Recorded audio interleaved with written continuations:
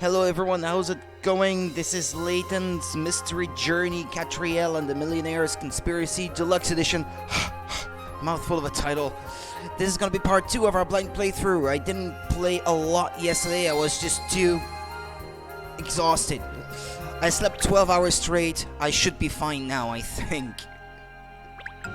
But I really needed it though. I just couldn't have functioned any longer. Despite a thorough investigation of the clock room in the Elizabeth Tower, Catriel and company uncover no clues. The team leave the tower and on something of a whim, return to Chancellor Lane, the street where the Layton Detective Agency is found. I was still missing one hint, I think. Let's have a look at those, actually, what the farthings do. If you think it's time Catriel put her current outfit in the wash, select change to have her put on something else from her wardrobe. Pick out an outfit for Catriel and then press A or the change button to have her change into it. You can have Cat give you a slow twirl and inspect her get up more closely with X and Y. This feels wrong, somehow. The outfit Catriel is currently wearing is tagged with a label. Select exchange to buy new outfits. After picking out an outfit to buy, press A or select exchange to part with some fashion farthings and make the outfit yours. You'll come across fashion farthings while you're investigating, so keep your eyes peeled.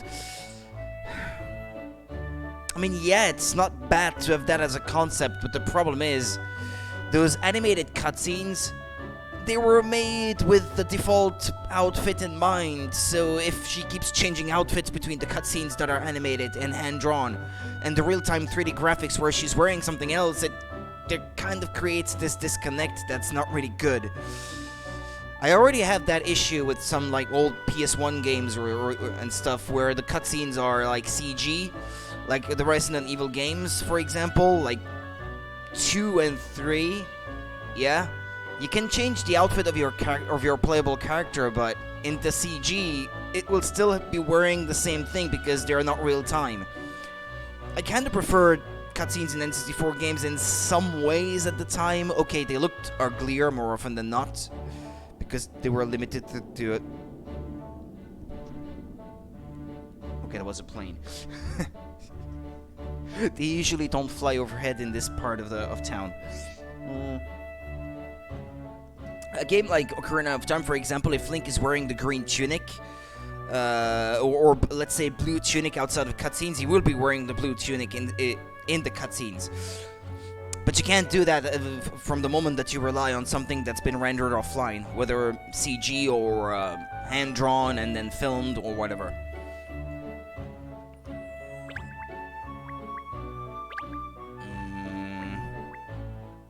PF. This reminds me... okay, never mind. It's a coatless character. Because it reminds me of a dress that another character plays in the previous game, but I can't remember which one. I guess the same ideas come out of the heads of the same people who design these things for all these games. If it's always the same people, I guess some ideas will pop up again after a while. I mean, they're probably not fashion designers, I guess, or maybe they take inspiration from always the same sources over and over again and whatnot. Alright. I don't want that disconnect, like I said. Alright then, head back to Chancellor Lane Corner.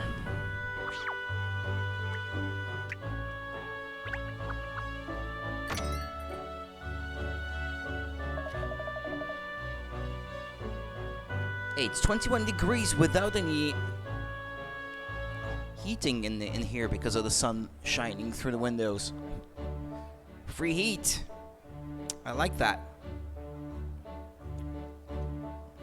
You've done the restaurant and the cake shop. Please tell me you're full now. Yes, I couldn't eat another thing, so let's carry on down Chancellor Lane. If we keep heading north, we'll arrive back at the office. Oh, I know what you're thinking, miss. We're stopping in for a quick strategy meeting, aren't we? To discuss our next move. Wrong. There's a lovely little boutique shop next to the Layton Detective Agency. I thought we could have a peek. Have a peek? A boutique shop, miss? Boutique, sorry. Alright, that's enough, Cat. Get your mind back on the job. Come on, Ernest. Back me up here. Well, if Miss Layton wants to find even more delightful clothes to wear, then I'm all for it, actually. Give me strength. Come along, the boutique awaits.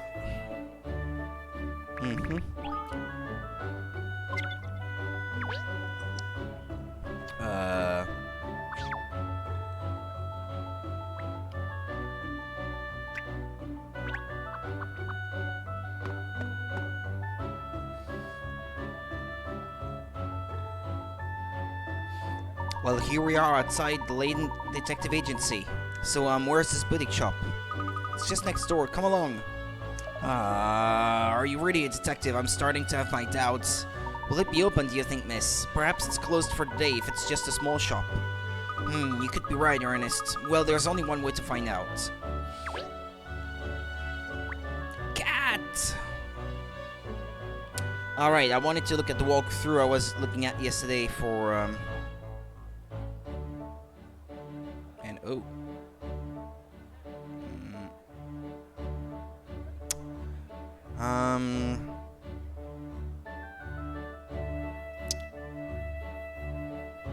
Lipski's Patisserie. No,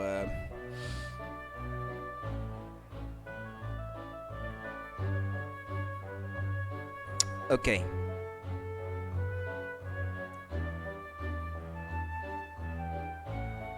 Okay. There should be one here. Oh. 10 of them. Chimney atop blue building. And middle of 3 windows above green shop sign. Wait, what? Middle of 3 windows? Ah, the green shop sign, yeah, okay. Here, alright. There's a puzzle from the guy in the bunny suit, and one from the cat. Okay, there we go. Sangrio's famous Poponios, special price just for you. See, Poponios...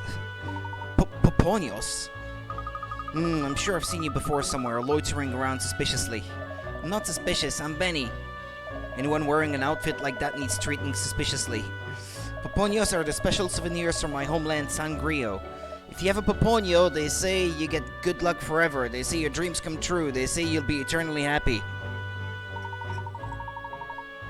Gosh, it sounds almost too good to be true. I think we'll have to decline, I'm afraid. We're in the middle of an important investigation at the moment. No, don't say no. If you don't like my Poponios, how about a puzzle?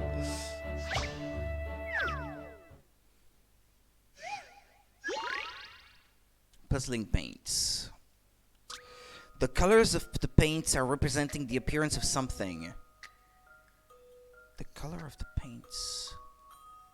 Colors of the paints.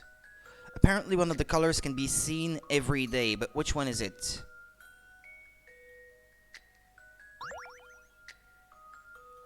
Some puzzles are multiple choice with answer buttons like A, B, or C.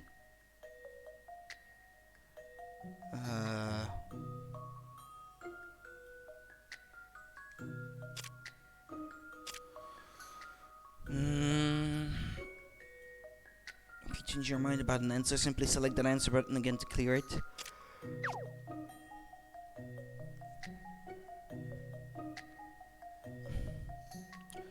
One of those colors can be seen every day. Well, if you close your eyes, you can see black every day, I guess.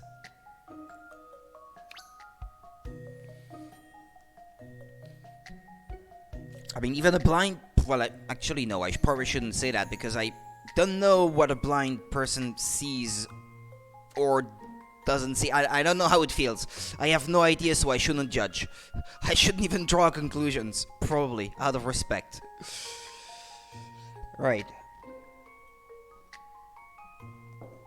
Apparently one of the colors can be seen every day, but which one is it? I don't know. Black comes to mind. Because if you close your eyes, then you can see black every day. Absence of light.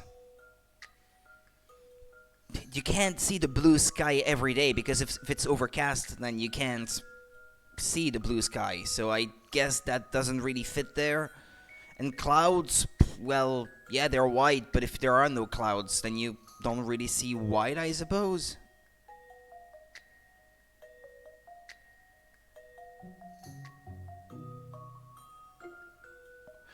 The appearance of something. It's that first sentence. Why is it there? The colors represent the appearance of something. Dark, I guess, for black, blue is the sky, and white is the clouds. I don't know. I'm gonna risk it. Solve this now. Okay, that was correct. So what's the explanation? The paint colors are representing the appearance of the sky. Black is the night sky, blue is the sky on a clear day, and white is the sky on a cloudy day. The color that can be seen every day, regardless of the weather, is the black of the night sky. Well, I thought to myself, if you close your eyes, technically what you see is black. If you focus on what your eyes perceive, you only perceive the black color, I guess. Unless light is shining through your eyelids or something. Well, whatever. Fantastic, you got it right. Well, I think for that you should have a Sangrio Paponio. Really? For free? For 2/3 of the normal price. Oh, no thank you. No? Why does no one want to buy my Paponios? I came such a long way from Sangrio to sell my Paponios all over the world. I was sure Londoners would like them, but nobody shows any interest at all. Oh, I'm sorry to hear that. Would you like to buy a Paponio to cheer me up? No. Doing business like this, it is not easy. This guy was in previous games too. And the lady there looks like the lady that holds your puzzles in previous games, but I can never remember her name. I think you'll find this place was empty up until recently, but someone set up shop here now. Layton Detective Agency, it says on the sign. See? Open bracket, in other words, a snoop service, close bracket. You can't trust detectives if you ask me. They're as bad as the master criminals. Criminals! They're supposed to investigate. But you can trust the Layton name. The agency's motto is any mystery solved. I make it my personal mission to get to the bottom of any and every conundrum that my clients throw at me. You're the detectives? Oh, Bob, you're such an idiot. Idiot. Bob Brackett. It's alright. Please feel free to come in for a consultation if there is anything we might be able to help with. What's her name again? Granny Riddleton? Oh, were you hoping to buy something in the Lucky Clover? Well, I was hoping to browse at least. Of course you were, my dear. It's run by a lady called Clover Price. She manages the place all on her own, you know. She stocks the most beautiful clothes, and the hats and accessories are delightful too.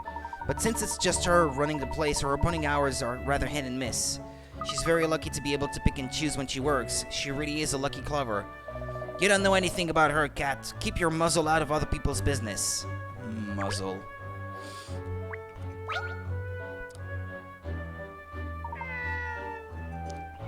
Oh, a little cat. It looks like a stray.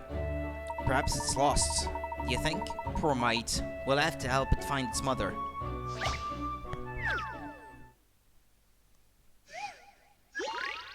Lost and found.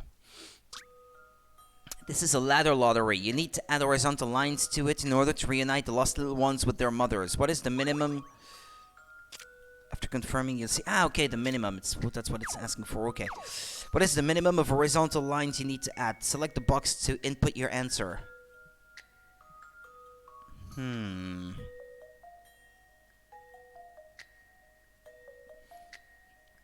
Well, I'd say at least...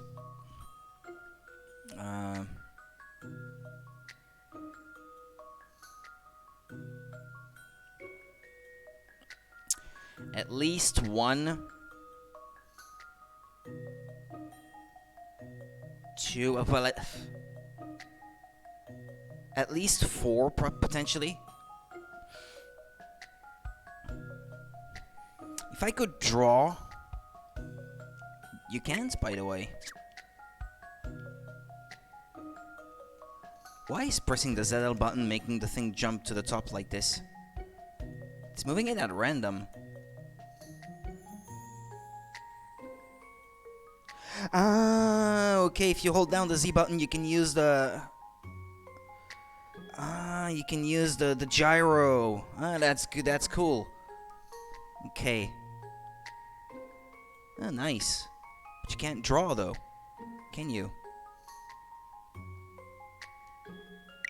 Kinda wish you could. To help me think. It's all the way there to the right now.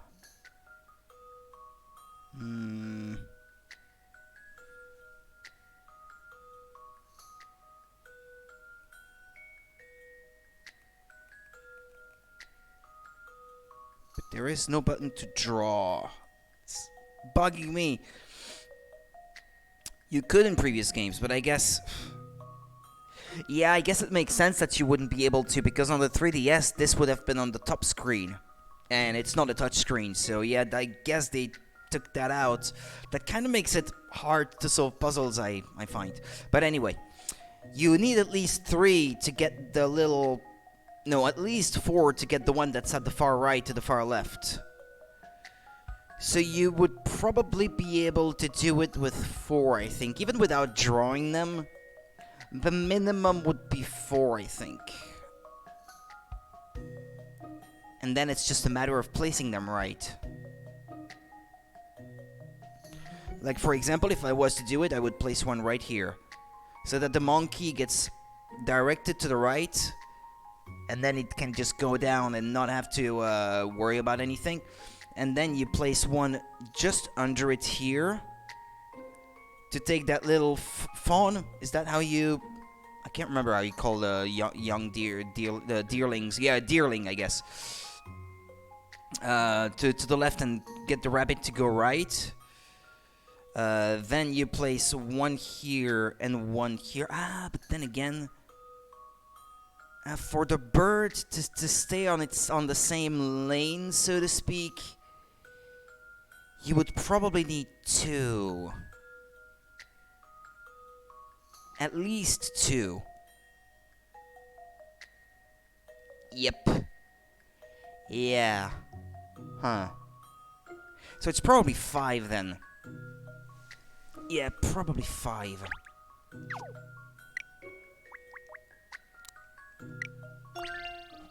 I have a feeling that perhaps... Okay, there we go. Thank goodness I got that right.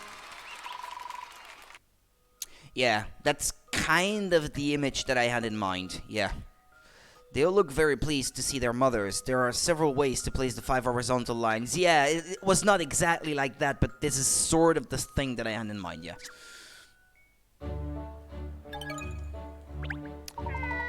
I don't think it was lost at all. No, I'm sure you're right, miss. It doesn't actually look like a kitten. I was worrying for nothing. Alright, then. Investigate the front door of the Lucky Clover. Which one is it? This one? The door won't budge. It looks like it is closed to the after all. Oh, bother. Sorry, miss, but at least you can easily come again another day, seeing as it's right next door to the office. But I'm in the mood for shopping now. Do you think it's really closed? You don't think the owner will open up for me? No one to give up, cat. Dearie me, you young tearaways never look where you're going, do you? Sorry? Just look at that puddle at your feet. Oh goodness, you're right, my shoes would have been ruined. Thank you, madam, I'm very grateful. Ha ha ha, oh, don't mention it. Swede? Swede? How do you pronounce that again? It's terrible for getting wet, isn't it? I know what it is, but... It's the type of fabric, I guess, which is an animal skin. It's not leather. It's from a specific animal, but I can't remember which one.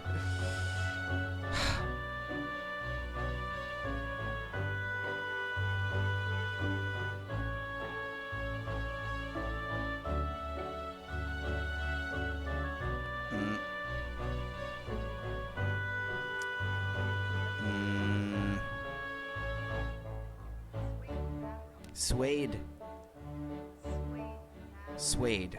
Okay, that's how you say it. And the animal is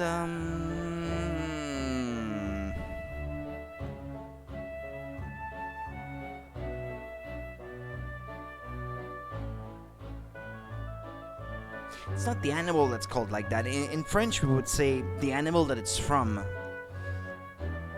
Even though it's the skin of the animal, so to speak, the pelt. No, not the pelt.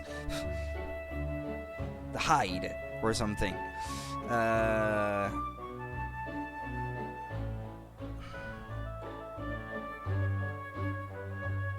What you call the animal? But no, not the fabric. Oh, deer, basically. Fallow deer. Okay. Fallow. Buck. A buck. Is there a difference between all these words, or do they refer to the same animal? Because it seems to me that it's supposed to be a very specific animal other than a deer. I mean, it would be a different word for a deer in French. I don't know. It's weird. It's an animal with antlers, anyway. Yeah, don't mention it. Suede is terrible for getting wet, isn't it? It's funny that there's only a puddle here and nowhere else. I wonder why. There's nowhere for the water to drain away, of course. That's the trouble. Speaking of which, there's a fun little conundrum I know about drains. I wonder if you come across it before.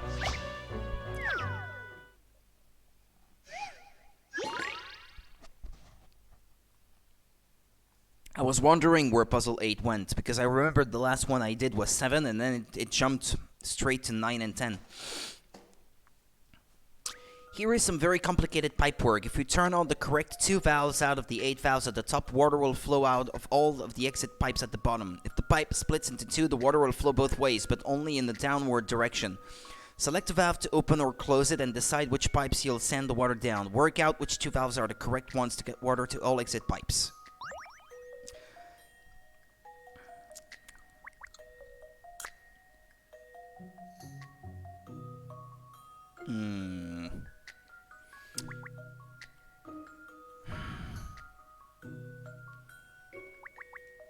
I'd say probably E.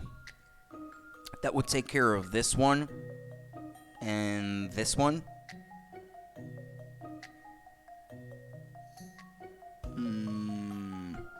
Because A, realistically, it would only drop water in this one, so I wouldn't turn on A. And I think E would take care of having water coming out of that exit pipe. Then let's see what we have next. B. B. I wonder if the water would flow through all of these 3, or only down this one. Like gravity would pull it down and prevent it from going any further, you know what I mean? But I don't think, I think that would be too complicated to come up with a solution otherwise. So that would take care of this one if that was the case, and this one. And then it would go through this one and this one as well, the far right one. If I could just mark them, that would be easier. This one receives water from E. This one receives water from B. This one receives water from B. This one receives water from E. This one receives water from B. This one receives water from E. This one receives water from E. And this one receives water from B. I think it's correct. Is that... I've seen how to solve this now. It went by so fast I didn't even have time to check. But I guess it's correct. Okay. You did it. Turning on valves B and E makes water come out of all exits. Now all of the pipes have water flowing through. Wonderful, dearie me. I wish you could solve the problem with this puddle like you solved that puzzle. There's always a puddle here after it rains. Did it rain yesterday then? One of my neighbors said it was raining in the middle of the night. Yes, I don't know what she was doing up, mind you. It sounds like it was just a passing shower or 2, though. Rain in the middle of the night.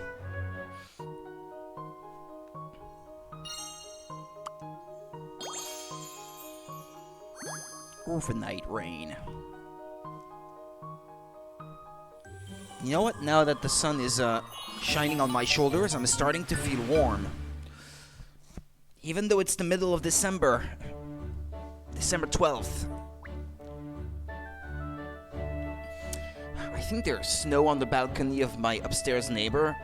And it's all it's melting in the sun, and it's all dripping down and splashing onto my balcony and spraying my windows, which I cleaned last week.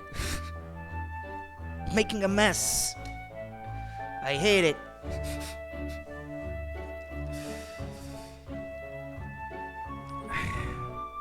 I want to keep the place clean, and decent to live in. This is turning my life into a nightmare. Ah, wait a second. I was supposed to solve it.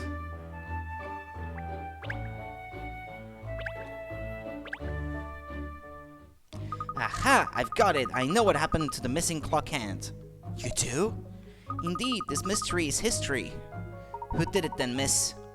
All in good time, Ernest. We have to call Inspector Hastings first. You'll want to hear this, of course. In fact, yes, I should think the results of the forensic analysis will be ready by now. Ernest, could you trot over to Scotland Yard and pick up a copy of the results? You mean the analysis of those samples they took from the scene? That dog looks so... But is it showing because of the overlay? Yeah, it is showing. He looks angry. Like, how can you have already solved it? When you've been doing nothing, pretty much. Yes, that's right. Once we have that, I'll explain everything.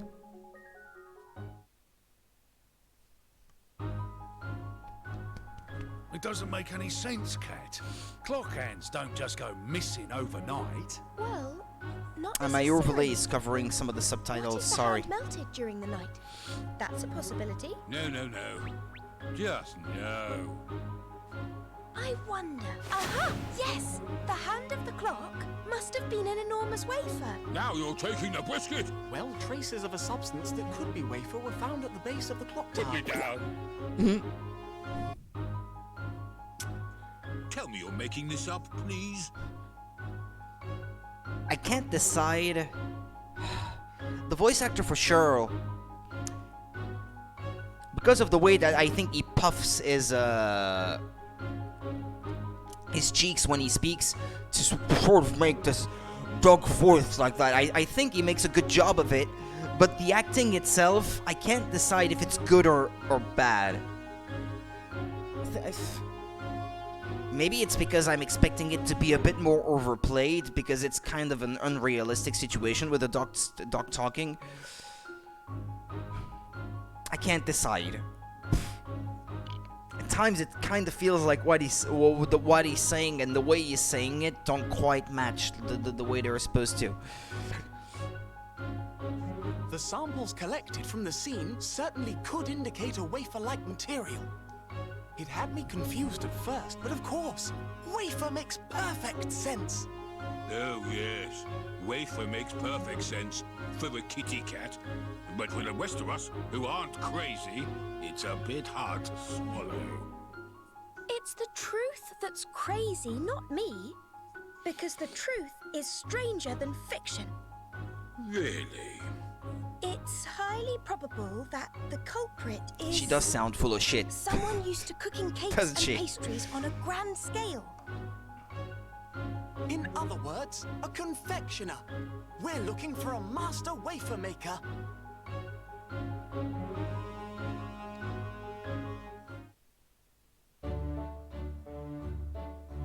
Oh, you again. What do you want now? Well, Mr. Lipsky, it's about the person responsible for the missing hour hand. Eh? It's you, isn't it? What are you talking about? This is not fair. You can't pick on me. What evidence? If it's evidence you want, how about this? It's drawing of hand. I believe you made this, didn't you? As a plan for your brother, who had you make a giant clock hand out of wafer biscuit. How did she come to that conclusion? I was not enough careful. Like idiot. I made stew. I dropped the hand, and it was broken. Now Ambassador is coming, and we are in pickle. So you came up with the idea of a wafer hand to buy you some time? No, yes. It was only thing I could think of. So But that's my how. Bratzy is not to blame. It was all my idea. Is it common for? Is it like a well-known cliche for people from Eastern Europe to say no yes to everything? I don't know. Not in French, it isn't. It's not a cliche that we associate with people from Eastern Europe. Bratzy, no. I thought a plan, not you. Quiet, Alex. I told you just follow what I say. The spirals on their glasses are the opposite way from one another to distinguish them, I guess. Maybe it's something to pay attention to. Let's see. The cook, or the pastry chef, I guess, seems to be going clockwise from the center, and the other one goes counterclockwise from the center. It should have been the other way around, actually, no?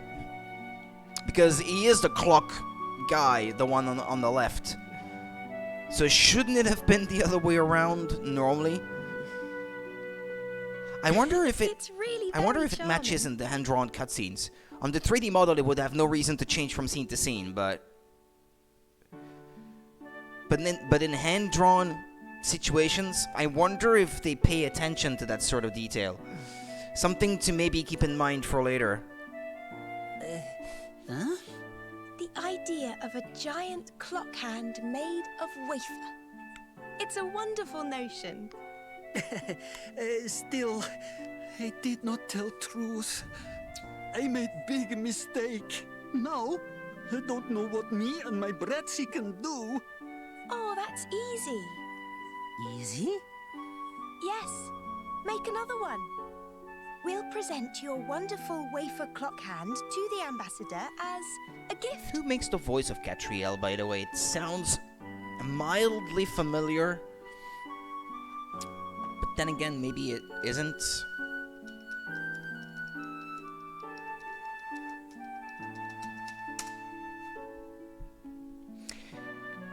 Rosie Jones. What else did she voice? Rosie Jones. She didn't do that much, apparently. Bianca from Dragon Quest Heroes, Catriel Layton. Final Fantasy XIV, Call of Cthulhu, Another Eden, and Ark Knights. And that's all she did, apparently. 6 games. Alright then.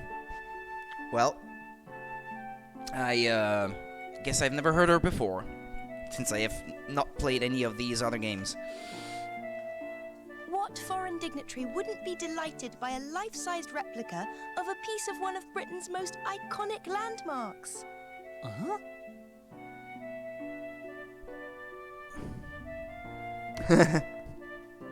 Oh, you British, you know how to entertain, huh?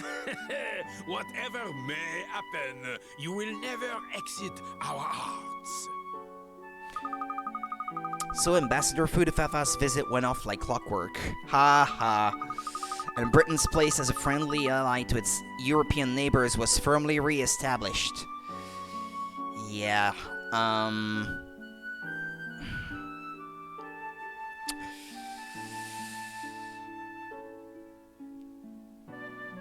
British cuisine does not have a great reputation in neighboring European countries.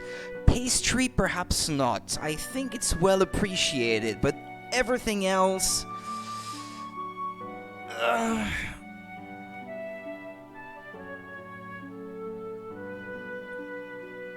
I won't say anymore.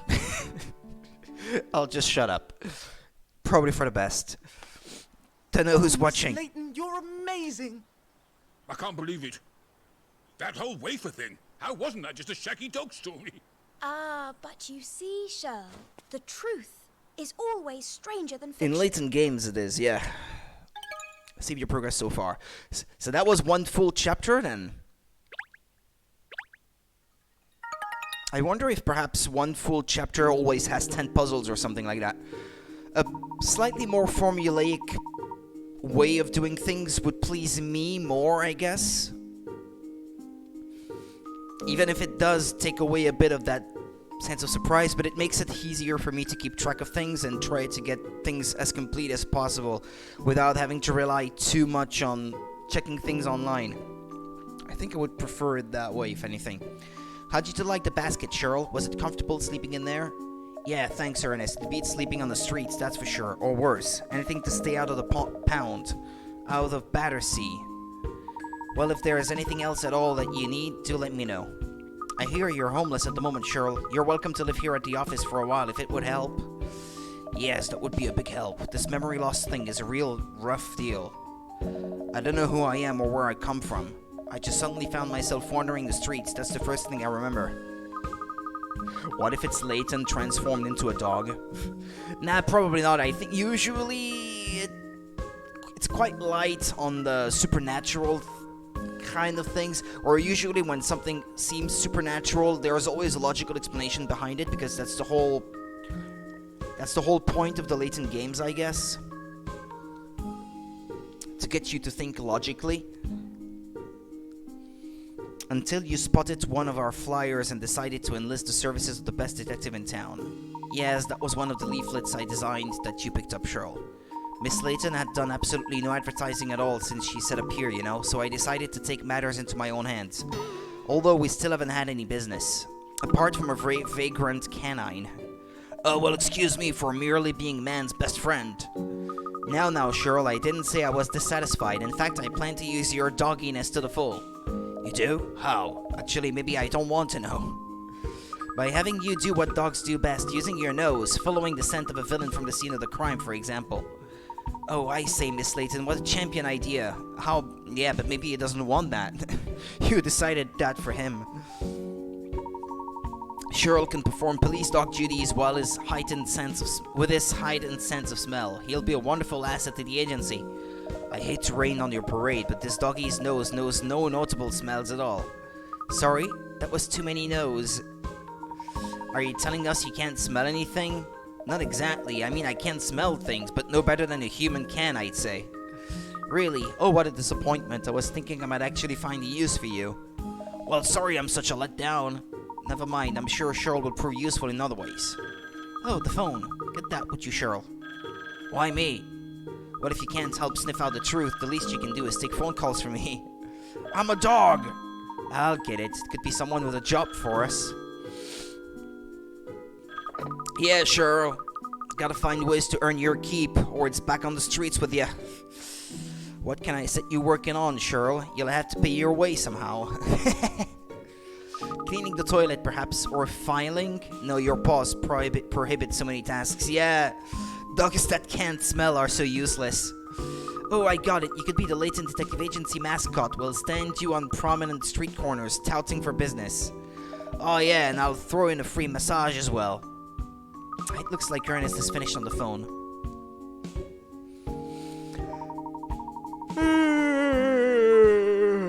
Excuse me. I slept too much, I think, this time. That was Inspector Hastings from Scotland Yard, miss. Inspector Hastings, does he have a new case for us? A murder, actually. A murder? A big case at last. Well, yes, except, well, it seems it's not that simple. The inspector said it was probably a murder, but it might not be a murder, but actually it seems it probably is a murder. Maybe. It's not that hard. Did someone get killed by someone else, or didn't they?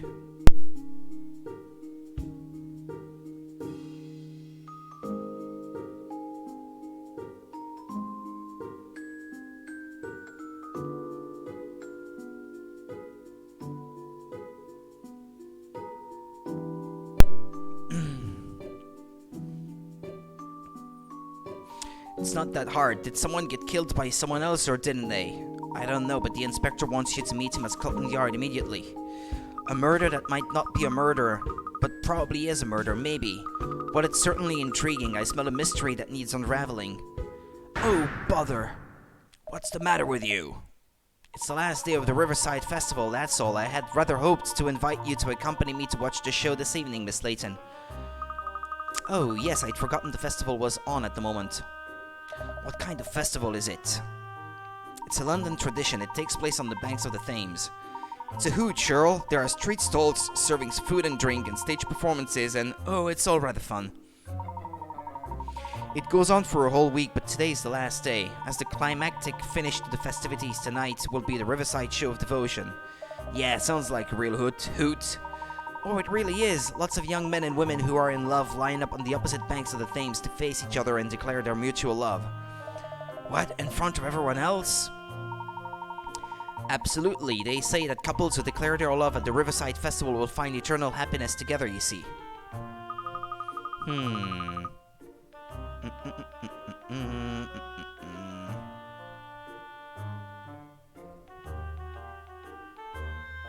Excuse me, my ear is itchy. Right, okay.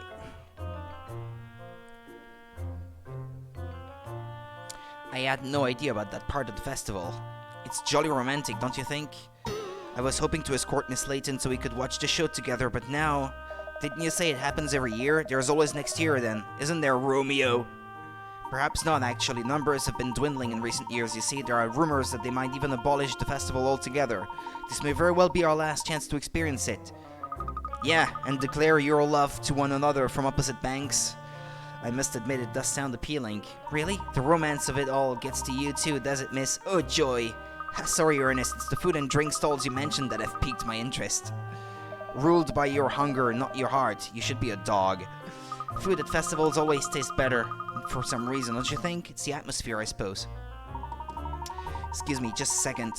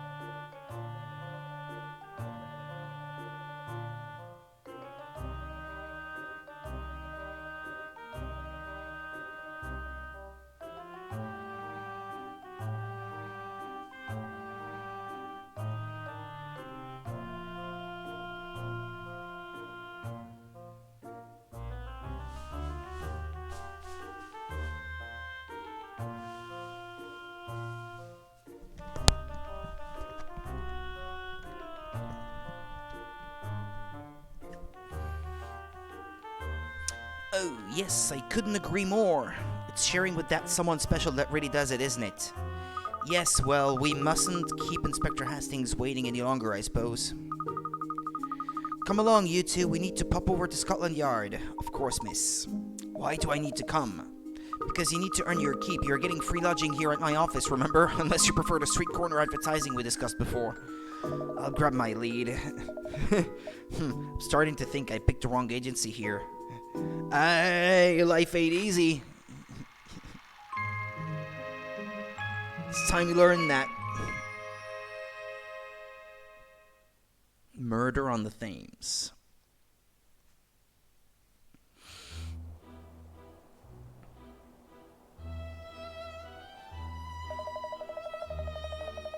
So this is the famous Scotland Yard, is it?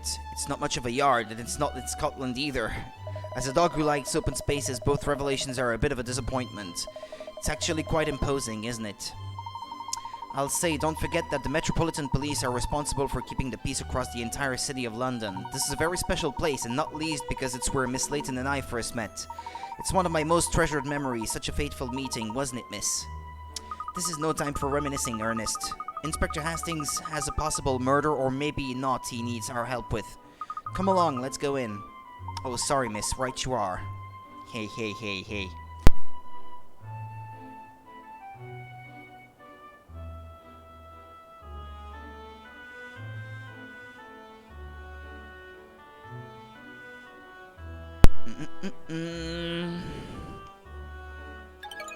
Case Kodas have been added to Cat's bag.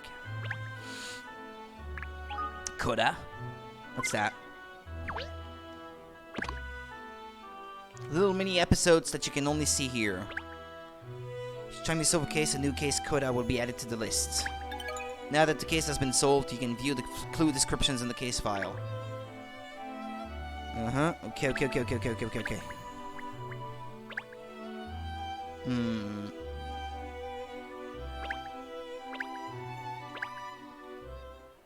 They're not even voiced. Ciao, Bella. You are looking as beautiful as ever today, Miss Layton. Oh, haha, thank you. I'm really not at all sure that such comments are appropriate. There's something I was hoping to ask you, actually. You told me before that silverware was going missing from your restaurant, didn't you? See, that's correct. Why do you ask? Well, I was wondering if you managed to discover why it's disappearing. Was it a thief in the end, after all? Haha, well, actually it was a simple misunderstanding. Oh. It's really not very interesting at all. You see, the chef was leaving cutlery on the tables, and the manager was finding them, assuming that they'd been left there by mistake and tidying them away somewhere else. Oh dear, so they weren't actually going missing at all, just being moved around by different people. How funny. Was it the same story with the silver platter? Oh, well, don't tell me. The silver platter went missing because you took it. No, why did he say no in French and before he said hello in Italian? You're a fraud. Please, you can't hide the truth from me. It's written all over your face. The truth is, I dropped it once. I dropped it and it got completely ruined. I thought the manager would be angry with me, so I hid it. The more time passed, the harder it became to own up to the truth. But I will now. I'll tell the manager everything, I promise. Good. Grazie, Miss Layton. You've given me the courage to face my demons. You're very welcome. It's what a gentlewoman does. Oh, brava, miss. You saw straight through that cad. You sound a little touchy, Ernest. Perhaps you're hungry. Shall we order? Order? I'll have the Mount Etna curried calzone, please. Actually, no. The angry aqua pizza. Actually, no. The devilfish for daredevils. Actually, no. Actually, no. I'll have all three.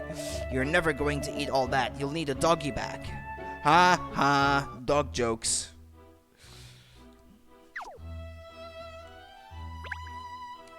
Okay, the wardrobe has new stuff. That looks great, I think. Not a bad look, I think. Collection.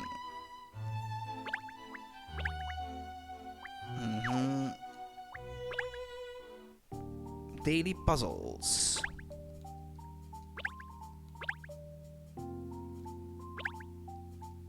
Well, the game's been out for so long that I guess it's already got all the puzzles that you could get, maybe.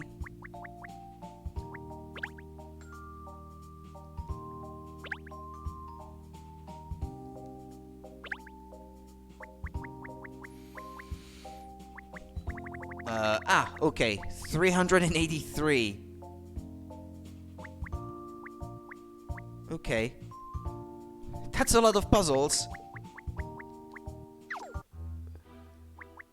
Cat's journal. Let's see.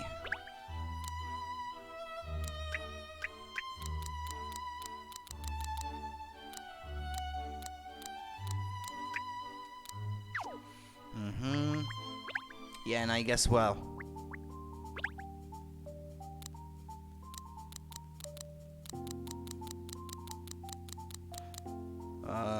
Why do they have these random numbers? Why can't you just display all of them as one list? That'd be more convenient, in my opinion.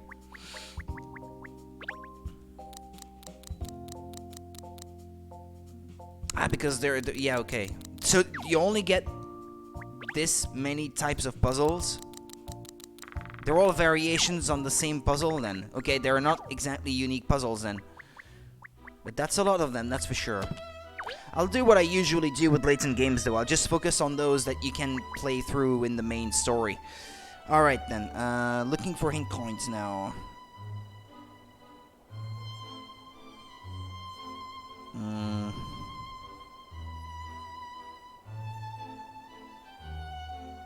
Hmm?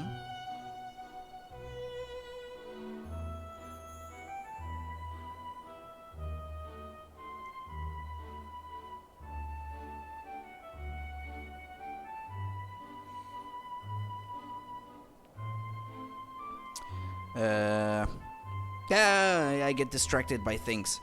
Sorry, case 1 complete. Yeah, there's the sun shining on my screen here. Post-case puzzles, blah, blah, blah. After starting case 2, you will be able to return to Layton Detective Agency in time to visit old cases. Oh.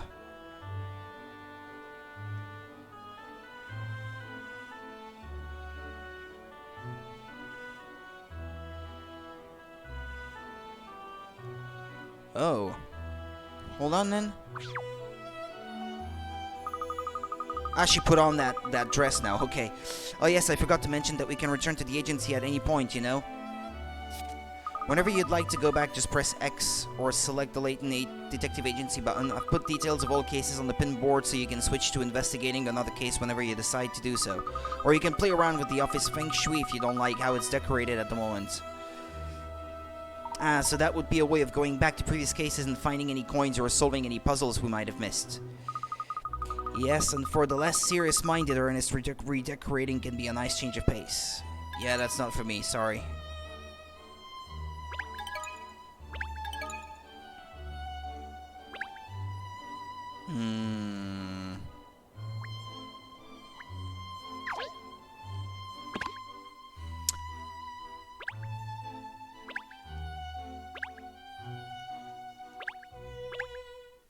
I'll continue the investigation after I find those puzzles that I didn't find then. Yeah, but I don't care about the feng shui much, really, I don't care about that. I don't want to change anything.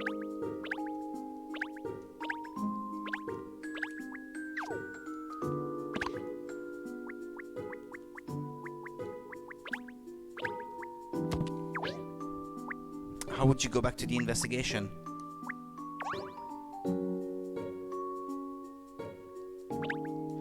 Ah, okay, you pick the case you've already solved and you can go back. Okay, fair enough. And there are 2 puzzles I haven't found in this one, but it tells you that you found all the coins. That's nice. So you know where to go back to find them. Good, good. I like that.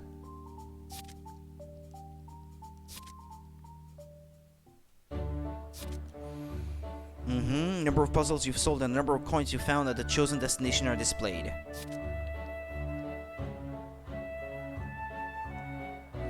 And it even tells you by place where the puzzles or remaining coins are. Oh, I like that a lot. 3 out of 3. Let's see. Ah, there's a puzzle left over there. Move. Ah, there we go. We found it. Hello, little doggy. Here, girl. Paw. Take a walk. What's the matter, little one? Are you sad? I got something that'll cheer you up. Look, a puzzle just for you. Take a walk. Damn. Rude. Insert an icon in place of every question mark so that all of the games are tied. To do this, you either need all 3 icons in each game to be different, or all 3 icons to be the same. The number of times you can use each icon is limited. Yeah, okay, I get the idea.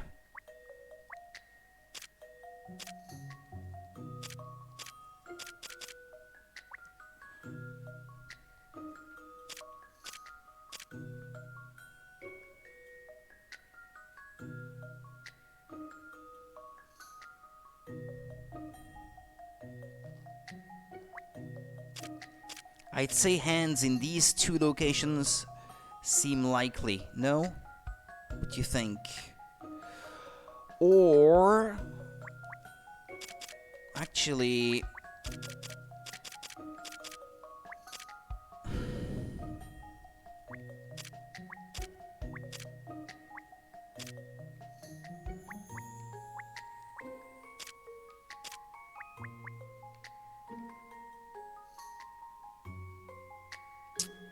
No. No.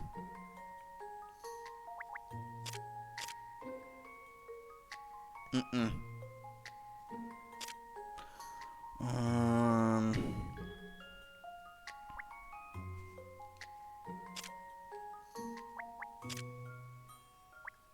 Yeah, it doesn't fit.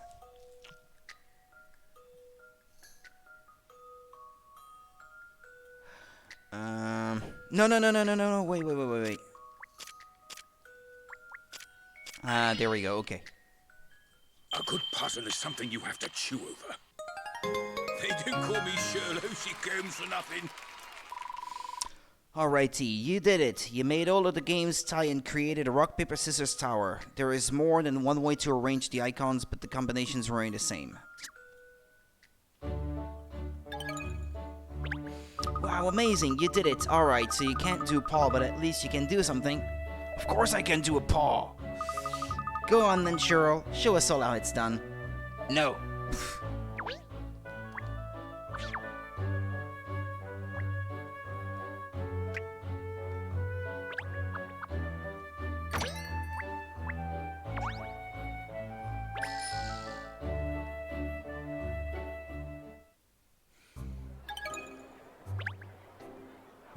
There's a puzzle left on here then. Not him. Him. Well, I'm in a sticky situation here, that's for sure and certain. The story about Big Ben needs writing up straight away, but there's something else I'm in the middle of that I can't put off any longer. It's this puzzle, see, nothing about it makes any sense to me. I don't suppose you'd like to have a go?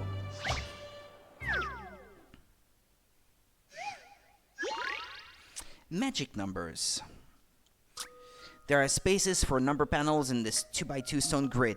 Place the panels so that adding or multiplying two numbers horizontally or vertically results in the numbers shown between the two panels. Press and hold A to pick up a panel, and so you can move it into place in the grid. Okay.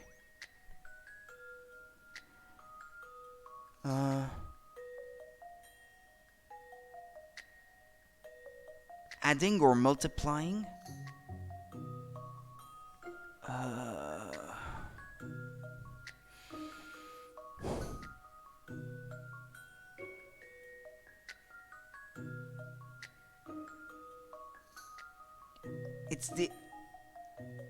It's the adding or multiplying part that I have an issue with. How is that possible? Adding or it's one or the other? Okay.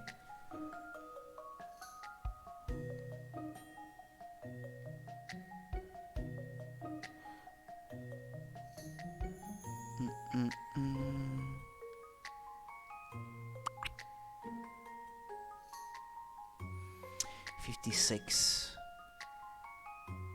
How much is that? It's 7 times 8, 56, no? Is that correct?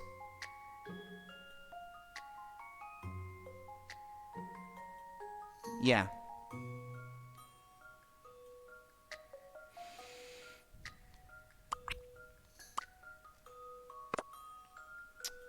Uh, 52.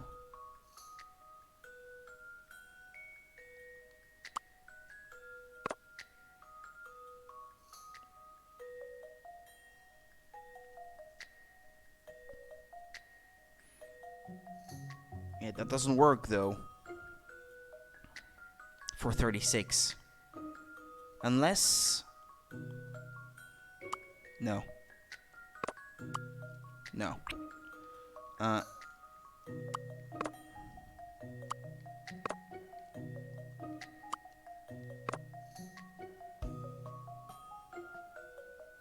52, that's... No. No, that would be 42.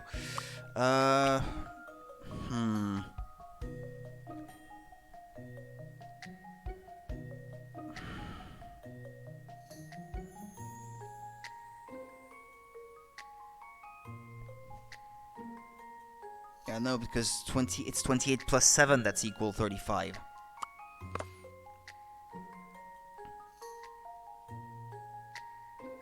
Damn, it's so annoying.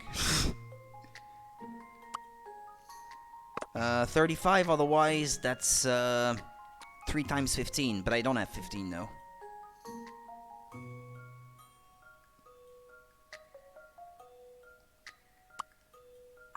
Or it's 22 plus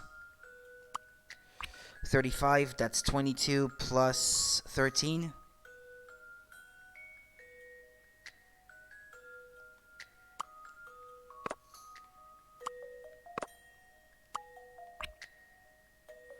$36, that's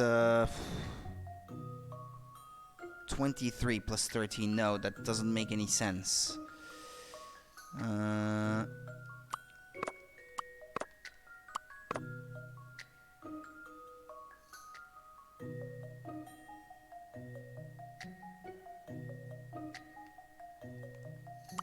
Huh?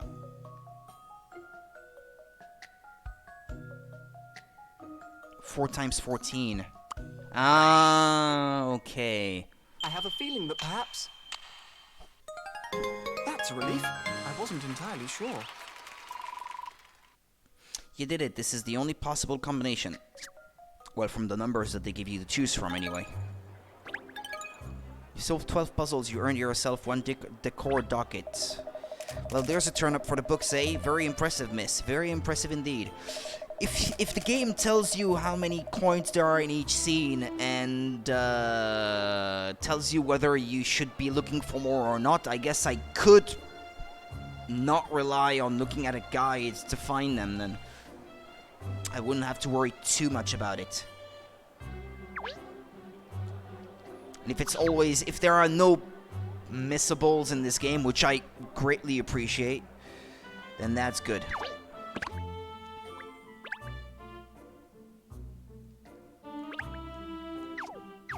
Yeah, how'd you go back, by the way? Ah, like this.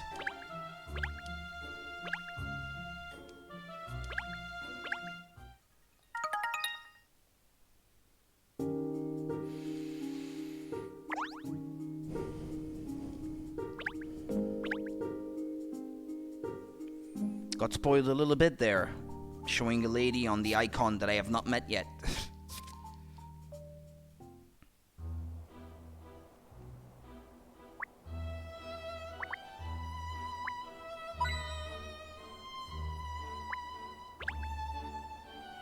So all you have to do is sit and stay and a bus comes along to pick you up. Now that's what I call civilized.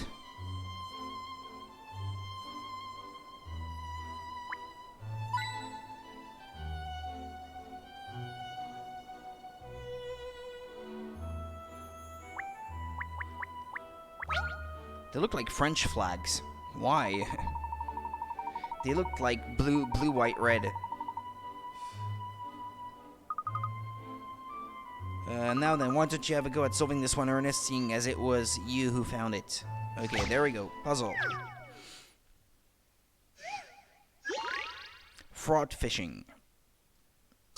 A shark is on the prowl at a popular fishing spot and it's very hungry. You only have 3 pieces of bait to catch all the fish in the area, but you can't afford to throw any bait too close to the shark or it will notice and try to bite. Where should you throw your precious bait? Your bait attracts all the fish, including any sharks, within a certain range of where you throw it.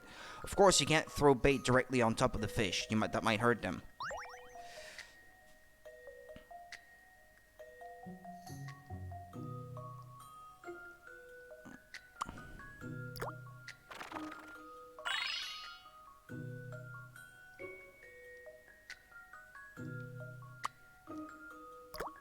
No. Okay, hold on. It shows you the area that it's going to cover.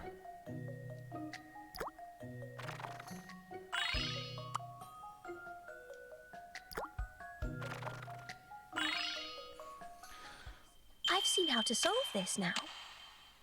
And that's how it's done. You did it. The shark is very envious of all the fish you caught. It's thinking of selling some of its teeth to earn enough to buy a fishing rod of its own. Yeah, right. I did it, miss. I solved it. Haha, well done, Ernest. I'm impressed. Well, it wasn't easy, but it was all worth it just to hear you say that, miss. Constable? Hello, hello, hello. What have we here? Catria, Layton, and Co. no less. Good to see you at the yard, ma'am. Inspector Hastings is investigating the latest case with a rather small team of officers. The select few, you might say. Ha ha ha. And after your brilliant performance on the Big Ben case, I'm not at all surprised to find you among them, ma'am. Gosh, you've made a name for yourself already, miss. Yes, which means we'll have to work hard and solve this case too. I have expectations to live up to now.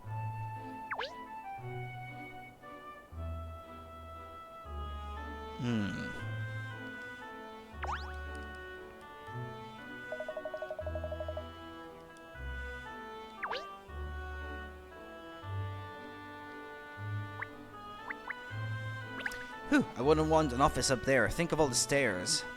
I expect that's where the most senior officers of their office is. Apparently they had to rebuild Scotland Yard because the original building was so old and dilapidated.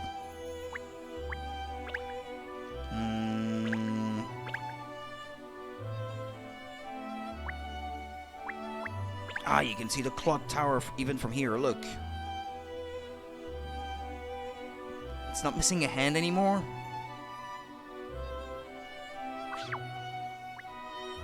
I don't know if I found all the coins. I think I may have. No? Ah, no, never mind. There was one left.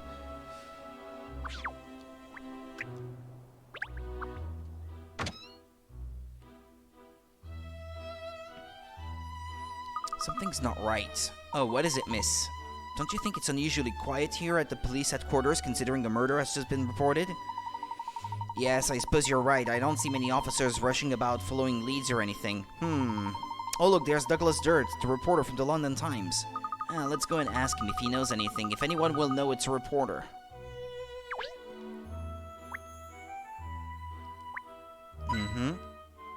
One. Two.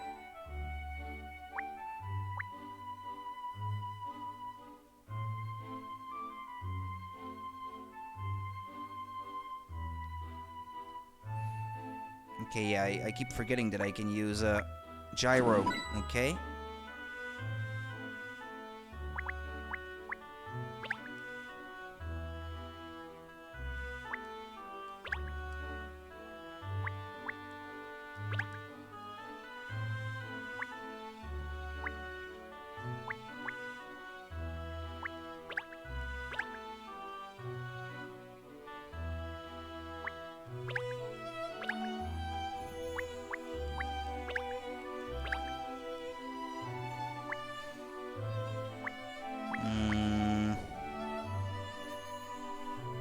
Sometimes it seems like the gyro is not picking up my movements very well. And this guy has a puzzle. Hello, hello, hello, Miss Layton. I came across this puzzle during the course of my investigations into a certain case. Mum's the word, of course, but I can't figure it out. Oh, could I see it? You could indeed. This is the very puzzling puzzle. I'd certainly appreciate your assistance.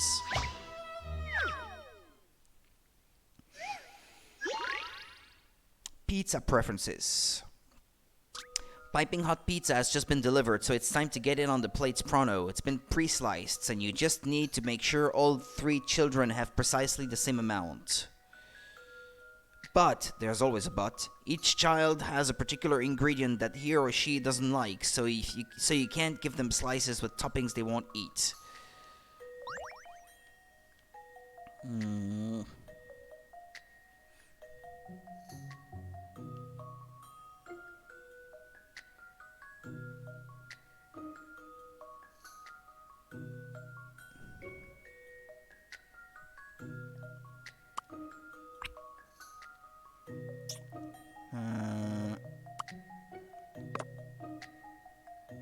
Okay, she has, or he has, 2/6 of a pizza. Well, let's start by,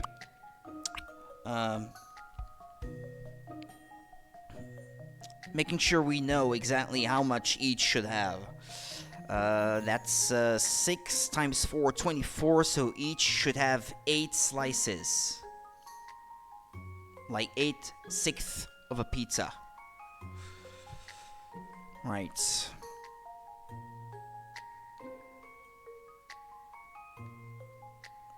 3, 4.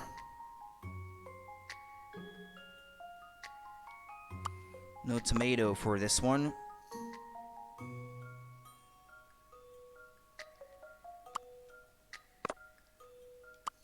How about this?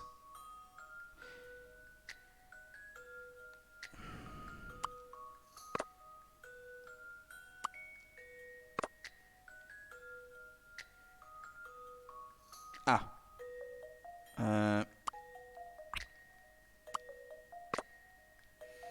Like this and this.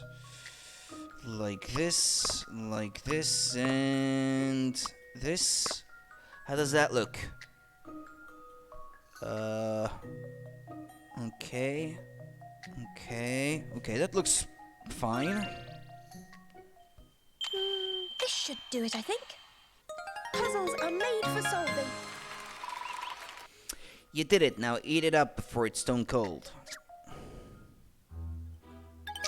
Pizza preferences has been added to the puzzle index. There, that should put you out of your misery, PC Beat. PC, what does that mean? Police constable? Private constable? C, I guess is what I just said, but...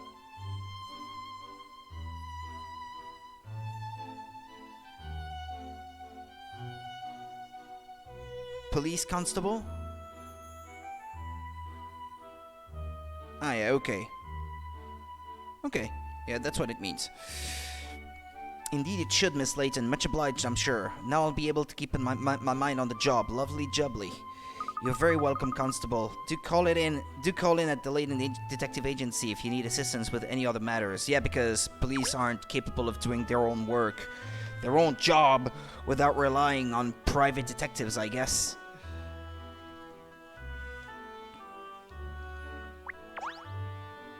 Imagine that in the real world. Public funding going into policemen who don't even know how to do their job. Right? Like that would happen. I could use some more coffee. Throat's dry.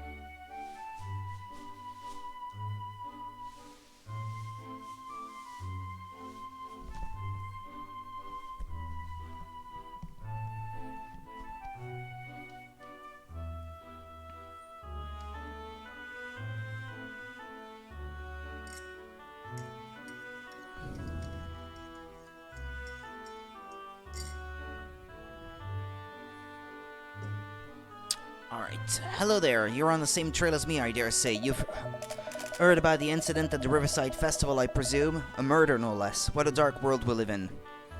So it was a murder, then? Yes, probably or maybe not, but it does seem likely. And then again, okay, make up your mind, man. Oh, I thought of all people you'd know at least.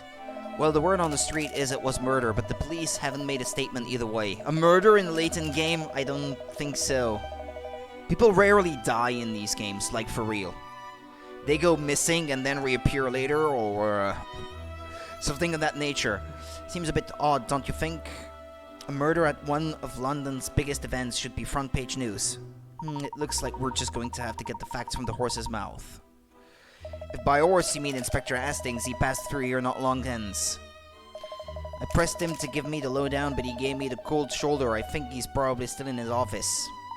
Thanks for that. We'll go and find him. No need to thank me. All I ask in return is a little addition of any dirt you happen to pick up. Anything at all will do.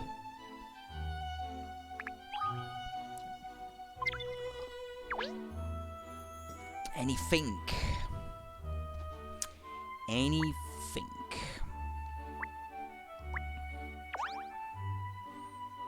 Always a pleasure to have you around, Miss Layton. Always a pleasure.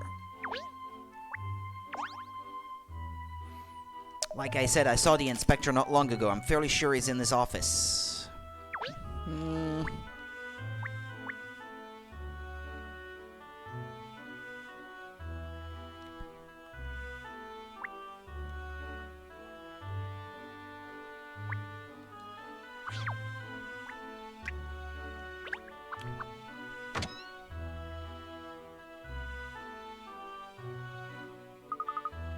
Now then, where is the inspector? Oh, look, there he is, over there. Gosh, his face is as black as thunder. This must be a terribly troublesome case. He always looks like that. Perhaps he finds every case troublesome. He finds every case troublesome. Let's ask.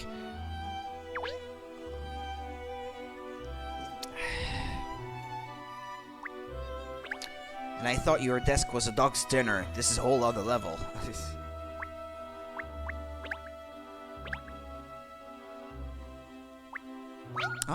Puzzle.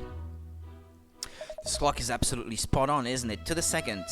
Well, sure, having accurate time references is a vital part of the investigative procedure. Quite right, Ernest. Police and detectives alike always have to make sure they have the correct time. Puzzle time. A matter of time. An old clockmaker needs help setting the time on these 3 clocks. The clocks each say different times. One says 4:05, one says 2:18, and the other says 3:05. One of the clocks is 32 minutes fast, another is 28 minutes slow, and one of them has stopped completely. Set them all to the correct time. Okay. Let's add 32 to 28. That gives us exactly 1 hour. So the two that are slow and fast, that have not stopped completely, are 4:05 and 3:05. Because they are 1 hour apart, exactly. So...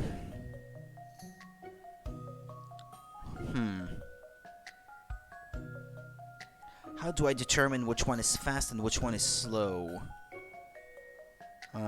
Well, the one that's fast is the one that says the latest time of them all, I guess. So 4:05 minus 32, that's 4:03, 4:33?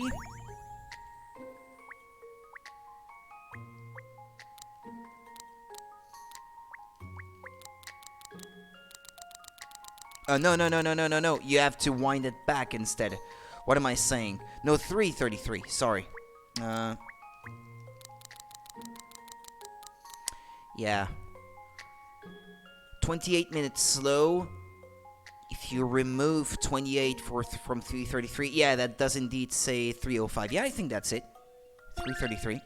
A good puzzle is something you have to chew over. They don't call me Sherlock Holmes for nothing. The correct time is 3:33. The old man looks really pleased now. All of the clocks are right.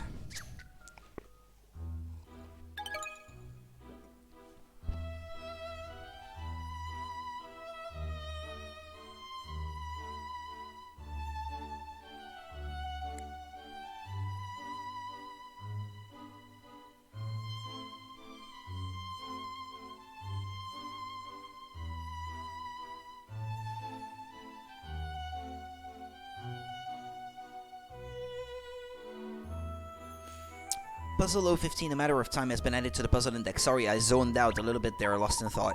Oh, jolly good, Cheryl. Well done. Are you in training to be a police dog by any chance? Oh, sure. It's what I've always dreamt of. Pinstripes. Surely Cheryl's in training to be a detective's dog, not a police dog, and he's made a very promising start. I give up.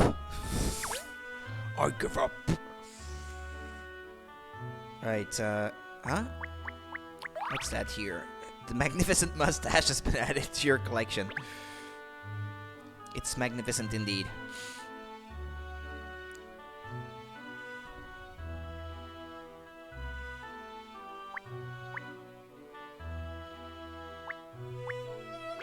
Do you think there's something behind all those papers that he's trying to cover up? It's rather hard to see what's among all these photographs and memos.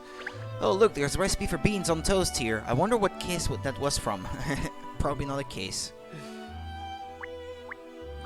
Comfortable chair.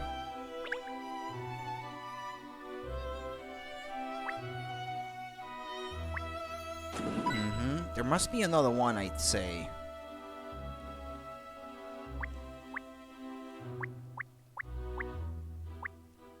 Okay. There we go, I think that's all of them. Found 3 coins, an item, a hidden puzzle, and then I guess this guy will give me a puzzle. Ah, you're here, cat. Good, I've been waiting for you to show up. I see you got your usual entourage with you.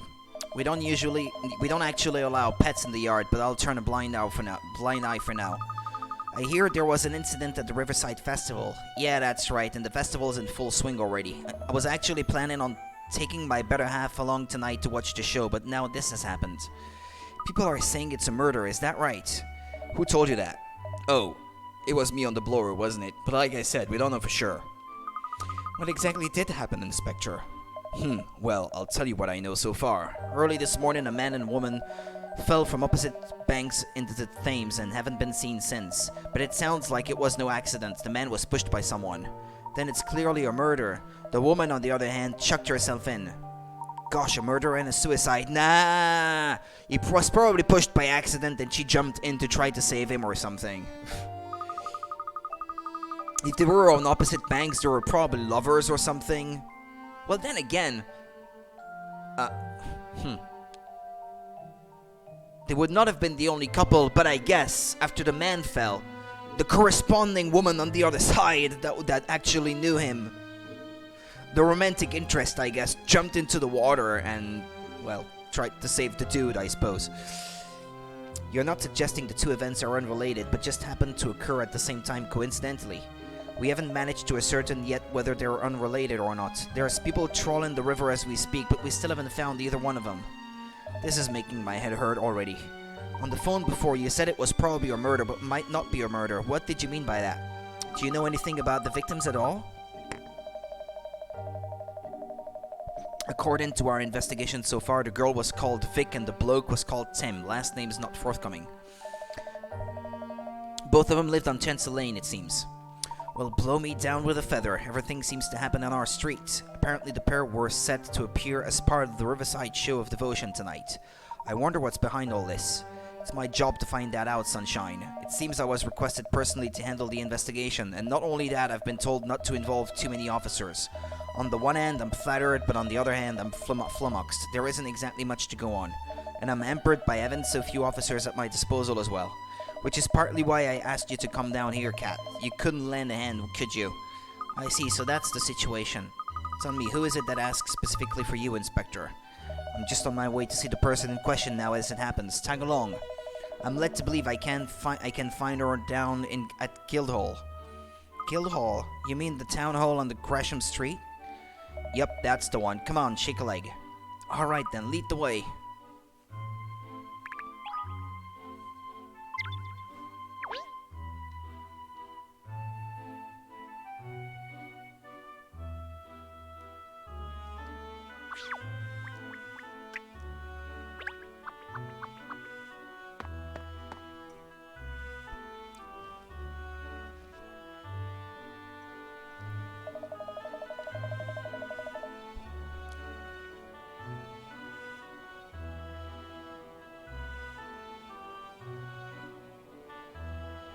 So this is Guildhall, is it? You can almost taste the history here. It's bustling, isn't it? Especially considering the late hour. It's the Riverside Festival, that's why. It's keeping everyone busy. So who is the person that asked you to handle the case then, Inspector?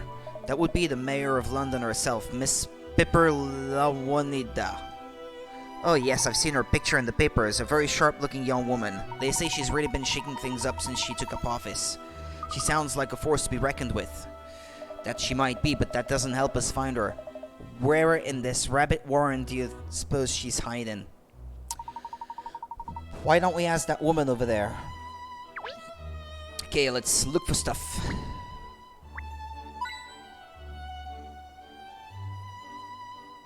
Flagpoles? No.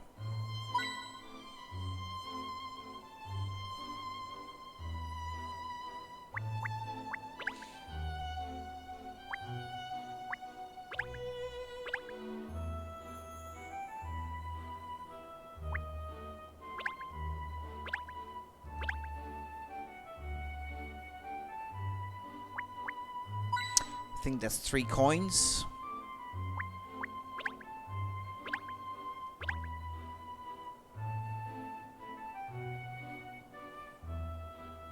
Just making sure I'm not missing any hidden puzzle or anything. Well, yeah, talking to people, I guess, is one thing I'll have to do eventually. She's in the forefront, so my hunch tells me it's her I should ask. So let's speak to that woman first. She may have a puzzle, and I guess she does. Oh, hi there. 1-2, 1-2. How are you doing? Good run, well done. London's such a great city. I found so many puzzles while I've been running around, and I do love puzzles. Look, I came across this one just now.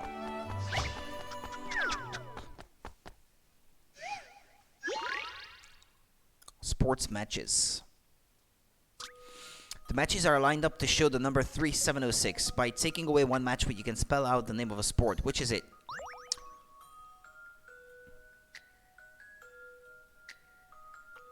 The name of a sport?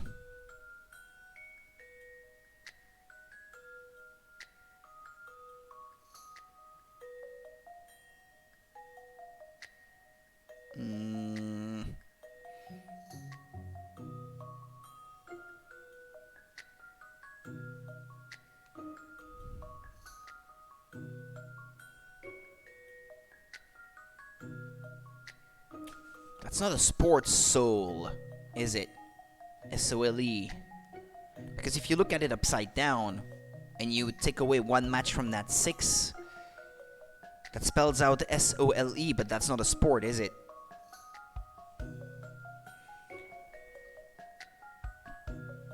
Is it?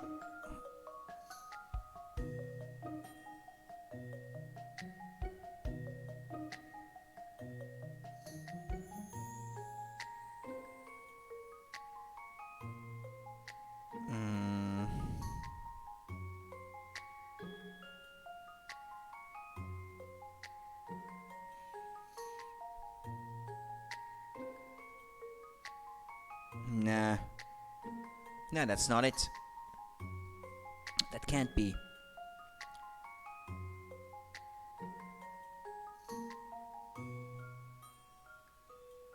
Golf? If the 6 upside down and 9 looks like a G, G-O-L-F. Yeah, that makes more sense.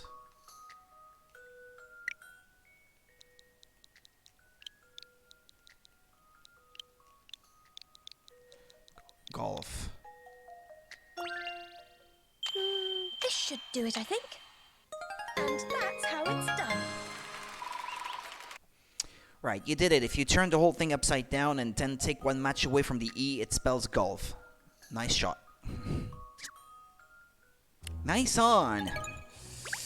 You've solved 16 puzzles. You earned yourself 1 decor docket. That was fun, thanks. Oh, you're very welcome. Great exercise for the brain, huh? Hey, want to come for a run with me as well? Oh, I don't know. I'm not sure I could keep up with all the 1-2s. I think I'll have to pass, sorry. She's cute. Excuse me, would you point us in the direction of Mayor Leonida's office, please? Oh, the mayor. Yes, she's, probably in her chamber. I should think so anyway. Probably. That's it. Really make us believe you know what you're talking about. I'm Miss Leonida's, secretary, Hesitate. Pleased to meet you. Did you need to, see the mayor about something? She's extremely busy today. I'm not sure that she'll, have time to fit in any unscheduled appointments.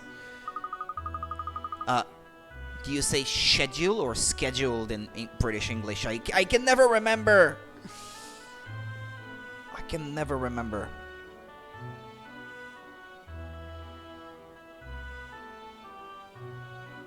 I think it's schedule, but I'm not sure.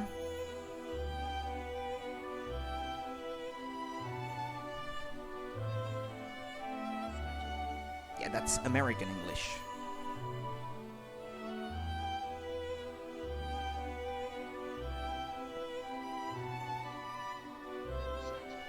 Schedule, yeah, okay. It's schedule. Sorry! They're British, so I should pay attention to that, but I can't make a good British English accent, so... Sorry, I didn't realize the mayor had so much to do. Oh, well, Miss Loanita is a very dedicated individual. As I'm sure you all know, she's... If we all know, why say it? She's taken it upon herself to totally revolutionize the way the city is, well, governed. At present, she's pushing forward her plans for environmental projects as well as welfare reforms. Golly, she certainly does sound like she keeps herself busy. Yes, and of course now it's the festival as well. Is the mayor personally involved in the running of the festival then? Most definitely. Mayor Loanita goes to extreme lengths to ensure the festival's success. Every year she plans a great deal of the events herself, and she's always present on site to oversee the setting up and other arrangements. And this year's festival is on a larger scale than last year, so it's been all hands on deck around here. She even hesitates in the middle of laughing. Well, I'm very sorry to be disturbing you at such an obviously busy time, but if you could just tell us where the mayor's office is. Of course, it's just inside and up the stairs. Good day to you now. The mayor sounds so busy. I wonder if she'll agree to meet with us. Well, it was her who asked the inspector to investigate, so I would think she'll make time, but let's go and see.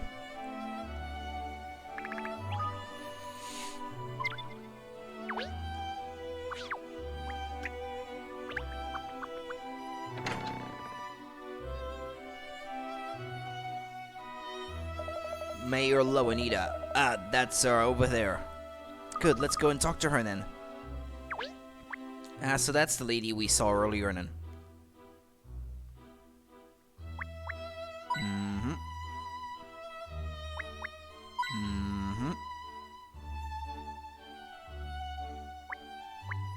Oh, I like these chairs. Very chic.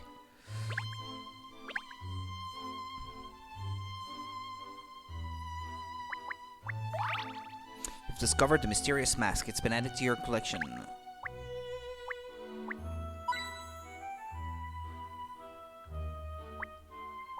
I feel like I know who that is in the portrait, but the name escapes me. I expect it's a portrait of one of the former mayors. I could do without the disapproving look. Hey, I can't help being a dog, mister.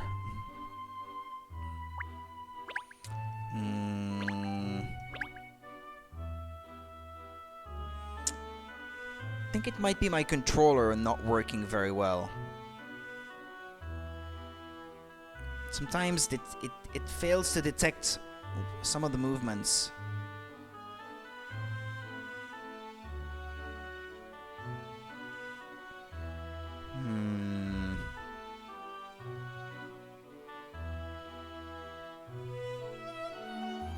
Well, I don't think there's anything else. Alright then.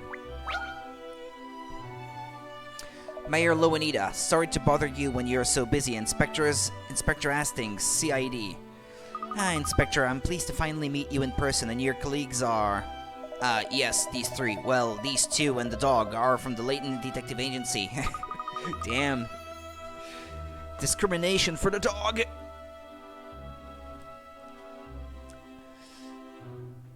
Alright, now that the sun is kind of gone, not feeling too warm anymore.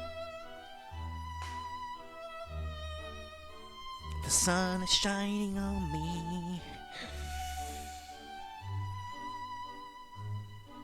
Alright then.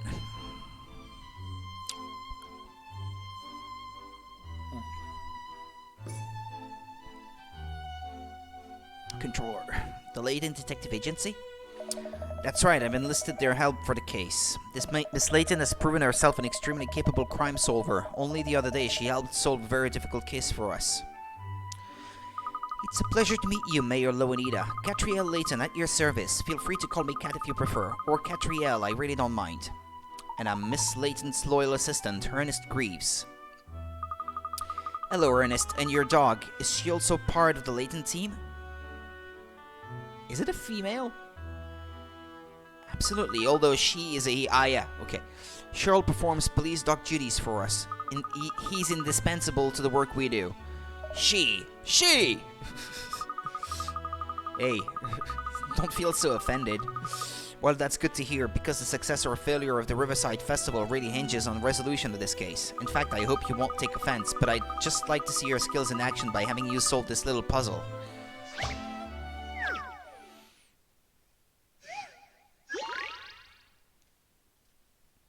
A boy and girl are lost in a maze. Guide them each in turn along the path until they meet. Switch between controlling the boy or the girl using L and R and move them using directional buttons. When they tread on a switch on the ground, any gates with matching flowers elsewhere in the maze open up.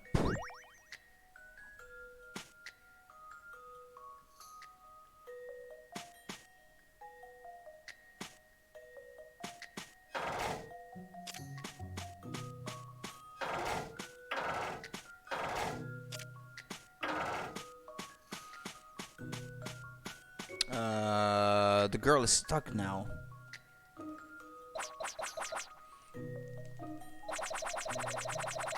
Back to the start.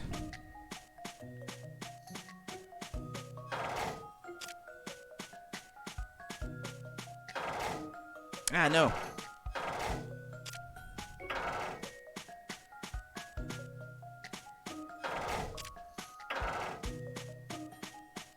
Yay! Boy meets girl. I've seen how to solve this now. Puzzles are made for solving. You did it. The boy and the girl are safely back together again. Who?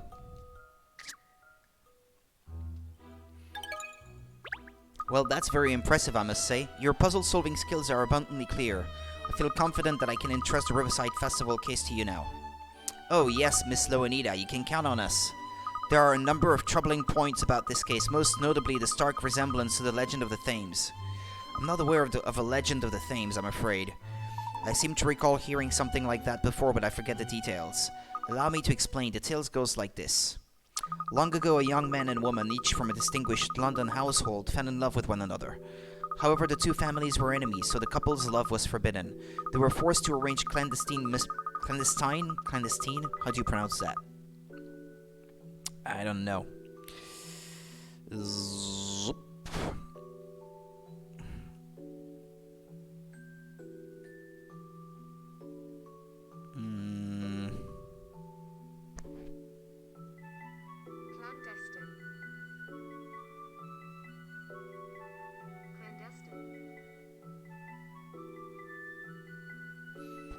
Okay. And the tonic accent is on the second syllable. Clandestine. Okay. The woman's father learned of their activities and arranged one stormy night for a lover to be pushed into the river. What a stinker. The current was too strong for the man and he was swept away to his death. Witnessing her lover's tragic end, the woman was heartbroken and threw herself into the river as well, ending her own life. I see. It said that the couple's bodies were found days later locked in an embrace. From then on, the ghosts of the couple were believed to draw young lovers to the river on clear starlit nights as they lamented their tragic fate. So to appease the uneasy souls of the departed lovers, a festival was established. And that's the origin of the current Riverside Festival, I presume. That's right, it's a terribly sad story, but in the end, the couple were united in love, which is what led to the belief that gazing at your loved one across the Thames will bless your relationship with good luck. I wonder if something like that really exists in real life. I wouldn't expect it. I've never heard of something like that, but I'm not from England, so I wouldn't know if that is completely made up or if there is some shred of truth to it. Yes, that's the idea behind the Riverside Show of Devotion, which is happening tonight, of course. But what an extraordinary similarity between the legend and the case we're currently investigating. Yes, it's either an incredible coincidence or someone contrived to mimic the legend on purpose. Interesting. It's a terrible shame that such a dreadful crime has sullied the festival. So many Londoners have been looking forward to it.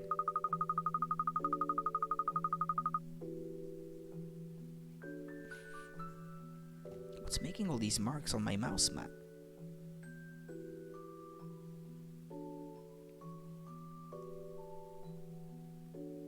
What gives? Don't know. We must get to the bottom of it at once so that the people's minds can be put at rest. I was told you'd asked for me to lead this investigation using a very small team of officers, Miss Loanita. I don't understand why you wouldn't want the whole force working on it if it's important to get it resolved quickly. Yes, the problem is a great many members of the public are present at the scene because of the festival. If we send in I don't know how to pronounce that, of police officers, I know what it means, I just don't know how to say it, will utterly destroy the atmosphere. After all, we're not even sure if it's a murder, an accident, or a suicide that we're dealing with. I should like to avoid alarming the public by keeping the investigation as low-key as possible. Yeah. Money's involved, I guess. I see. Still. Inspector Hastings, everyone tells me what a talented police officer you are. They do? Yes, I hear you. She's pulling your leg. Everyone knows you're crap. She's just manipulating you to get you to do her bidding or something. Come on, wake up. I hear you're dedicated and passionate about your work, one of the most admired detectives at Scotland Yard, I believe, which is why I know I can rely on you to carry out this investigation swiftly and discreetly. Well, I don't know what to say. After such high praise, I can hardly turn you down, can I? Yeah. Thank you, Inspector. Yeah. Manipulating bitch. Thank you, Inspector, and I'm grateful to you too, Miss Layton, and your assistants. You don't fool me, lady. Yeah, and now she just dismisses you. I'm afraid I'm rather busy. After the show of devotion tonight, the mayor always makes a speech. Of course, yes, we'll let you get on. Thank you, the festival is very close to my heart, so I do hope you'll get results soon. You're my prime suspect, lady. Believe me. You just leave it to me, Mrs. Slow Anita. One of the most admired detectives at Scotland Yard. He's certainly dedicated and passionate about his job, but that's something of an overstatement, isn't it? Just a bit. Shh, he'll hear you, Miss Layton. Yeah, well, she noticed something too. Head to the Thames by bicycle. All I wanna do is bicycle, bicycle, bicycle. I want to ride my bicycle. I want to ride my bike. Oh, it's you. You're that so-called detective who thinks you solve cases with gut feelings and instinct, aren't you? What's that accent? Do I know you? Is there a way to put it on automatic? I'm Emiliana Perfetti, forensic analyst and profiling expert. Italian? Unlike some people, I base my deductions on hard evidence, facts and figures. Well, that all sounds very impressive. Yeah, impressively stuck up. Anyway, I'm investigating this case. To be perfectly honest, your involvement is a headache I could do without. You should just leave it to the professionals. Well, as long as the case is solved in the end, does it matter if it's facts or fortuity that get you there? There's no doubt in my mind that I'll solve this mystery. Oh?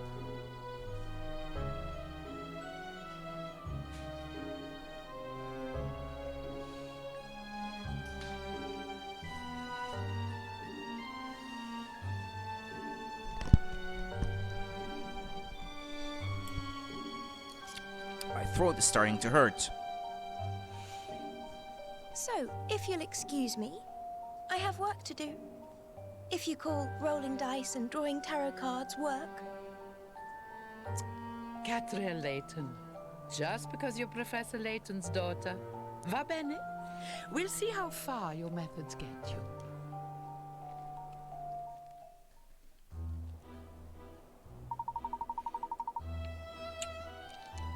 Who was that woman, Inspector Hastings? She's a profiler. She's pretty well respected down at the yard. Emiliana Perfetti is her name. We call her Perfect Perfetti. A profiler? You mean someone who analyzes criminals and their motives? Something like that. Profiling is all about evaluating physical evidence and reconstructing crime scenes and the like.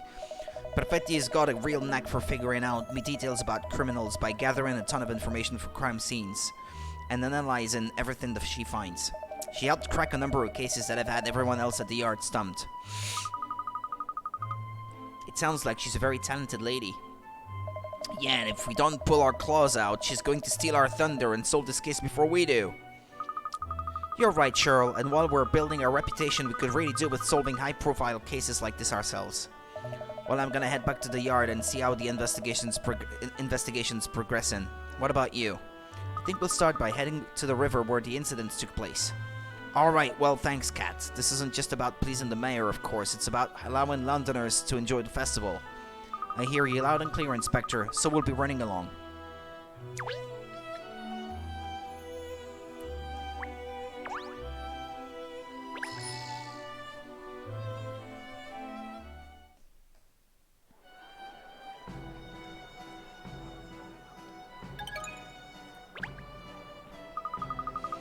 So this is where the festivities take place, is it? There's more going on than I expected, actually.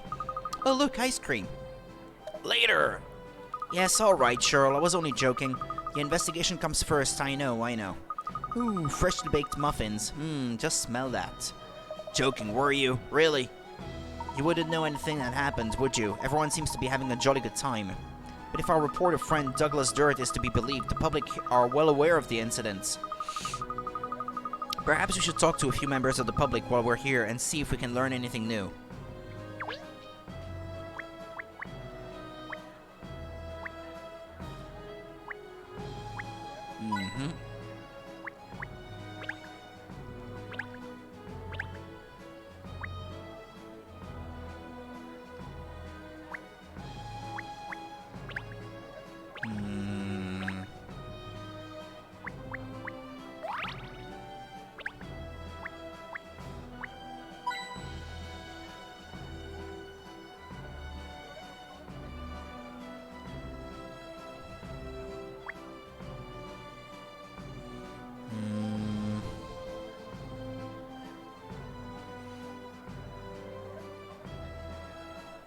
Found how many? 2 coins, I think. There should be one more. Ah, there we go. Okay.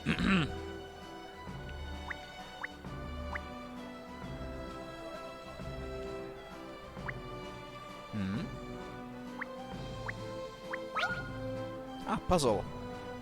Aha, I thought I saw something sparkling here. It's a puzzle. Oh yes, how funny. I thought it was some kind of decoration. I bet it'll sparkle even more brightly once I've sold it.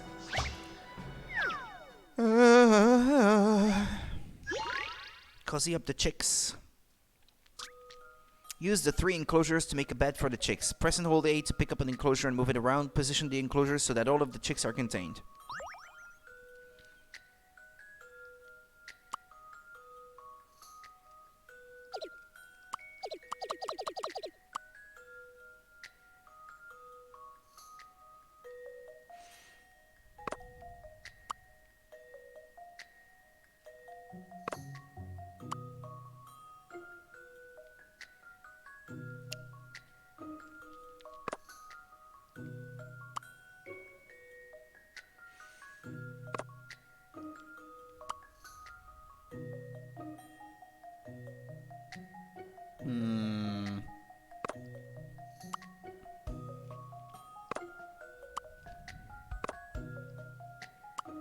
Yeah, they can't overlap, huh? Dang it!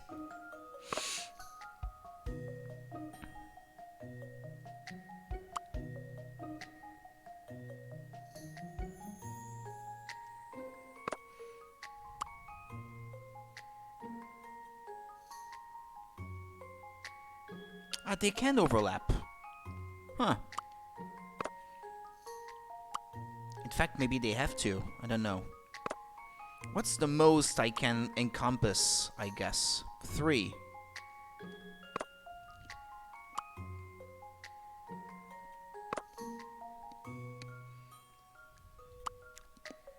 Yeah, 3 at most, I guess. The square could probably cover all these 3. Yeah.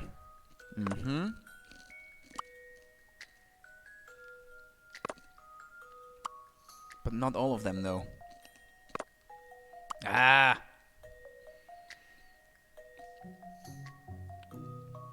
It's driving crazy.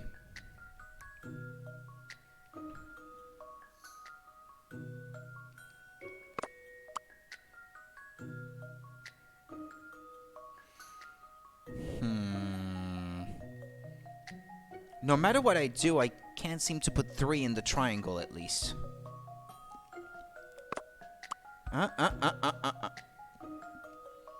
Okay, there we go. Well. This is an interesting one. Puzzles are made for solving. Mm-hmm.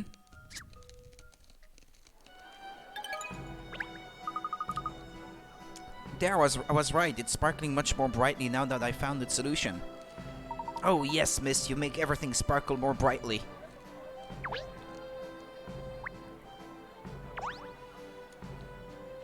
Arr, have you heard the rumors about what happened this morning? They say some fiend was shoved into the river and then at last chucked herself in on the other bank. It's just like the legend of the Thames, so it is. I used to sing sea shanties about it when I was a lad. Now I'm here. I've just found out about something called the Riverside Show of Devotion going off this evening.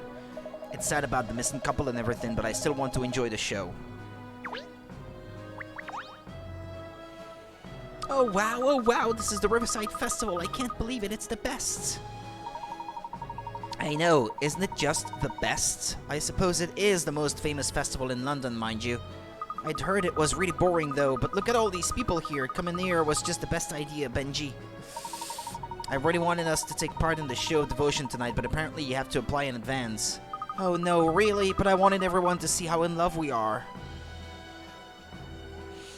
It feels rather like the tragic incidents have actually attracted more people down here. Yes, it was always something of a low-key affair before the Riverside Festival. I think perhaps not very many people were ever really aware of it. So it seems that since people got wind of the incidents, they've decided to come down here and see what the festival is all about. That's poor taste, that is.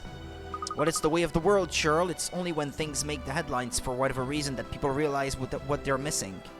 Much like how all these people are in the presence of a great detective at this very moment, but they have no idea. I'm sure your name will be in the papers soon, Miss Layton. Don't you worry. Yes, hopefully. Anyway, we still haven't found out anything more about the incidents, have we? No, there are so many people here for the festival, but no one seems to have actually seen what happened. Well, let's not forget that incidents took place on both banks of the river. We should go and investigate on the other side as well. Come along, you two. Coming, miss.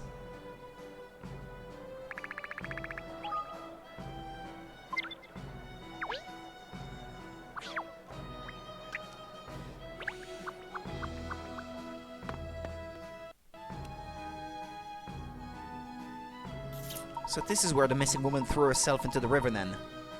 It's dead quiet on this bank compared to the other side where the festival is happening. Yes, but there are still plenty of passers-by. Somebody may have seen something. But how will we ever find them? Well, we certainly won't find out anything unless we start asking people some questions. That grumpy cat. Coin. Woo!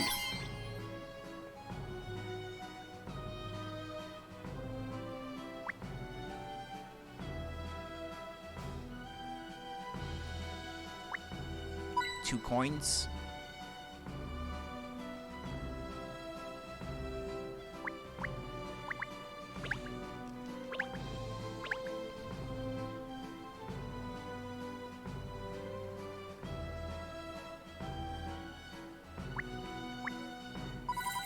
Oh, all right.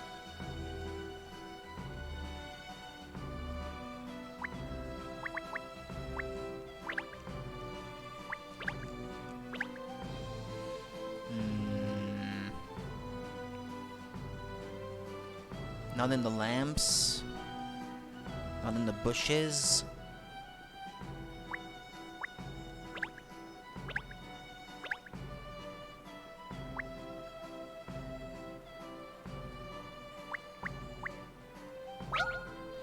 Hello, pussycats. That's it. Pierce my eardrums, why don't you? Is that a puzzle he's pawing? Oh, I wonder what sort of puzzle a cat would be playing with.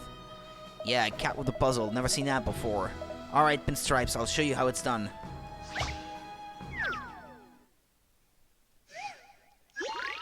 Bringing up the rear. After 5 friends arrive at an arranged meeting place, they each describe what they could see ahead of them on the way. Here's what they all say. I could see C because we were walking together. I could see a few people ahead of me. Okay, A says I could see C because we were walking together. Okay.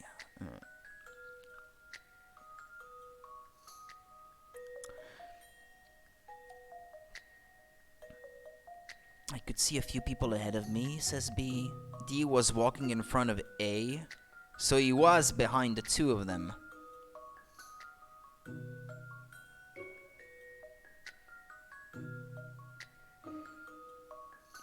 So D arrived first, that's for sure.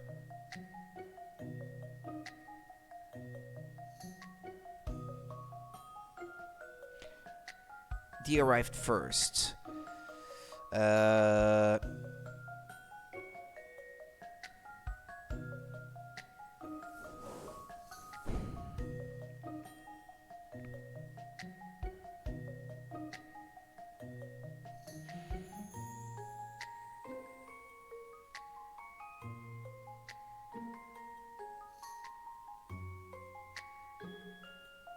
Yeah, C could be saying that D was walking in front of A because he could only see D in front of him.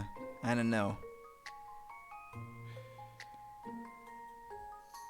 It's B or E, I think, who was bringing up the rear.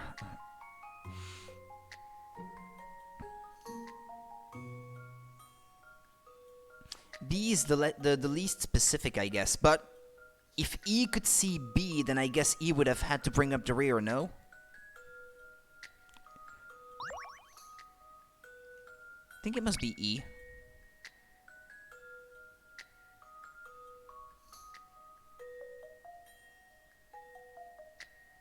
Hmm.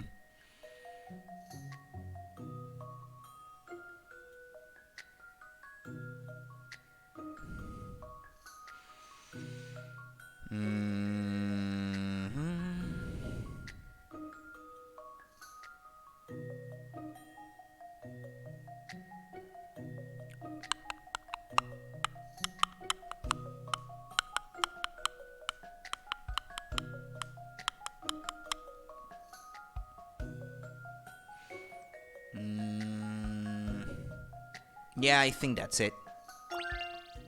This puzzle's got some bite. I ain't nothing but a hound's dog.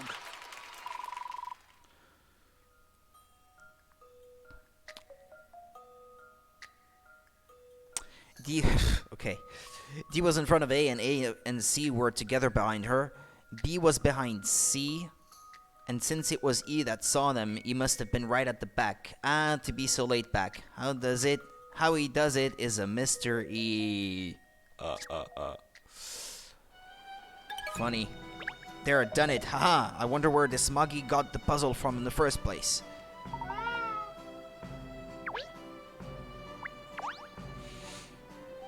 Good evening, sir. What have you caught? Anything? Ah, fellow night fisherman, are you? What have I caught, you ask? Let me see. Fish. Yes, I've caught fish. Oh, dearie me, I'm not sure we're going to have much luck with this chap. We're investigating the incident that occurred here earlier today. Do you know anything about it? Incident? What incident? Oh, you mean that incident. So you know about it, the woman who fell into the river. Know about it? I saw it. Saw it with my own eyes. Bingo, an eyewitness straight off the bat. That is fishy. Could you tell us what you saw, please?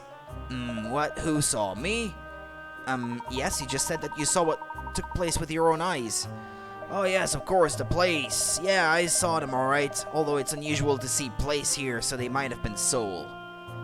No, not fish. We're asking about the woman who fell into the river.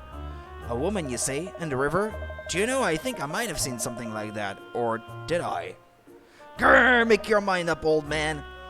Holy mackerel, your dog made me jump with that odd-sounding bark, but actually it's made me remember something. Really? It was this morning, early. The sun wasn't quite up yet. I was here fishing as usual. Anyway, nothing was biting, and I was just gazing over at the opposite bank absent-mindedly when it happened. I could make out the fellow standing there, and then another figure appeared behind him and shoved him in. What happened to the man who fell in? Well, I didn't see him thrashing about or anything. He just vanished. I don't know if he went under straight away or if he was washed downstream or what. Then whoever did it just ran off just like that without a second glance.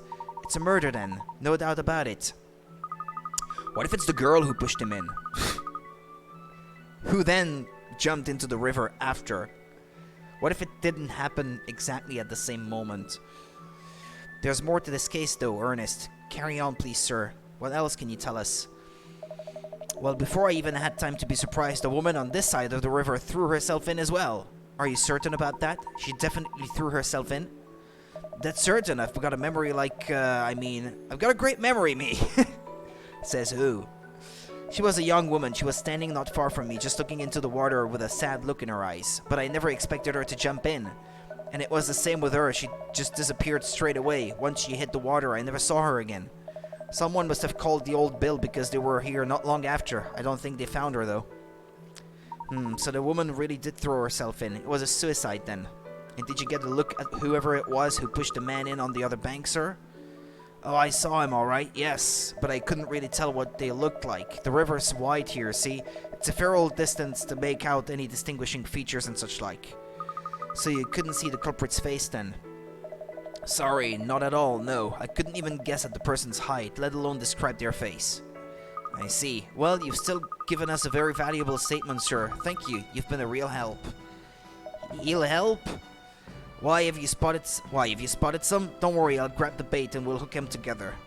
No, it's alright. Thank you again for your time. Goodbye now. The opposite bank is too far away for our fisherman friend to have made out the face of the person responsible for pushing the victim into the river. Aha! I've had an idea. Ernest, could you just sprint over to the other side of the river now? Just sprint over? That's the best part of a mile. He's not your dog's body cat. Oh, I don't mind. Eh? You don't mind? Of course not. I'd be delighted to do it. Delighted to? Are you barking? Now what are you grinning like that for? Have you forgotten the legend? When you gaze at each other from the opposite banks of the Thames, your love will... never mind. I'll be on my way. As quickly as you can, please, Ernest. And now that is a bad case of puppy love. Okay, I need to use the restroom. I'll be right back.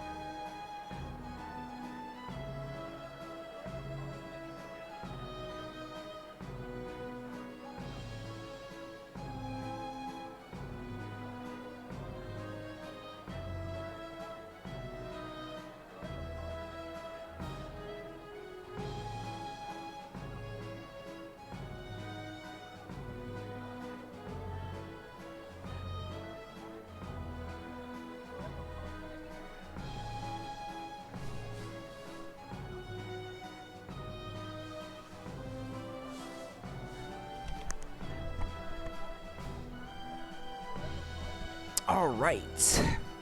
Excuse me. Whew, that was a long way. Now then, Miss Layton should be just over. Yeah, there she is. Yoo-hoo, Miss Layton!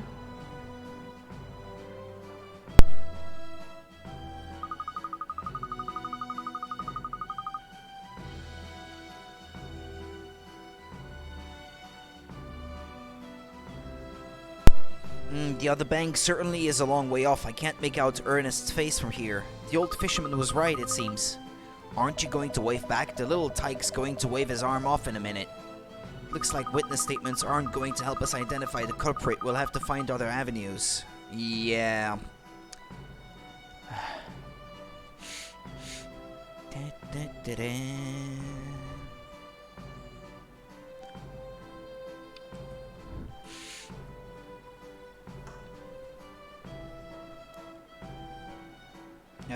Right.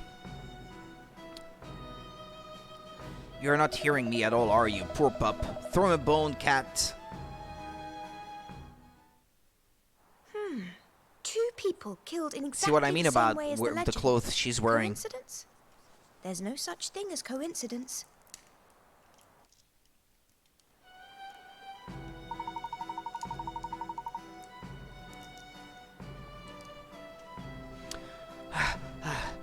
I'm back. I was waving and waving. Did you see me, miss? Hmm? No. You didn't? Well, I was deep in thought, Ernest. Oh, I see. Gosh, that sprint must be catching up with me. I feel shattered all of a sudden. Don't be disheartened, pinstripes. The road to true love is never easy, they say. Ernest, there's no time to catch your breath, I'm afraid. We have to find out more about the victims now. Both the man who was pushed and the woman who threw herself in were residents of Chancellor Lane, according to what Inspector Hastings told us. So let's head back there and see if we can find anything out that might be useful. Okay.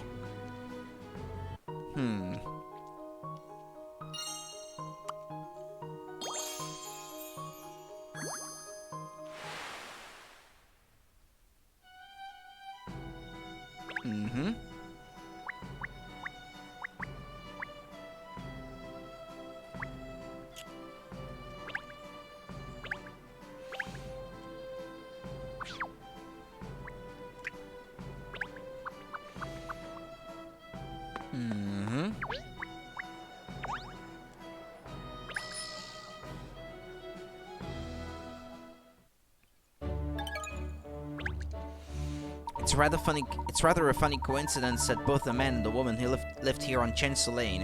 You could say they were our neighbors, but I don't recall ever having seen either of them before. Well, it's not like we've been on Chancellor Lane for long, is it? I'm sure we wouldn't recognize the majority of our neighbors. Anyway, let's see if anyone else on the street has some information for us.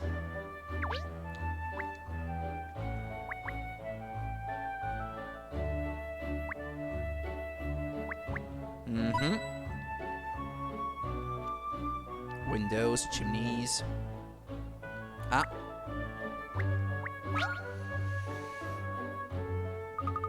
Look at that, there's a puzzle dancing around in the smoke from that chimney. What are you rooting to? I don't see any puzzle. There's no time to explain, Cheryl. It'll float away if we don't act quickly.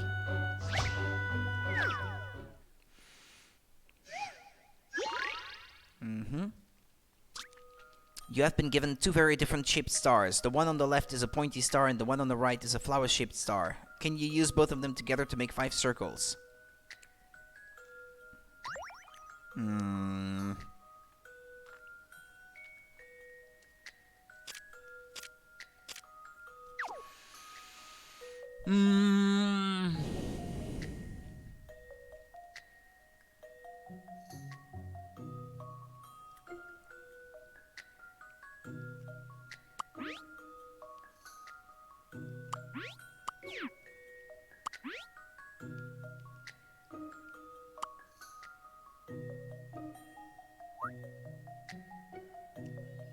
Like so. This should do it, I think. Puzzles are made for solving. You made a new star in the shape of a flower.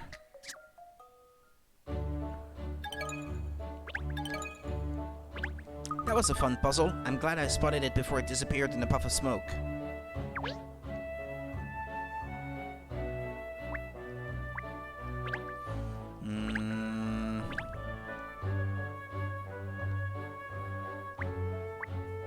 Another coin.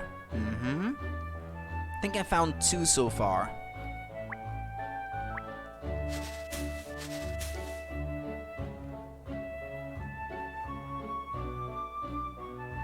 Sewer, no.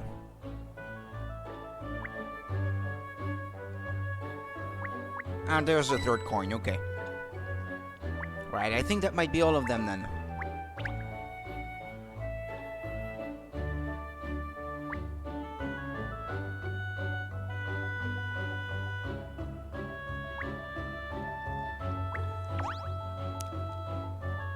Ciao, bella signorina. I have been waiting expectantly for you to visit us again. I'm sure Miss Layton doesn't appreciate your over-familiar tone. How kind of you, and good evening. Actually, I was hoping to ask you a few questions. Have you heard about the couple who went missing in the Thames this morning? Of course, Vic and Tim are both regular customers of ours. I see, they come here together on dates, you mean? No, they always come with friends. I don't think I've ever seen them here on their own as a couple. Really? Well, thank you for your time. You aren't dining with us today, Signorina. Such a shame. Well, don't be a stranger. Ciao, ciao.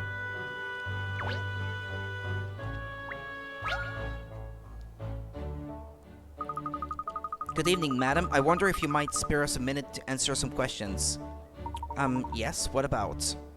Have you heard about the couple who live here on Chinsel Lane that went missing this morning after falling into the Thames? Vic and Tim, you mean? Yes, I heard. It's so awful.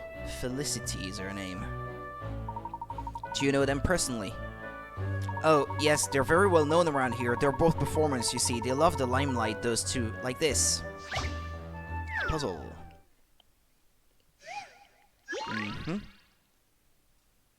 You know what? I just remembered something.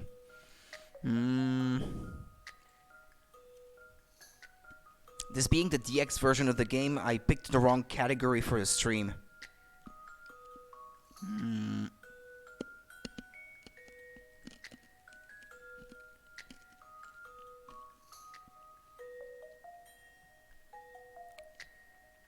Ah, no, never mind.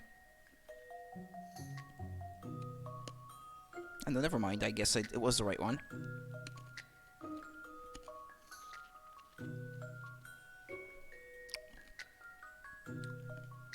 Oh.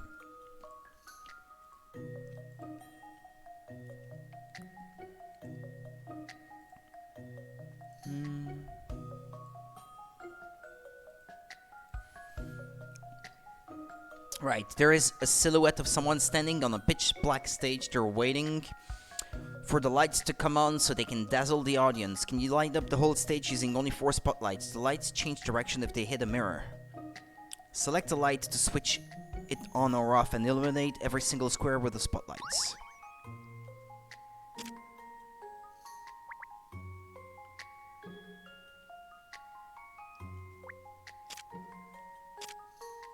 Right, and you can't move the mirrors. I take it. And you can only light up 4.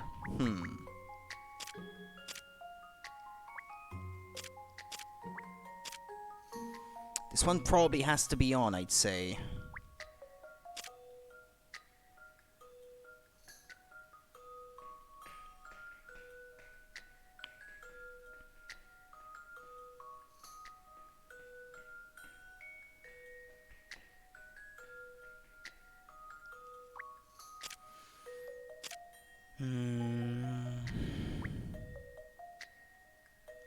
Those at the bottom are really annoying.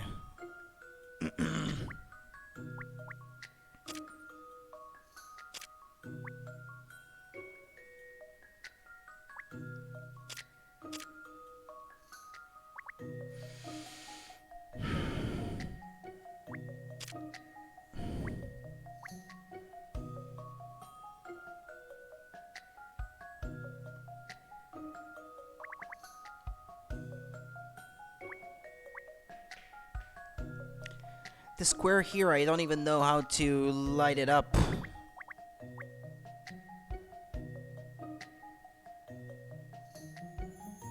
If you light it from the bottom, it would have to come from this mirror. Ah, but wait.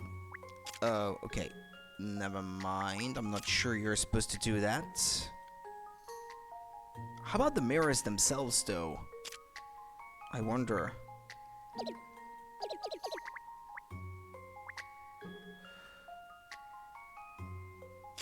Do the mirrors themselves have to be lit?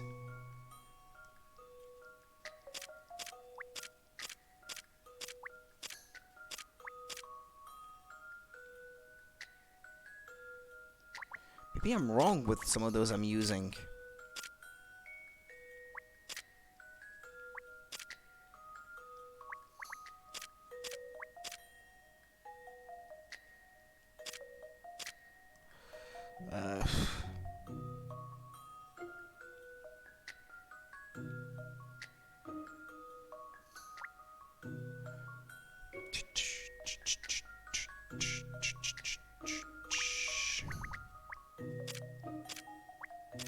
This one probably has to be lit. I didn't realize, but it probably does. And then this one. Okay, good. If I you'll didn't entertain realize. my idea here, I wasn't too far off Thank goodness I got that at the right. start, I think.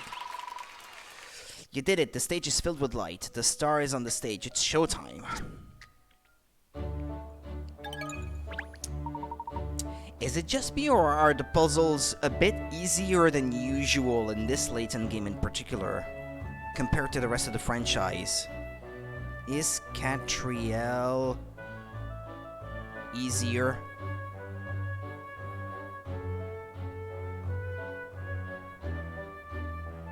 It's a weird... Layton on Switch easy?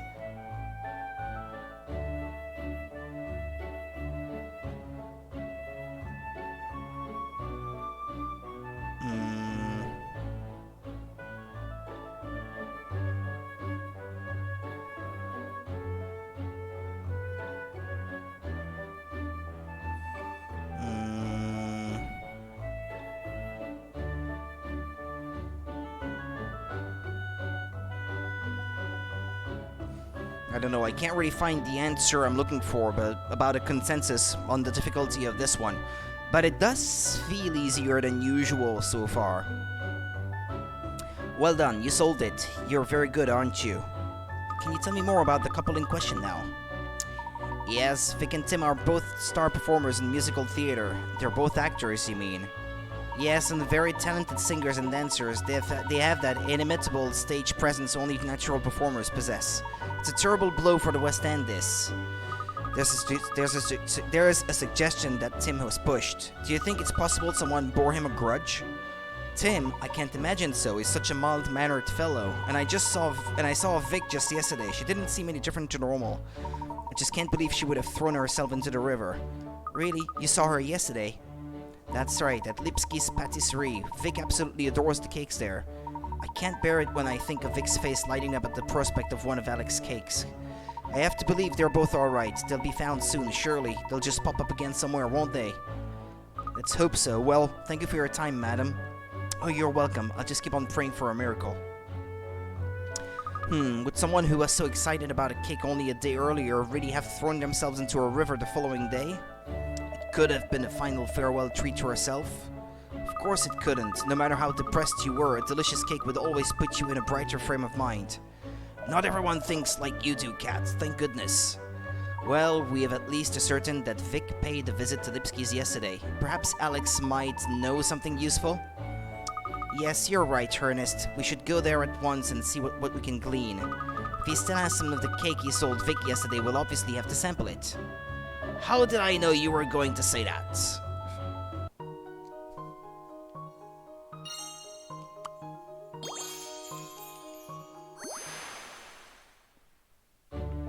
The fact that they were performers probably tells you all you need to know. It was a performance.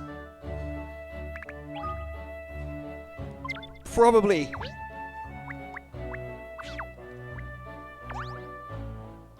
Un momento, per favore, signorina. Oh, hello again. What can I do for my favorite waiter? I have a small problema I was hoping you could help me with. You see, recently we have started to offer diners, a special ideal meal service at the restaurant. They tell us what they like and we create the perfect assortment of dishes for them. But it isn't going so well.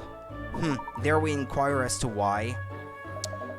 Well, our chef is a world-class cook, but he isn't so good at understanding what the customers want. But with your powers of deduction, signorina, you could devise the perfect menu for any of our diners. After all, you are a detective. It's your business to work things out about people, no? I don't think that's how you say it in Italian, is it?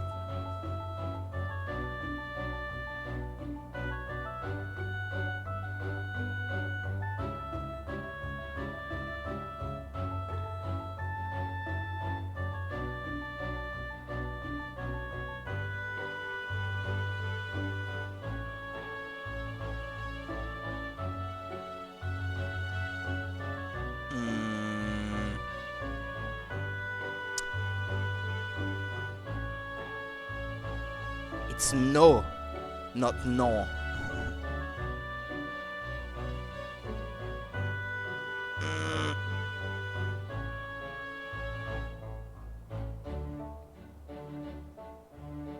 For crying out loud. No, not that. Yeah, it's no. Non exists in Italian, but it means not. Not no. So and there's an accent on it, on the O there. So I think they just got Italian and French confused, I think. Oh, Miss Layton, you're so good to everyone. Too good, really. Jump in head first, why don't you, cat? You'll now find the ideal meal minigame in Catriel's bag. See if you can put together the perfect combination of dishes to match each diner's peculiarities. Are you up to the challenge? Can you find an ideal meal for every diner that demands the service? Let's see what that is about.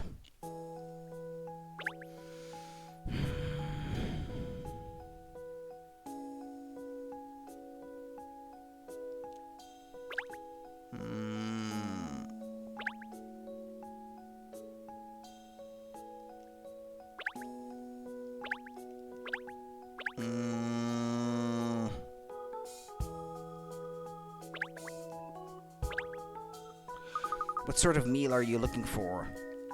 No, yes, I want beautiful food, everything prepared down to last detail. Dishes must inspire my baking mind. Leave it to me, Alex. I'll devise a menu that will blow your socks off. He likes food on plate that is looking beautiful. He cares about appearance of dish. Okay.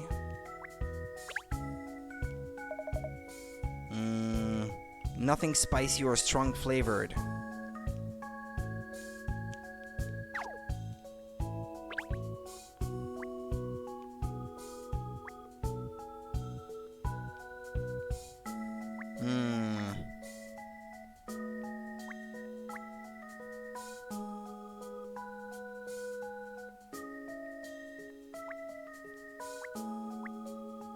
I don't know, this seems like the not too strong one, because salmon, especially if it's smoked salmon like it seems to be here, is kind of strong in taste.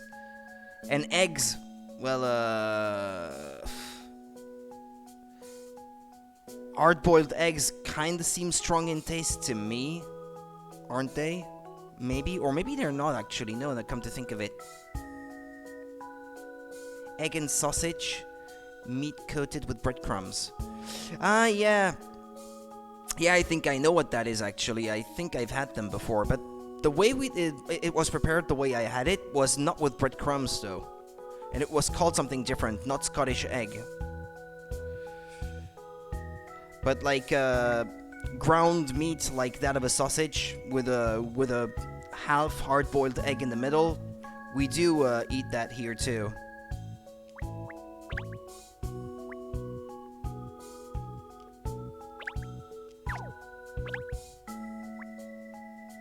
Mitten crab soup, pumpkin yogurt soup, asparagus vichyssoise. I don't know, asparagus can have a strong taste, I guess. Pumpkin yogurt. But he likes the look of it, though. The appearance. This one looks quite good, I'd say. Like, elegant. Out of all of these, I'd say maybe this one is the most elegant looking. But the others looked quite... This one looks quite plain, and this one looks, well, a bit messy. I mean, there are another 1,000 ways you could present it other than that, I know, but... This looks elegant.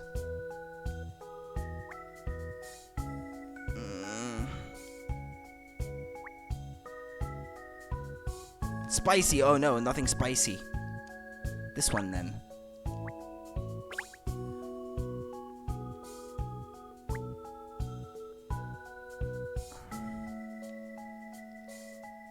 No, hold on, go back.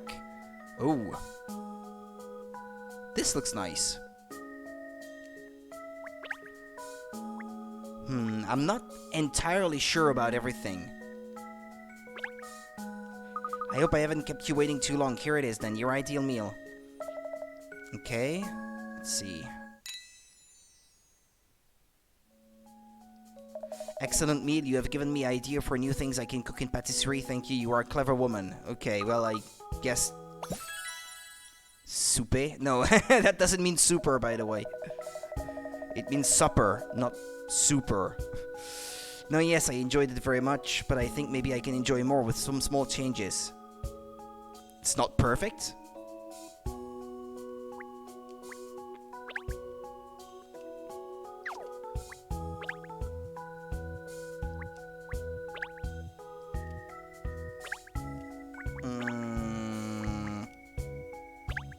This is spicy, he doesn't like it. This looks too messy. I think this one must be the one, the right one, I mean.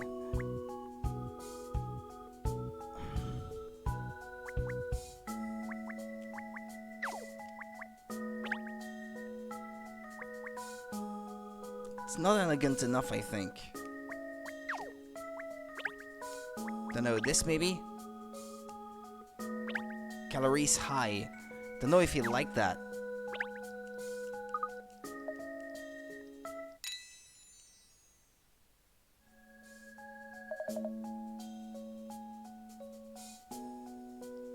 No meat then. Of course.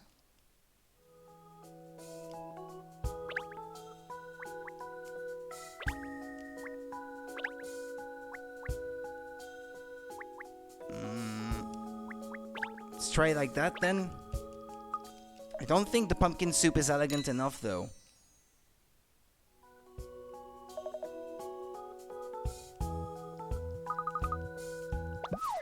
Or maybe soupe is the best kind of feedback you can get. This is spicy though, he's not gonna like that. And beef, yeah, he said he doesn't want meat.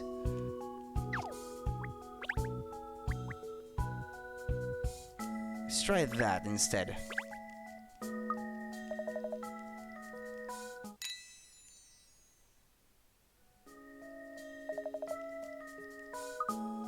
Now I'm starting to think that I had the best possible outcome already.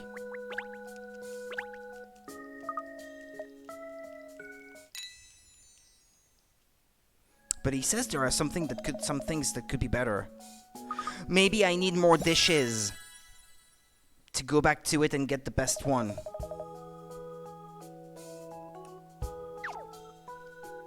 After I get more guests and more recipes, maybe I can put on something that he will like even more, but not now. It doesn't seem like I have enough options.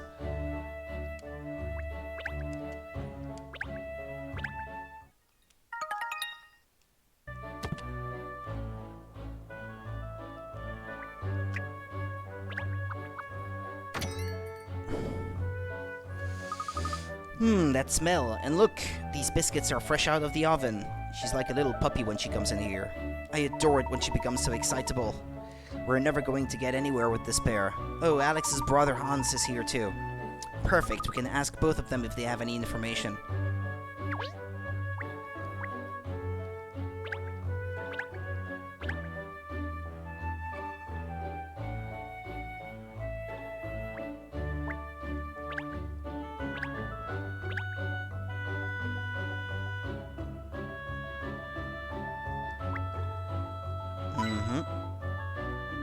The lamps? No. Chandeliers. Puzzle? Gosh, I just spotted a puzzle in amongst Mr. Lipsky's delicious treats here. In amongst? Okay. I wonder if it's edible. An edible puzzle. Delicious. Oh, I don't know, miss. I think perhaps it would be more satisfying to solve it rather than eat it.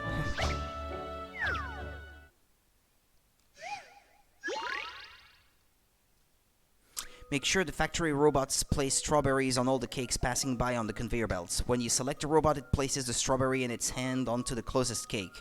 It then prepares a strawberry for the conveyor belt on its other side. Control the robots and place strawberries on every cake. Robots do nothing if there is no cake in position, and you can't operate the same robot twice in a row.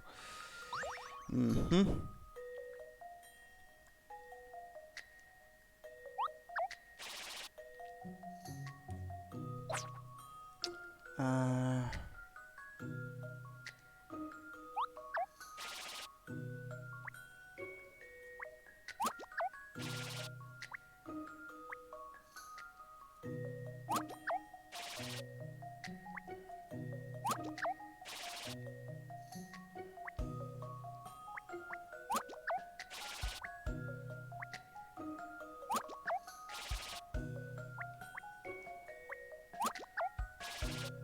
Ah!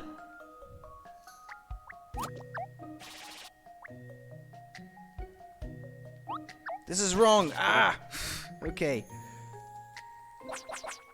Where did I go wrong? Maybe do the one in the middle first? I don't know.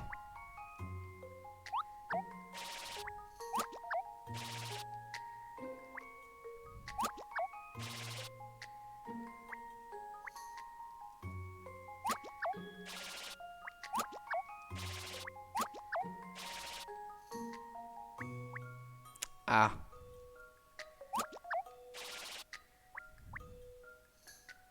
Ah.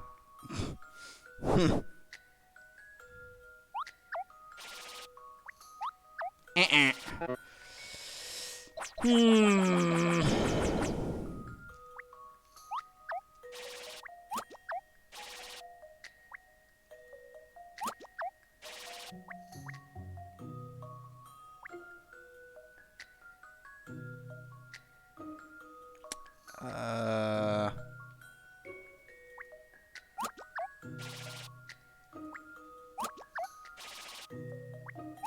No!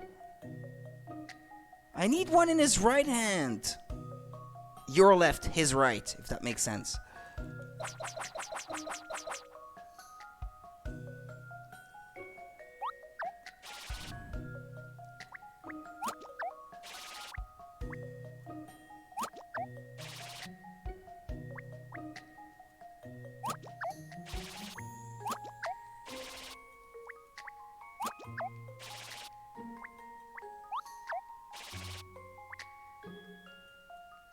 I think I've got it.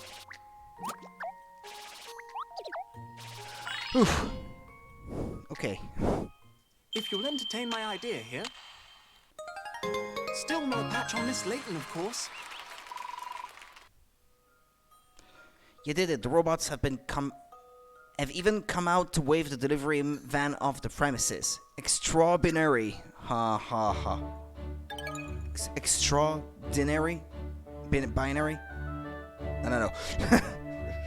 Don't stretch your mind too much. It's headache inducing. I did it. Very good, Ernest. I think I deserve a cake for that, don't you? I'm sure you do, miss, but perhaps now is not the time. I'm starting to be hungry, looking at all that food. Oh, there was one there. So I found one in the clock, I found one in this, I found a puzzle down here. Where have I not found a coin yet? The bell. On the counter, nope. Somewhere here at the back.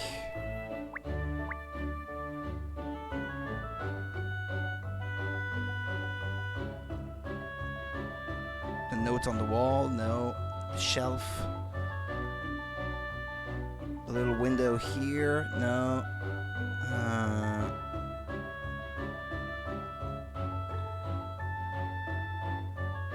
Bear's nose or ears, no. The carpet, the floor.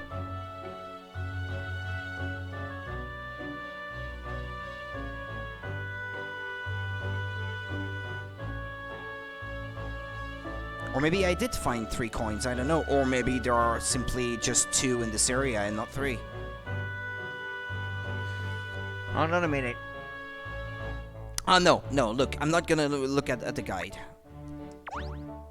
I'll just come back for it if need be. And then I would use the guide if I still can't find it. Good evening, Hans. Penny Layton. Again, I'm sorry about Big Ben incident. I learned my lesson. This is about something else, actually. The couple who went missing in the Thames this morning. Vic and Tim, I hear they are washed away in river. Are they friends of yours? No, yes, I made some props for their theater production sometimes. You do that as well? I see you are a man of many talents, aren't you, Mr. Lipsky? Do you maybe know something that might help us with our investigation? Perhaps they had some problem that you know about, or they were worried about something. Sorry, they never say nothing like that to me. I did not even know they were together as couple. But they were? What if they were planning to take part in Show of Devotion tonight, then yes. Unless it was all a performance.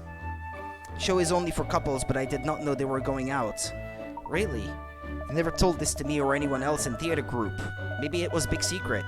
What if it was a secret? Taking part in the Show of Devotion would have somewhat blown their cover. That is why I am surprised. Hello, detective. Welcome. You come to buy some of my wonderful cakes? Yeah, you know what? I'm starting to feel cold now that the sun is going away. It was only a fleeting moment of heat. Of perceivable heat, I guess. Perceptible.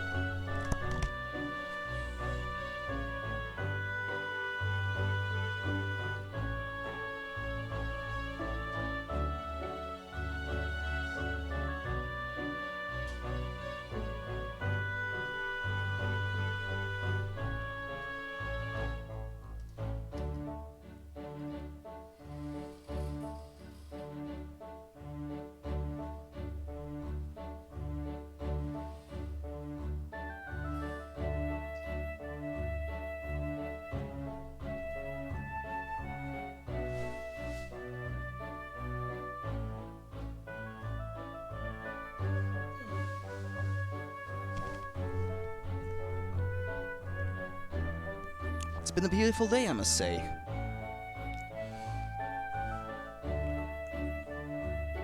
Shame good weather like that never happens when I have to get to work on my bike.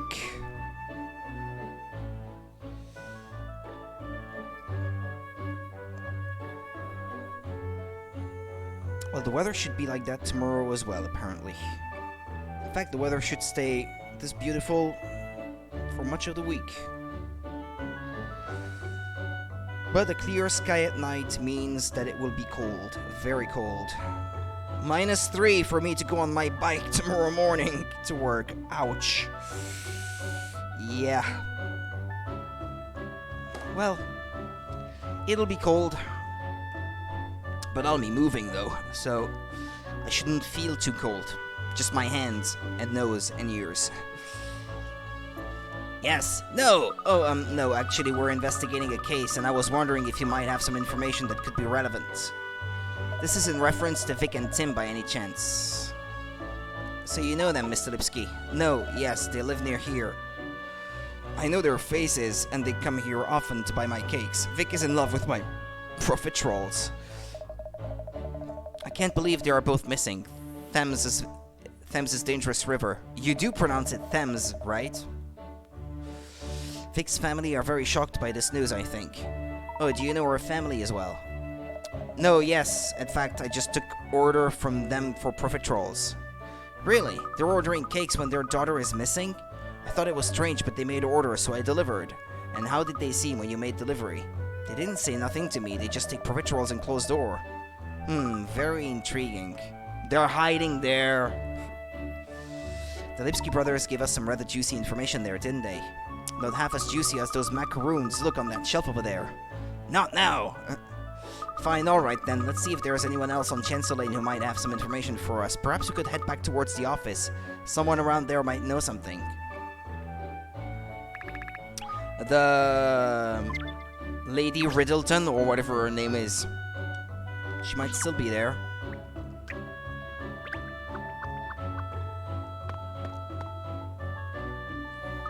Huh. What is it, Cat? If you cracked it? The boutique store is open now. Oh, not this again. I'm gonna get something to snack on because I keep feeling hungry.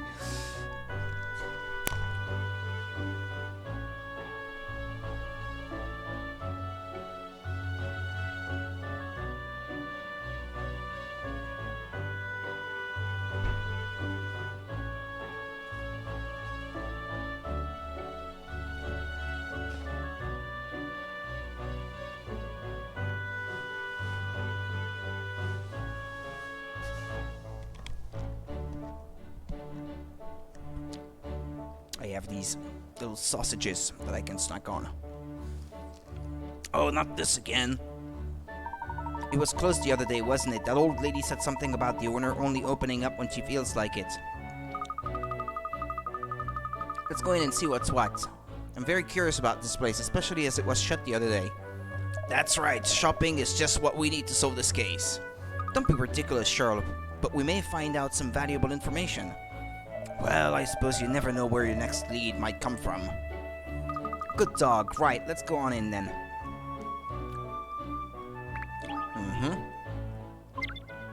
Oh, wait. Before we do that, though, let's look for coins and stuff.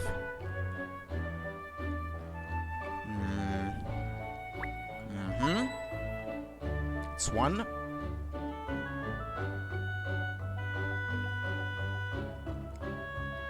Look at the chimneys and little windows up here.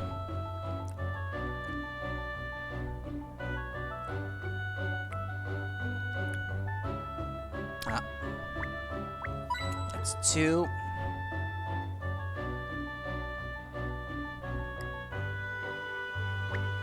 Three.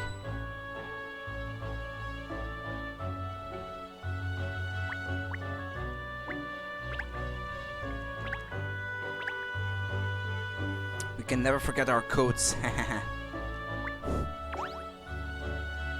Hi, it's you, Sleuth again. I'm just weighing up whether I should go to the Riverside Festival or not.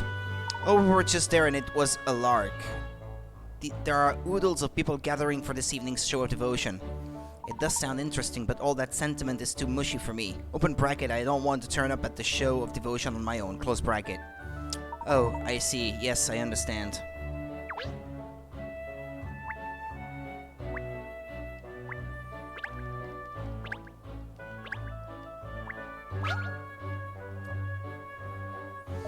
Ah, you want to buy my Poponio. If you don't like this Poponio, I have other Poponio. Plenty of Poponios for you.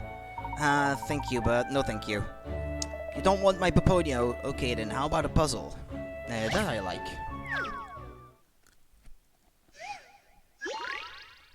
Hoopla challenge. Roll up and take your chance at the game of Hoopla. But this is Hoopla with a twist. Not only do you have to get the hoops to land over the pins, but you also have to throw a different number of hoops around the pins according to what color and chip they are. Use the 4 rings to place one ring around each circular blue pin, etc, etc. Okay.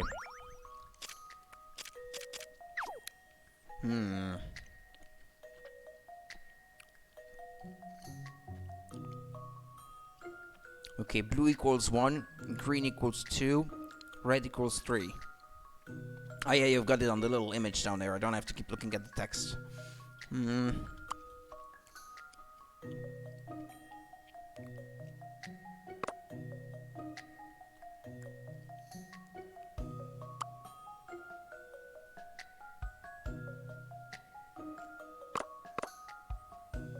Does it count?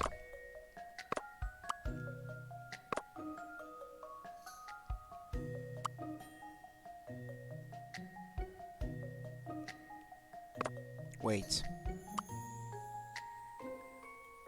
Like this. And like this.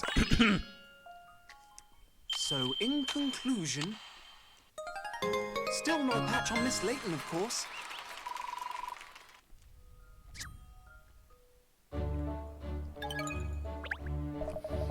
Congratulations. Now I will perform for you my special Poponio dance. It goes like this, see? Pop, pop, pop, pop, pop, pop, pop, pop, pop, pop, pop, Poponio. Even I'd fall over trying to do that, and I've got spare legs. When I was a young boy back in Sangrio, I was the champion Poponio bopper in the neighborhood.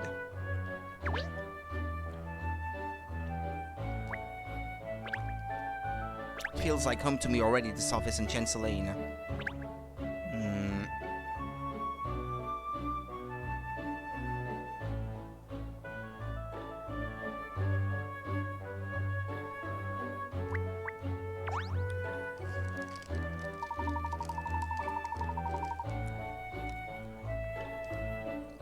What to do, what to do? Should I brave the festival alone or not?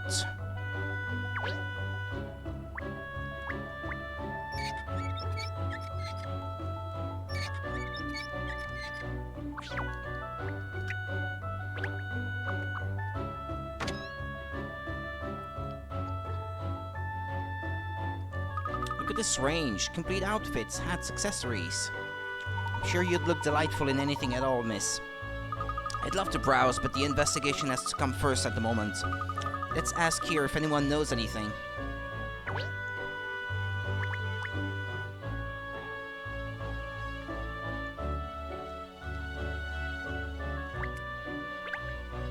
Oh, what a lovely necklace, Cheryl. Wouldn't you rather something like this than the plain old collar? Hey, look at this dog-shaped brooch, Cat. You should have one, to show you're really on Team Dog despite your name. Oh, Miss Layton, a diamond drink. One day I... Haha.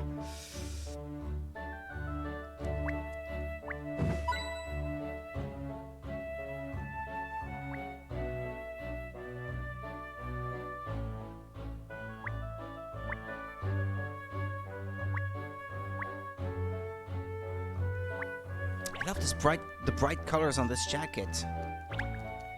How many coins have I found already? I've already forgotten. At least one. The one from the little drawer.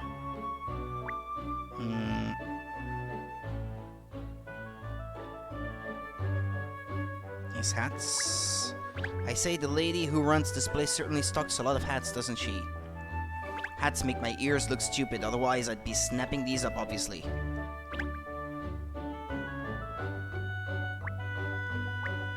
That's 2 at the very least. The lamps, maybe. No? Maybe I did find 3.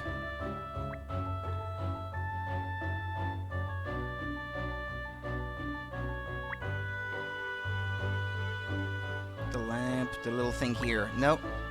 Ah, there we go. There's the 3rd. Okay.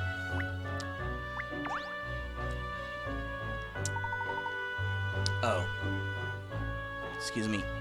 Hello, feel free to look around, won't you? Thank you. I wonder if we could ask you about the incident that occurred earlier today at the Riverside Festival. I'm afraid I really have no interest in the festival. I've heard of it, but I don't know anything about it or any incident for that matter. Yeah, hold on. One of my bulbs went out up here because it moved.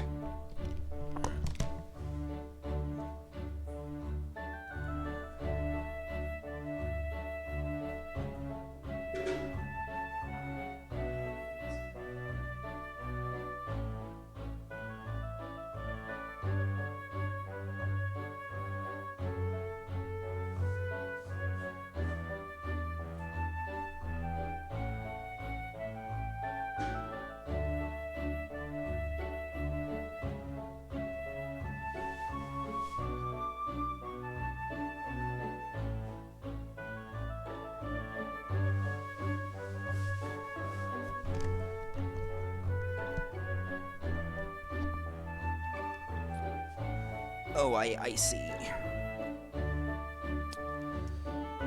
That's the end of that conversation, then. Yes, I think you're right, Cheryl. Well, no matter.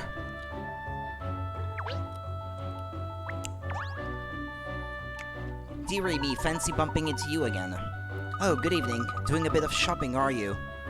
It's the last day of the Riverside Festival, isn't it? The perfect excuse to buy a new outfit to go painting the town in tonight, I say. I'm especially excited because of all the hard work Pipper, that's the mayor, you know, has been putting in this year. Mayor Lawanita, are you friends? Oh, dearie me, yes, we go back a very long way. She was often a high society dues with her father... How's high society dues? What's that mean? With her father back when I was a young spring chicken myself, haha. So Miss Lawanita is from a wealthy background? Yes, I must say she's managed the family affairs wonderfully since her father passed away, a credit to her name. I confess I was rather stunned when she announced she was running for mayor, and even more stunned when she won. She certainly gives the impression that the proper governing of London's affairs is very important to her. Oh dear me, no, I don't think that's the reason she stood at all. I think it's fair to say the whole reason she wanted to become mayor was to make the festival more festive again. Really? What do you mean exactly? Oh, I know she seems like such a quiet thing now, doesn't she? But it wasn't ever so. No, back in her younger years, she loved a good knees up. I see, she doesn't give that impression now at all. Well, of course, her desire to promote the festival is much more than just a personal whim. She has a good heart, that girl. She wants the people of London to enjoy themselves, you see. Yes, I can see that our motives have merit. Dear me, there I go again, wittering on. I'm supposed to be buying a dress, not gossiping. Well, toodaloo. That was an unexpected revelation about Mayor Loanita, wasn't it? Come along, Ernest, Charles. Back to Guildhall. But what about the investigation, miss? There's something I'd like to put to the mayor. Come along, we must hurry.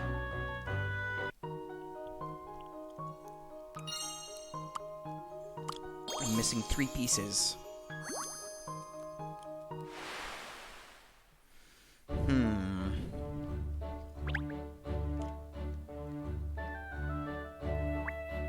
Oh. Big mirror, let me see. I saw that, Charles. You were checking yourself out in the mirror, making sure your coat looks sleek and your ears aren't inside out. No, something just caught my eye, that's all. Ah, it's a puzzle. Perfect timing. I was starting to feel like a bored collie.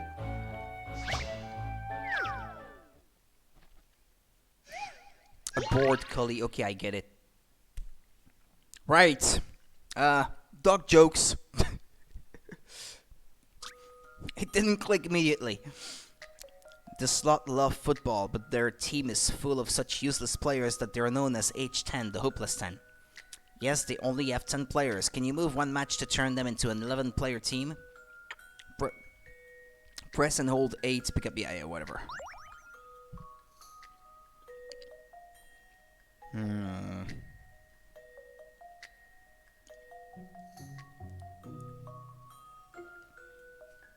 H11 by moving only one.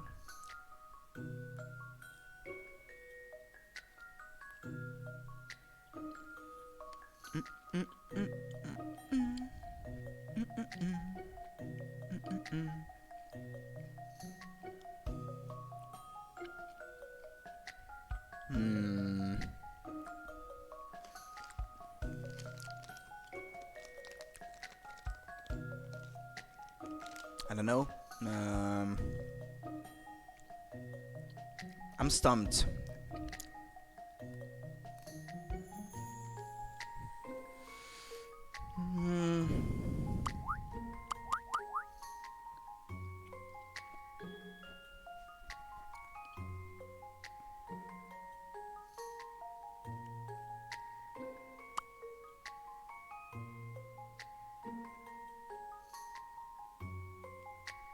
Only one, they said.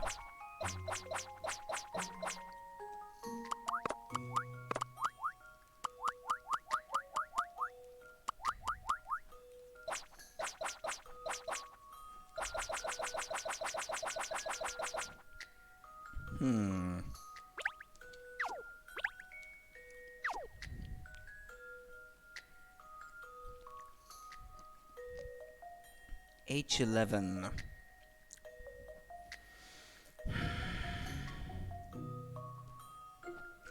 Come on, really think. Think outside the box.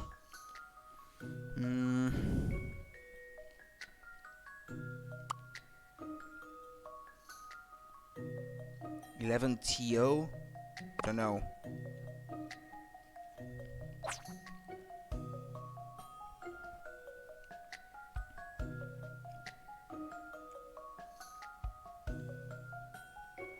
$11P?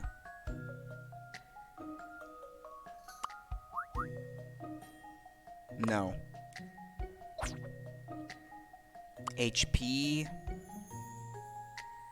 No.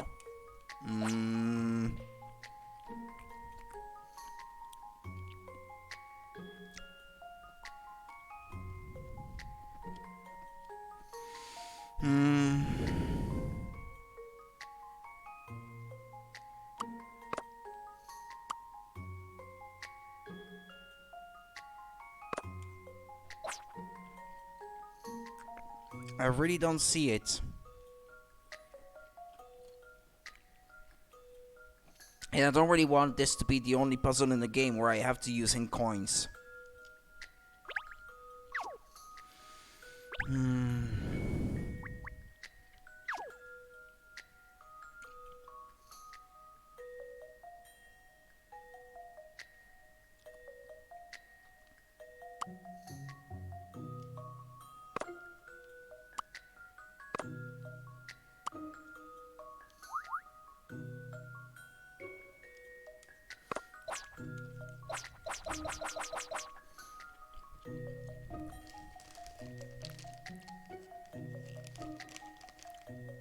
How do I do this?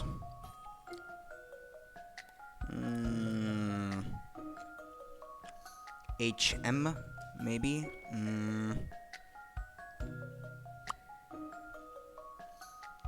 Nah, that would... but... 1 plus Puzzles like 10. these for Ah, breakfast. yeah. Okay. I ain't 1 plus nothing 10. but a That happened by hound dog. accident.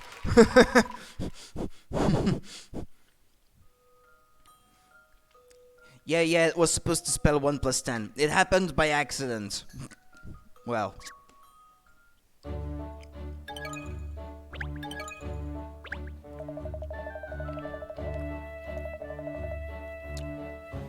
Cheryl, when were you last groomed? I wasn't looking. Don't worry, Cheryl, I'll give you a brush later. Thank you, Pinstripes.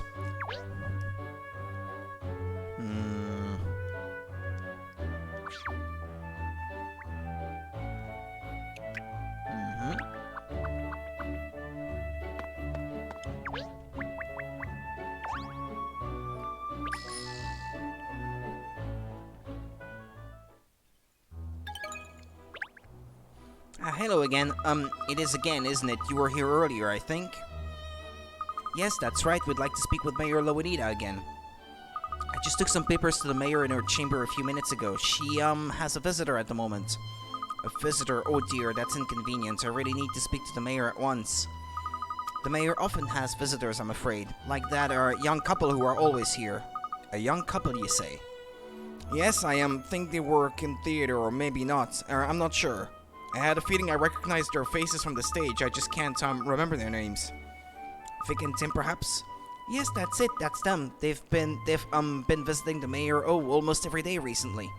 And you know, it all seemed to be rather hush hush what they were talking about. Oh, I'm sure I'm just imagining things. Well, maybe I am anyway. Hush hush. Sounds sus to this pup. So the two missing persons were both friends of the mayor. Miss Layton, this could be a vital clue. I suspect there's more to this man than... I suspect there is more to this than meets the eye. Come along, we must quiz Miss Loanita at once. Oh, but I think the mayor is still busy with her, previous visitor. I'm afraid this matter is very urgent. Who even is this visitor anyway? I think it was someone from Scotland Yard. A profiler, was it? Profiler, you don't mean Emiliana Perfetti, do you? Ah, yes, that's right. She, said she had some questions for the mayor. Not that old sourpuss again. Emiliana visiting the mayor. Presumably this means she is also working on the case. Well, if we're all talking about the same thing, they won't mind if we barge in.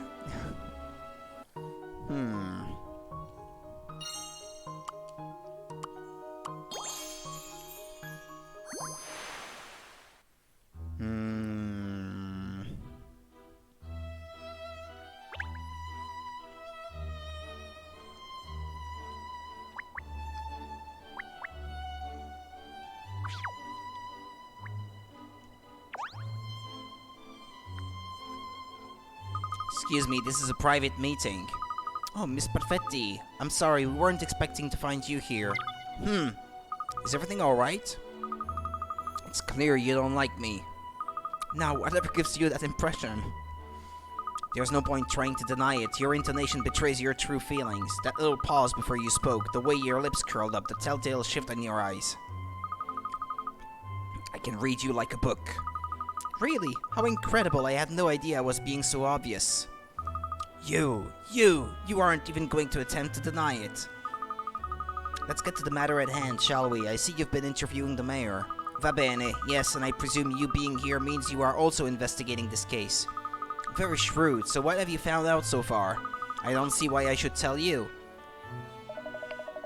That's right, because we don't actually want to solve this crime or anything. Allora, let's see if it's even worth filling you in. If you can solve this puzzle, I might consider it.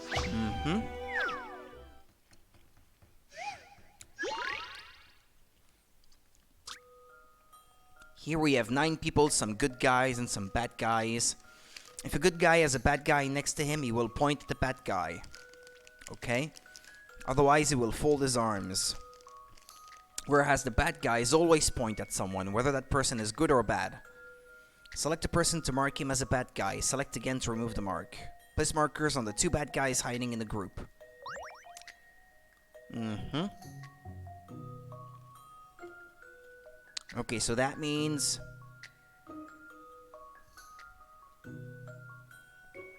the three at the bottom don't have a bad guy next to them. So they're not... they can't be bad guys because they're folding their arms, and they're not next to a bad guy either, so that rules these out.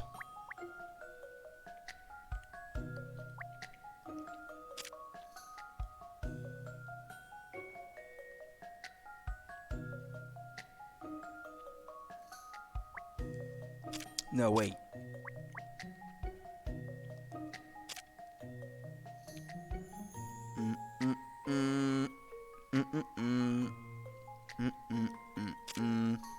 I can't decide between these two.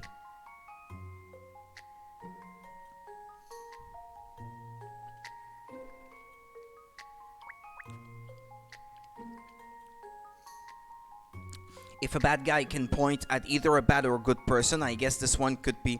Ah, but this one is a good one, I guess. If this was a good person, he wouldn't be pointed...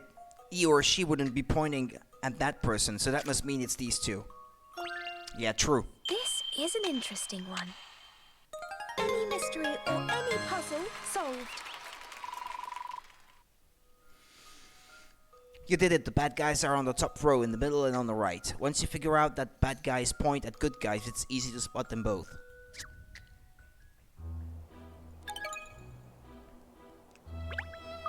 Well, it wasn't a very difficult puzzle anyway.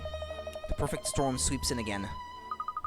Alright, as a special favor, I'll give you my analysis of the case. First of all, let's review the facts. This morning, a man was pushed from the bank of the Thames into the river. There was at least one witness, but he was on the opposite bank, and the criminal was too far away to be seen clearly. Soon afterwards, a woman threw herself into the river from the same bank as the witness, which all fits in exactly with the legend of the Thames. The missing couple are known as Vic and Tim, residents of Chancel Lane. They are both members of a theatrical group and were planning to participate in tonight's Riverside Show of Devotion. However, no one appears to have realized that the pair were seeing each other, which is where the facts diverge from the legend. Meanwhile, we have the information that the couple were meeting regularly with a certain third party. You know who that is, I presume? The very person who instigated the investigation, Mayor Pipper Loanita. Allora, from these facts there is only one conclusion that can be drawn, and that is... the person who pushed Tim into the river was Mayor Loanita herself. Never! An interesting deduction, Emiliana. I admit there are some facts missing at the moment, but all the evidence points to Mayor Loanita. There is just one vital factor missing that would incriminate her beyond doubt. A motive, you mean? Yes, I see you and I are on the same page. Naturally, I've explored the possibility of the criminal being someone else. Usually I get a clear profile of the culprit from the case background and evidence surrounding the victims, but this time the profile isn't coming together. Why did the culprit push the man into the river, and how is that related to the woman throwing herself in? Neither point ties in with the current profile I have built up. This is the first time I've encountered a case like this. The profile, yes. It sounds like you're struggling a bit, Miss Perfetti. Struggling me? Ha! The more challenging the case, the more I shine. Did she say shine or whine? I know which one I heard. The fact that the profile doesn't fit some key facts about the case is an important piece of information in itself.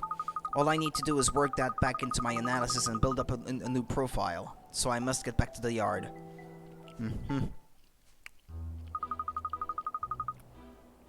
The profile doesn't fit the facts. Have you had a thought, Miss Layton? Oh no, it's nothing. Come along, we must talk to the mayor again.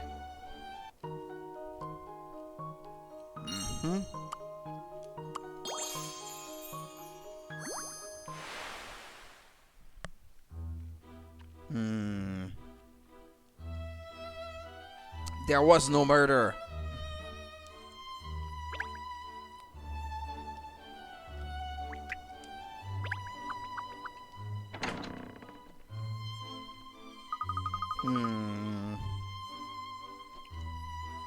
Excuse me, Mayor Loanita. Oh, hello again. How is your investigation coming along? Very well, thank you. I think we're nearly there. I'd just like to ask you one or two more questions, if I may. Of course, anything to help solve the case. Ask away. Thank you. I'll get straight to the point then. It seems you've really gone to extreme lengths for the sake of this year's Riverside Festival. Yes, well, it is a London tradition after all. I'm all for progress and forward thinking, but traditions are very important as well. I hear that you undertook a lot of the planning yourself and that you wanted to reinvigorate the festival in a way. I'm afraid I'm not good at delegating. I always want to do things myself whenever possible. I also understand that you've been having lengthy discussions with some of the participants in the Show of Devotion. That's true. It's the climax of the whole festival, so it requires special attention. It's really vital that the festival is a success this year, and that's why I've had to plan everything so meticulously. I see. Well, I think we have a good idea of your particularly strong zeal for the event now. Thank you. That's it, strong zeal? Is that all you've got, Cat? Don't worry, Cheryl, it's all I need. Oh, that's strange. What is it, Miss Layton? There's something different about this office. Something's changed since we were here before. Has it? Now you come to mention it, I'm picking up on something too. Have a good look around, everyone. We need to figure out what's different. The teddy bear? That wasn't there before. I don't think. Ah, this teddy bear wasn't here before, was it? Oh, isn't it cute? I must say, though, it doesn't really fit with my image of the mayor. I suppose you wouldn't expect to find a cuddly bear in the office of a go-getter City of London mayor, would you? The truth is, threadbare as he may be, this old friend helps me relax when things are getting a little hectic. It does seem a little out of place in here. You seem so self-assured and confident. Do I? Well, I had quite a few soft toys I was fond of when I was a little girl. I had one like this, too. Mm-hmm.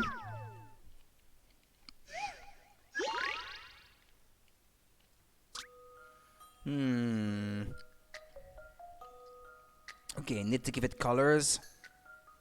Pink, yellow, and blue. Pick in 7 places. No same color next to one another. The body on both shoes should be the same color. Okay.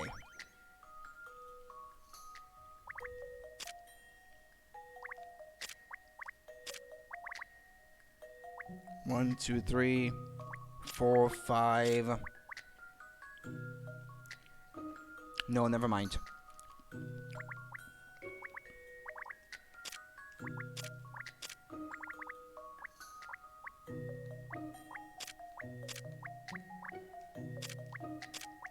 One, 2, 3, 4, 5, 6, 7. That's for the pink.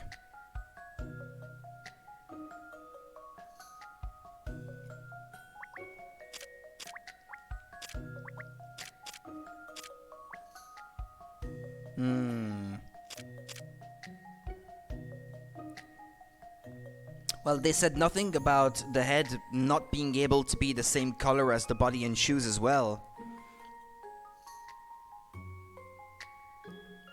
That's it, right? You could probably reverse the yellow and blue, and it would still work, but yellow in 4 places. Ah, no, never mind. Okay, so that's it then. All right, I think that's correct. I've seen how to solve this now. Any mystery or any puzzle solved.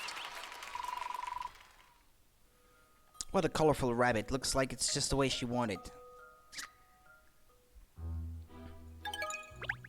Haha, I had a feeling that wouldn't stump you. My father bought this bear for me. Actually, it was at the Riverside Festival from one of the street stalls there. Ah, so it has special meaning for you then. Yes, that's right. It's especially as my father is no longer with us. He was a very busy man. He used to work extremely hard, but even so, he always made time to take me to the Riverside Festival. I loved the festival and the times I spent at it with my father. Ah, so many memories. Yes, there's no greater treasure than memories of your loved ones, is there? Absolutely, and I'm sure lots of Londoners feel the same way about the festival. People in the city have been making wonderful family memories at it for years now. Which is why it's such a terrible shame that attendance has been falling in recent years. The idea of abolishing it altogether is just abhorrent. I have to preserve my precious memories. The festival must be a success. Are you alright, Miss Loanita? Oh, I do apologize. I don't usually let myself get quite so animated. Please, don't apologize. It's nice for us lesser mortals to see that even someone as cool and collected as you loses a little control occasionally. Being mayor means you have to keep your emotions buried, you see. Really, I would have thought it's better to be true to yourself in a role like yours. Maybe some of us are a little too true to ourselves, eh, Cat? I've had a good idea. I'd like to show you something rather special. Oh, something special? Yes, there is a balcony just outside here. Would you join me out there for a moment?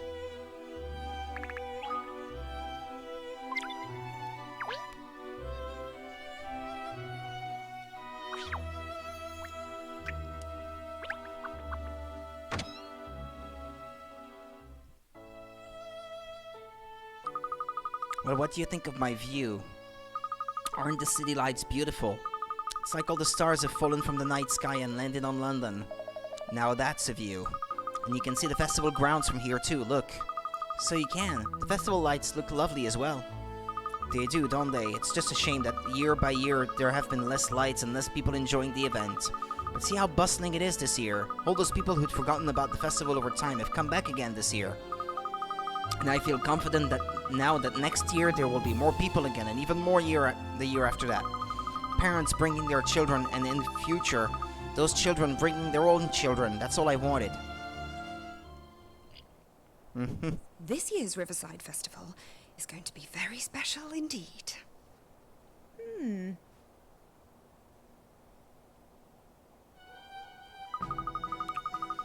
Well, I'm very sorry for taking up so much of your time when you're so busy, Miss Loanita. Oh, that's quite alright. I enjoyed discussing the festival with you. Good luck with the investigation. Thank you. I believe we're homing in on the truth now. Really, that's wonderful. Keep me posted.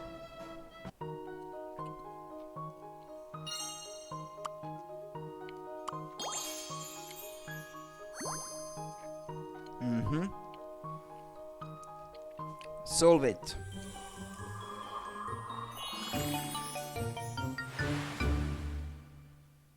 It's not really you solving the case, though, is it?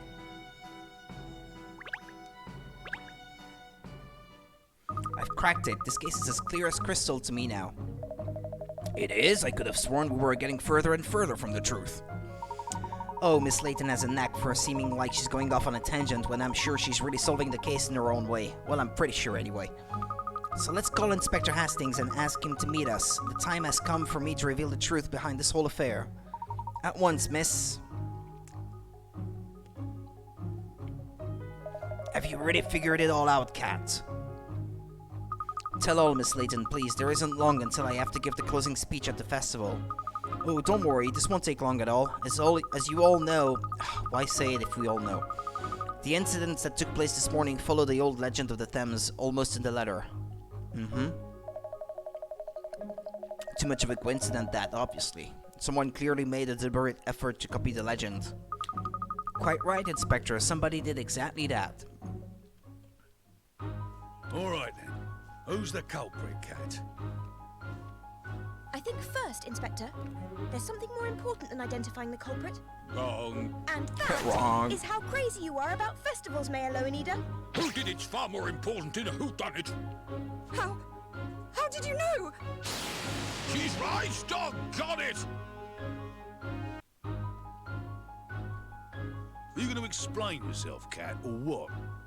Mayor Loanida, loving the Riverside Festival as much as you do, it became unbearable to watch its popularity dwindle over recent years, didn't it? Oh dear. So she killed him. Is that what What? you're saying? No. No. A festival lover would never do such a thing. Hey? But you said... It was all an elaborate show, made possible by the mayor's great power and influence. Part of the festival entertainment, if you will.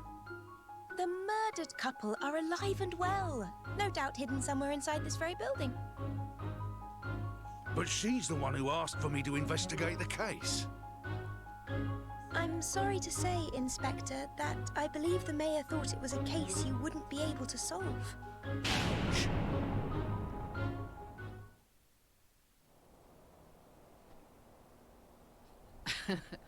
Well, Catriel, I see you're quite the entertainer. Why'd you have to laugh? Okay. The voice actress just kind of went over and beyond, I guess, with that laugh. did not just limit herself to the script. It's been an eventful festival, that's for sure. And a successful one, too. Yes. I'm delighted that my last festival as mayor hasn't been a flop. Thank you, Catriel. Are you retiring, Pippa? Yes, I must. I've abused my position as mayor. I just couldn't bear the thought of the festival my father always took me to being abolished, you see. But I've let everyone down. I see. Well, I'll be sad to see you go. Mayor Loweneder, thanks to you, this year's festival enjoyed a record-breaking turnout. There's just one little problem. Oh? What problem? Have a gander at this. Goodness me, what? It's a proposal put forward by some of London's youth. They want the same performance you cooked up this year to happen every year, only bigger. Yeah, excuse me? Now I'm wondering who is the voice for Hastings.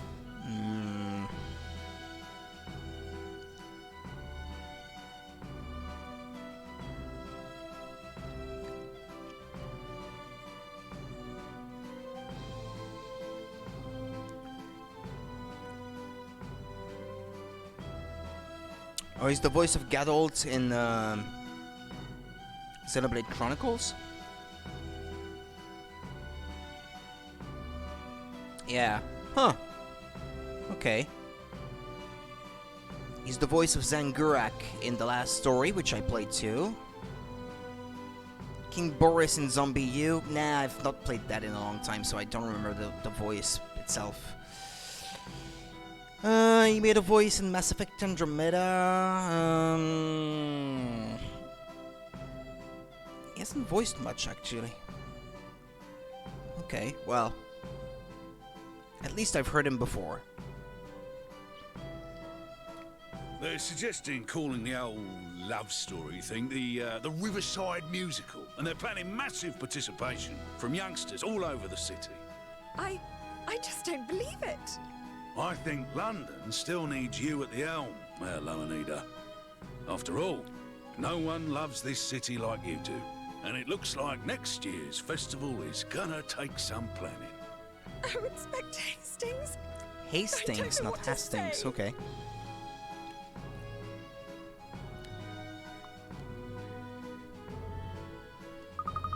The missing couple made an appearance at the Riverside Show of Devotion that evening. They explained everything that had happened. The festival was an unprecedented success, attended by more people than ever before, thanks to Mayor Loweneder's hard work. So it looks as though the festival will remain as one of London's great traditions. As the place where families can gather and make memories together that will last them a lifetime.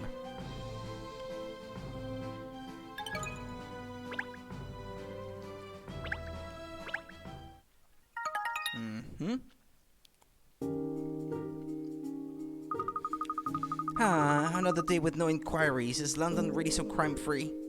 If you've got nothing to do, why don't you tidy your desk? It looks like a dog's dinner. That mountain of papers and books and goodness knows what else is a disgrace. Don't you worry, Cheryl. I have a system. I know exactly where everything is. Miss Layton, Miss Layton! Goodness, what is it, Ernest? Don't tell me the people of London have finally cottoned on to me. Are they queuing down the street? Oh, I do wish they were, miss, but sadly no. Oh, well, that's a relief. Yeah, it would be so terrible for business if we actually had some clients. Think about it, Cheryl. If people were queuing up to see me, I'd have no time for my afternoon tea. We need to get you some motivational training. It's not about being motivated. I'm holding back so I'm ready to respond with pep and verve when the situation really demands it. Now then, what was it you wanted, Ernest? Well, don't be surprised, miss, but I've won a pair of tickets to the exclusive pre-screening of the new film, A Naval Advance, No Sub for Love. Really? That's great, Ernest. So I was thinking perhaps you and I could go together, maybe. I mean, well, not as a work thing. I don't know. Oh, please, miss, it's a Maverick Director film. I bet it'll be spiffing. Maverick Director? Is he a famous filmmaker or something? Oh yes, he's the man of the moment in the film industry, miss. He breathed new life into the whole romance genre with his seminal work, E.T. E.T., The Extra Hungry Terrestrial, and The Attack of the Munchies. Okay. If that's a real film, I'm a professor of archaeology. It's got everything, Cheryl. Suspense, drama, animal romance. Really, words can't do it justice. So what's this new film of his about then? A naval advance no sub for love. Oh, it's about love and emotions, and it's packed with edge-of-your-seat action, and apparently it has a real twist at the end. Well, I think I feel overwhelmed already. The point is, it's a fantastic film, I'm sure. And there are oodles of famous actors in it, and the sets are supposed to be incredible too. I'm sure you'd love it, miss. It really doesn't sound like my cup of tea, Ernest. Oh. Don't give up, Pinstripes. Keep at her. What would pique Miss Layton's interest? Of course. Well, miss, I've also been given a coupon. Or coupon? However you want to pronounce that, for a free portion of the brand new durian-flavored popcorn, but I don't suppose... Popcorn, you say? I don't believe it. I'm in! That worked? Really? I'd be glad to go with you in that case, Ernest. Where's the film showing? When do we leave? Now she's straining on the lead to get there. The preview is being shown at Savoy. Savoy? What's that, famous cinema? Rather, the Savoy Theatre is known by film buffs all over the world. It used to just be a run-of-the-mill cinema, but about 10 years ago there was a huge renovation and it was turned into a luxury theatre. Since then it's attracted all manner of cultural figures and celebrities from London. It's considered the heart of British cinema now. Really, the cinema of choice for London's elite. Now I'm interested. The popcorn at such a famous cinema is surely going to be to die for. But the film is what's exciting, miss. Leave it, Pinstripes. We all know by now that cat's ruled by our belly. Of course, yes, a previous screening at such a prestigious location is going to be a big event, obviously. Oh, it is. I heard that as well as the lucky winners like myself, all sorts of VIPs have been invited too. Really? Well, in that case, I'll have to dress up. As what? I was thinking I'd just go dressed as I am now, actually. Well, not me. I have to make more of an effort. That's what a gentlewoman does. I'll go and change now. Just give me a minute. Oh, Miss Layton, it's starting very soon, so please hurry if you can. Just give me a minute, she says. I know human minutes are longer than dog minutes, but this takes the biscuit. She has been rather a long time, hasn't she? If we don't hurry now, we're going to miss the show. Here I am, sorry to keep you waiting. How many outfits did you try on, I say, miss. Okay.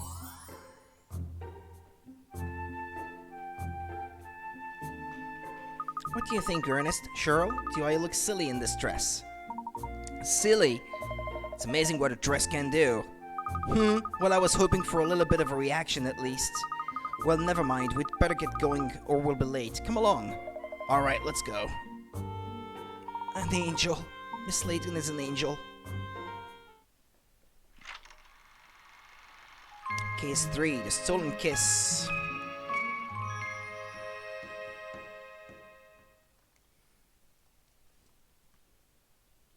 Yeah, but I have to go back to the previous case, actually.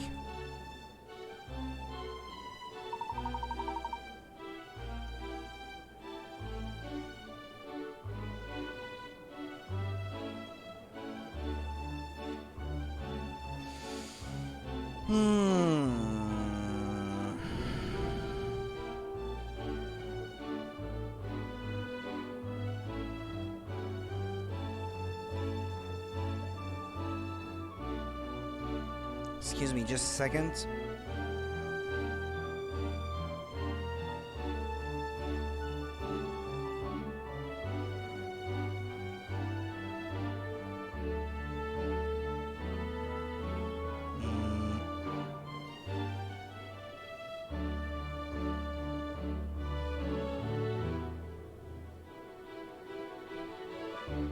Here we are, miss, the Savoy. It is grand, isn't it? Gaudy, even. I've never been inside before, actually. I'm a little nervous. It's only a cinema. Yeah, come on, Pinstripes. Are you a man or a mouse? Because she'll eat you if you're a mouse. Sure, I'll behave. This just isn't something to be nervous about, Ernest. It's not like when I have to add another book to the teetering pile on my desk. Tidy up! Bad dog. Anyway, enough of that. There are a lot of people here, aren't there? Have they all won tickets, do you suppose? I expect so. It's almost palpable, isn't it? How everyone's dying for the film to start. I know I am. Oh, look, miss, over there. Isn't that Emiliana? Perfetti? So it is. I wonder if that means something's happened. She could be here investigating. I haven't noticed any kind of commotion or anything. If there was an incident, that would liven things. Never mind. Let's just go and get the information from the horse's mouth. Okay.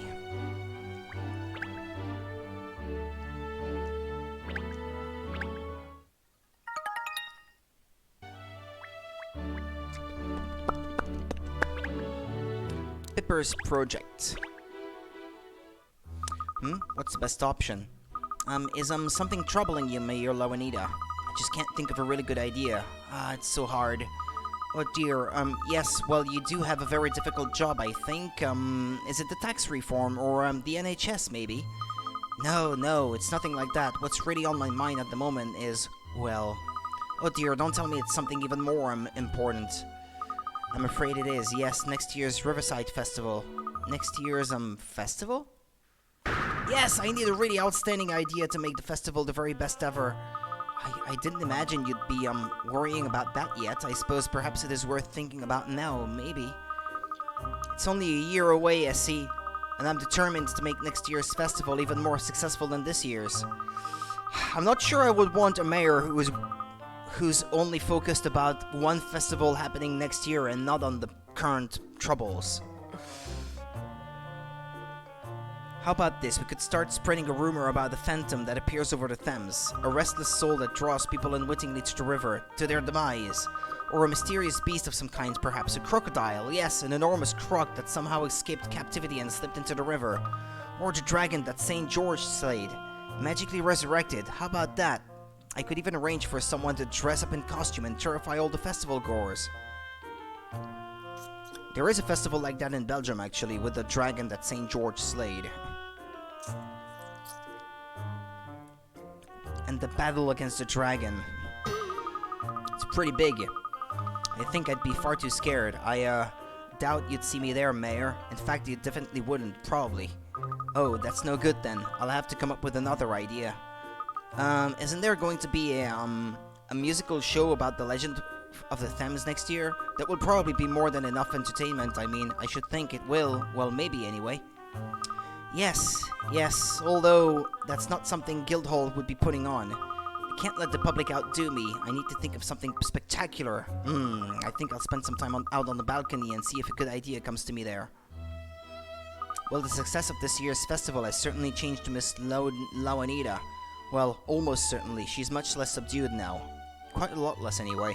I like the new mayor. Yeah, I really do. I really do.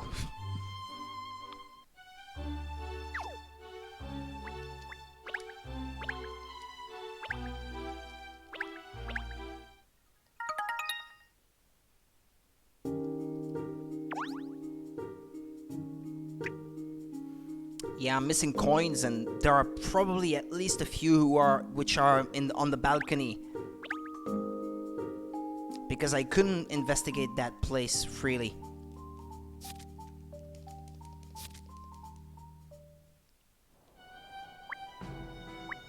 Yeah, C3 on this one.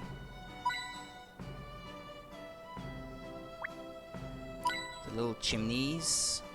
And this one maybe? Ah yeah, there we go. There's a puzzle somewhere. On the bridge.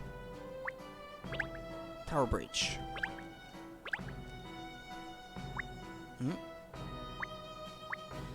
There it is. There must be a lot of people living in a building of that size, I imagine. Yes, all neighbors to one another. I say it must be awfully tricky to remember who lives on which floor.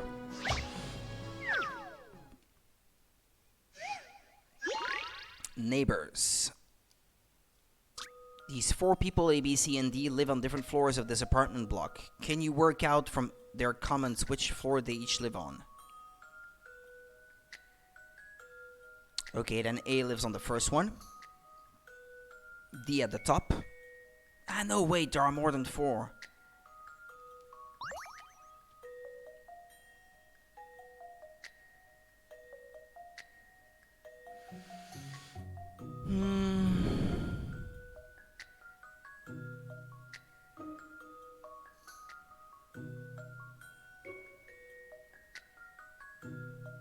Equal distance apart, they say.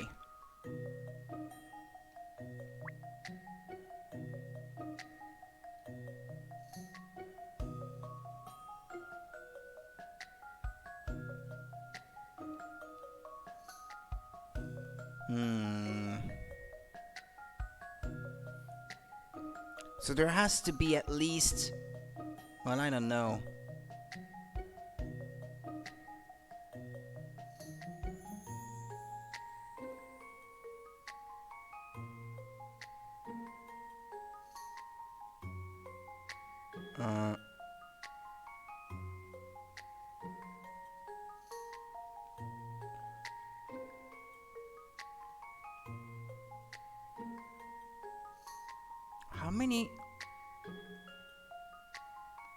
How many floors are there?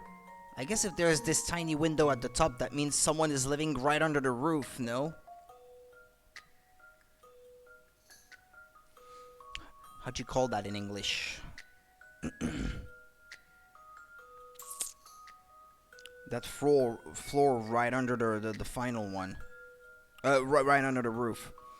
No.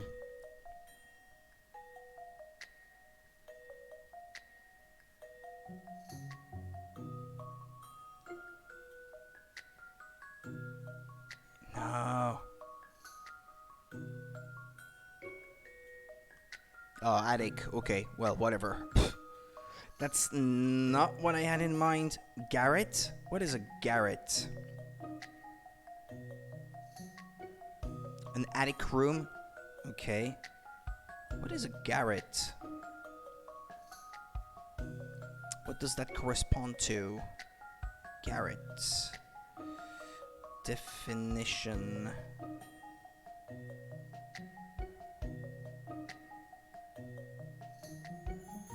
A top floor attic room, especially a small dismal one. Okay. That's what it means. Right. So they probably all live three floors apart, I guess, with like 2 floors in between each other.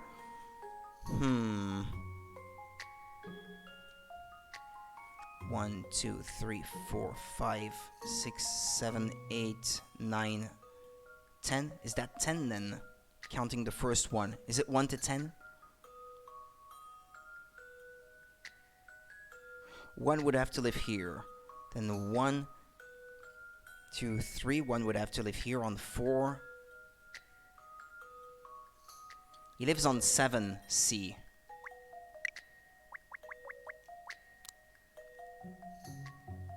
I think there's no other choice. No, it's B. Sorry.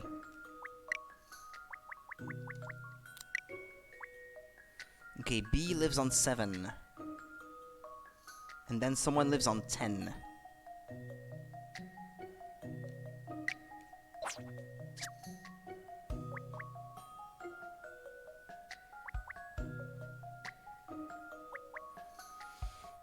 I live 3 floors below. D says A. Okay, so that means D probably lives on 4. And this one lives on 1. So C would live on 10. Or 9? Ah, no, wait. Wait a minute. 1, 2, 3, 4, 5, 6, 7, 8, 9, 10. Ah, wait.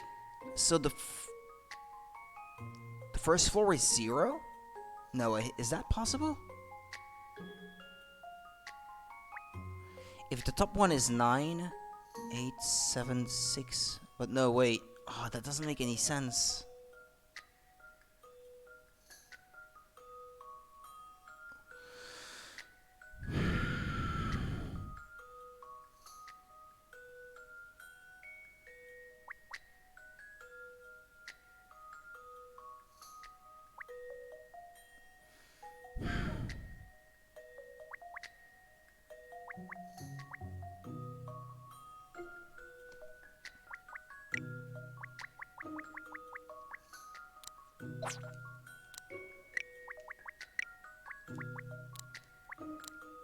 That doesn't make any sense. Nobody could live on the 7th or 8th floor then.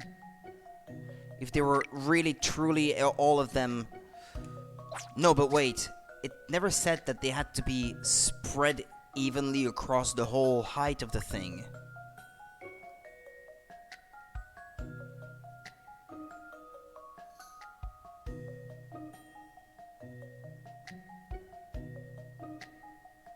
Yeah, maybe they're all clumped together, I guess.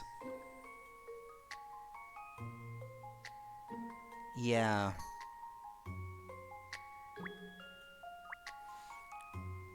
In which case, A would be the lowest of them all, and D would be the highest.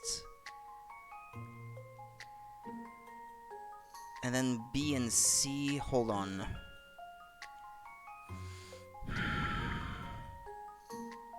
No, what I'm on about right now is incorrect. The problem is, I don't even know if the ground level is supposed to be 0 or 1. Because it varies from country to country, and I don't know if in Great Britain, if it is like the ground level would be level 0. The ground floor.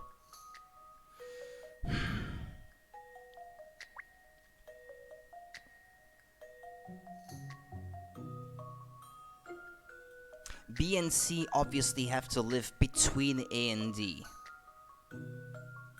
And...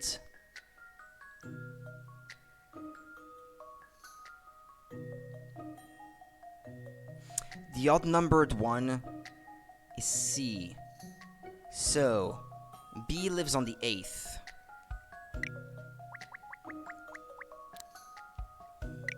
C lives on 7. D lives at the top at 9. And this one lives on 6.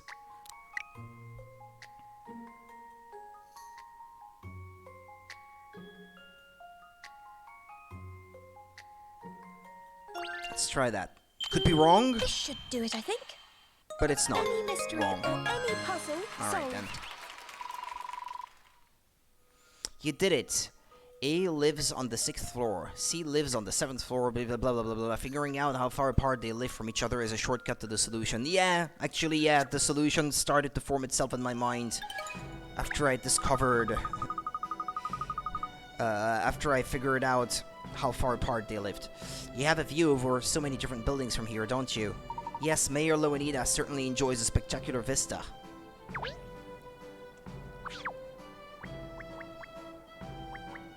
I left a coin on this scene.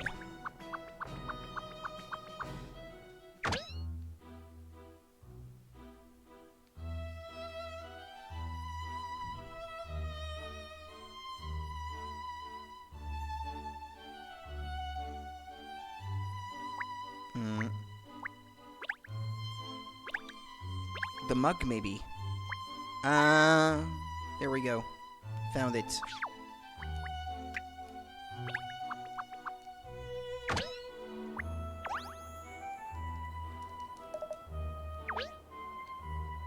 The bus stop timetable, or maybe Stash and Scarfin. Ah, it was him. I knew you'd come. I knew you'd want to speak to me about it sooner or later. About what exactly? As if you didn't know. You want my puzzles. You want to see if you have what it takes to solve a Stash and Scarfin puzzle, don't you? Oh, well, I do like puzzles, yes.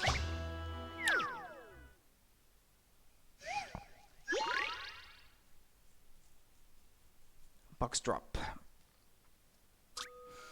Fire 2 cannonballs to destroy all of the boxes. You can only hit boxes on the bottom row. If a box is destroyed, the boxes above it will fall down. If the numbers on adjacent boxes form a sequence starting with 1, all of the boxes in that sequence are destroyed. Which boxes do you need to hit to destroy them all with just 2 cannonballs? Select the cannon to fire it at the corresponding box.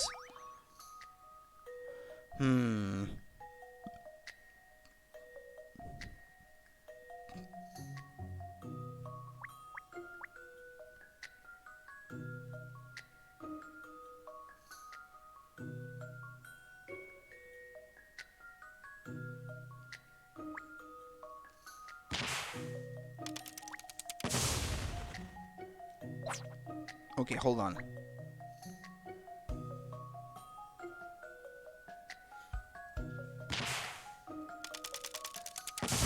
Whoa!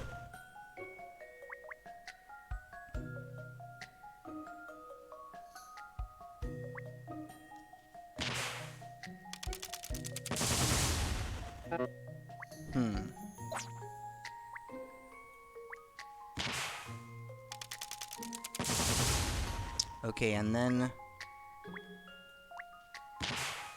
Ah, there we go. Okay, found it. I've seen how to solve this now. And that's how it's done. You did it. You cleaned those up nicely.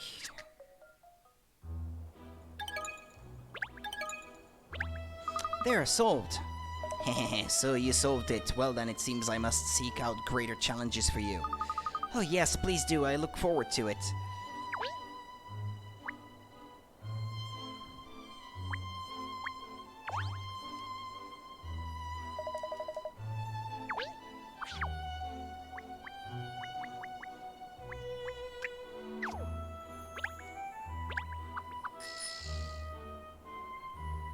Try out the other one, since there should be a puzzle left.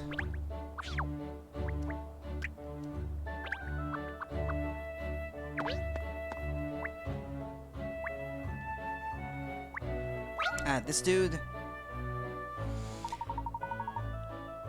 Well, you all look very busy. Personally, I finished work for the day. Open bracket, not that I got much done after spending all day on this, close bracket.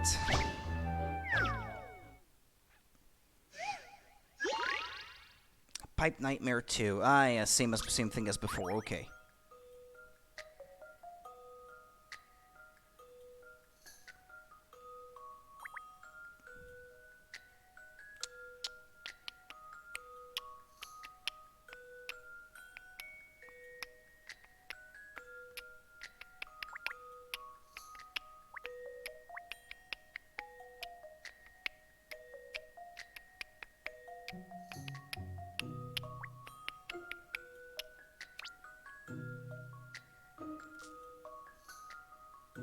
B.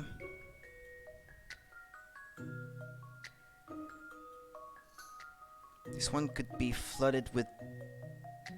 hold on. D seems pretty essential, I'd say. Because it floods this one, this one, and this one. 1, 2, 3, and 4. Out of 8. And the remaining ones... let's see...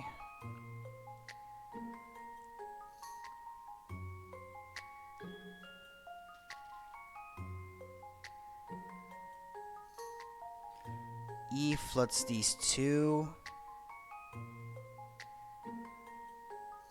Wait.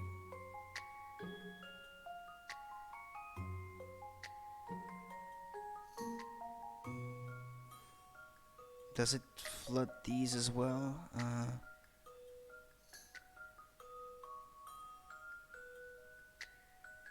What about this one? Yeah, the one at the end with E would not work.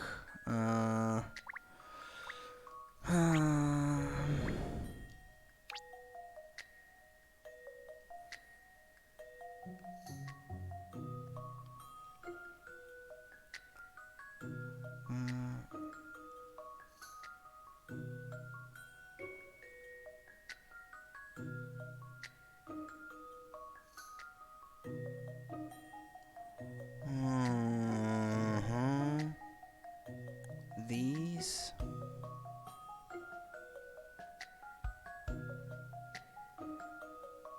No, wait. These four. The very first one. And the third one. And the fourth from the left. And then 6. Right, okay. Now I need to find one that does 2, 4, 7, and 8 then.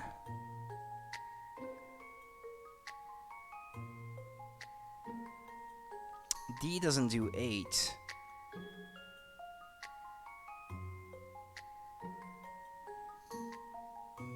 G does 8, 7, 6, and 4 as well, I think. I think that's it. No, it wasn't correct. So, in conclusion, I don't cut the mustard at all, do I? I forgot to... I'll try again. Okay, hold on.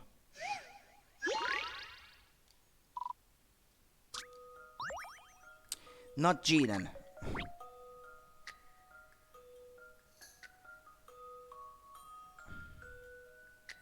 Maybe I'm wrong to be using E in the first place, I don't know.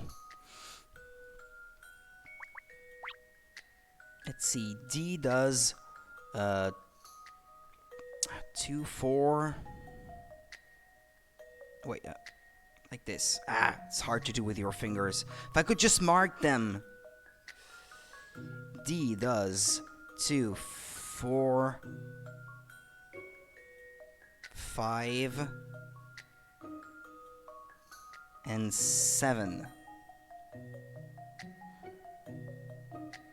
So that leaves 1, 3, 6, and 8. No, wait. No, 1, 3. No, that's correct. 1, 3, 6, and 8.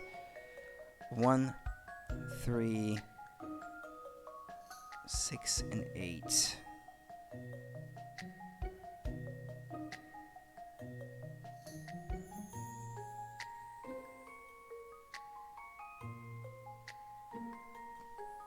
I always come back to E.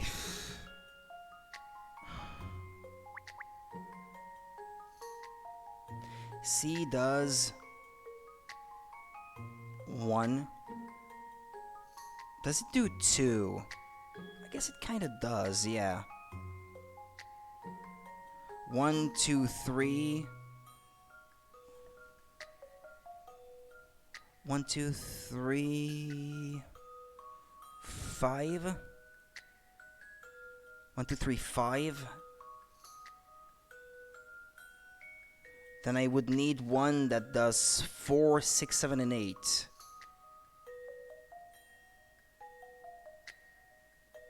Isn't it G?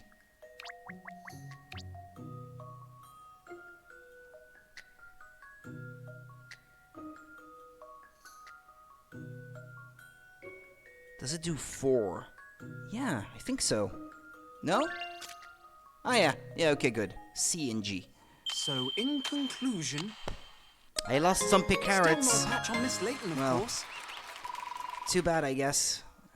Won't be a perfect game. You spent all day on that, did you? I think you'll find the majority of people who need their thinking caps all day... I think you'll find the majority of people who would need their thinking caps on all day for something as complicated as that. Okay.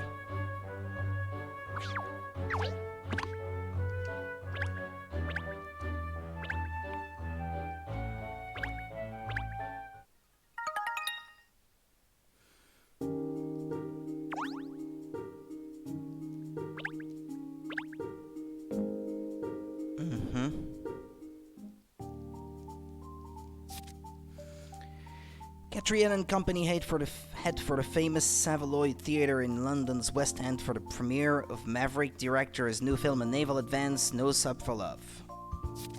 And who do they spot among the crowd of cinema goers but Scotland Yard's famous profiler Emiliana Perfetti?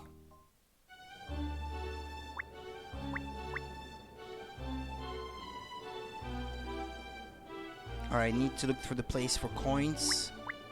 There's one.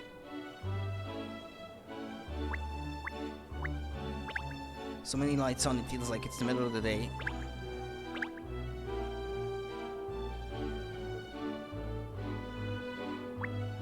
Two coins.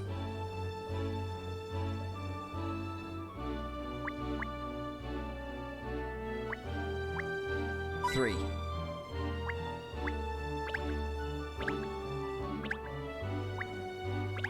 The sign must be visible from a long way off. It's enormous and covered in lights. Just looking at the sign is a real thrill. Oh, I'm so excited. Are they trying to stare each other out, those two? What kind of film is this?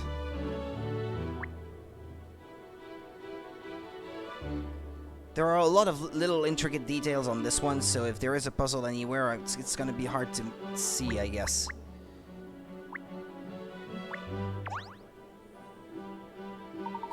Is it still not time to go into the theater? Yes, I'm afraid they're still setting up inside. If you could just be patient a little longer, yes? We'll just have to wait, Ernest. We could cook around a little in the meantime, perhaps.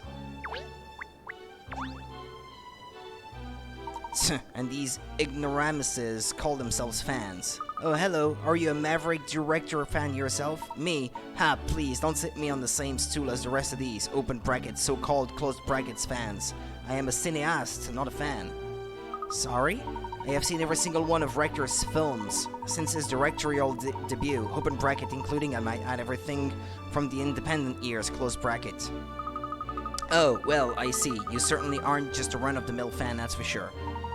Exactly. In fact, I think you'll find Rector's earlier works were discerning pieces of art from the cinematic connoisseur, but of course, more recently, has gone for the crowd pleasers.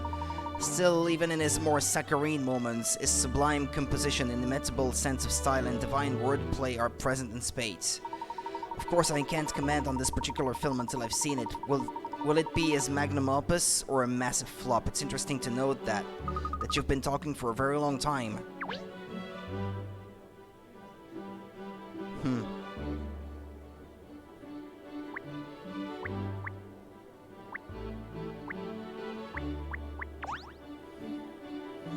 I still can't believe it. Exclusive tickets to the preview of Maverick Director's latest film. And you won them. You're the best, Benji. No, you're the best. The best for believing in me and giving me the confidence to enter the prize draw in the first place. Oh, you're just the best, and your luck is the best. I'm so proud of you. You know there's supposed to be the best kiss scene ever at the end of this film. I can't wait. And did you know the Savoy is like one of the best cinemas in the whole of London?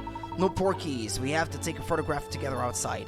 Try and stop me. I want to capture every moment we spent together on film, every single one. Okay. Good evening, Emiliana. Catriel, what are you doing here? Ernest here won tickets to see some lovey-dovey film or other, so I decided to come along with him. But the question is, what are you doing here, Emiliana? Has there been an incident? No, I'm not here on police business. I've come to see the film as well. Oh, I didn't realize you were a film buff. Well, I wouldn't describe myself as a buff exactly, but I enjoy the change of pace. Profiling all day demands a huge amount of concentration. But the only people here tonight are either involved in the production, VIPs, or they won tickets like I did. So I presume that means you entered the prize draw as well, did you? Va bene, see, I entered the prize draw. So what? That doesn't make me a film buff. I just entered the draw because I felt like it and happened to win. But that's incredible. I mean, it's such a long anticipated release. The competition was fierce. The chances of winning were tiny. You don't know that. In fact, the fact that so many people around here seem to have won their ticket kinda tells me, well, maybe they wanted to give the impression that this was this super hot film, when actually nobody would have gone and seen it unless they had won the tickets for free. Just to try to get more people to want to see it after the fact, maybe. I had to enter the draw over 100 times before I won. Okay, never mind. I entered more than 200. And you're not a buff. No, I mean, I am just a very lucky person, that's all. What? I see, I understand. Yes, it's all very clear now. You put up a pretense about not really liking films, but the truth is you're here for the durian popcorn. What possible evidence do you have to support such a claim? I don't even like popcorn. Still refuse to admit it? It's not true. I'm not going to stand here and argue with you all night, Catriel. I'm going in now. Oh yes, so should we. I'll just get our tickets. Get out our tickets. Yes, hello sir. You're having a good evening, yes? This is rather delicate, sir. You see, yes, I'm afraid that dogs are not permitted in the theater. Yes. Eh? Yes, and you see, this ticket is only valid for 2 persons. Persons usually pertaining to humans are not canines, yes? Oh, I see. Gosh, Cheryl, I'm so sorry. It never crossed my mind to buy a ticket for you. Oh, Ernest, you'd forget your head if it wasn't screwed on, wouldn't you? And you wouldn't! Well, there's nothing we can do about it now. I'm afraid you'll just have to wait out here until the film is over, Cheryl. Oh, sure, I'll just hang out on the street like a straight. I didn't even bring my coat. It's not even as if I can go back and wait at the office. These paws can't open no doors. Fine, alright, I'll wait here. Just do me a favor and don't watch all the ending credits. Good boy, we'll be back soon. Alright, Ernest, shall we? Oh, yes. Ah, what doggy deity have I upset to deserve this, eh?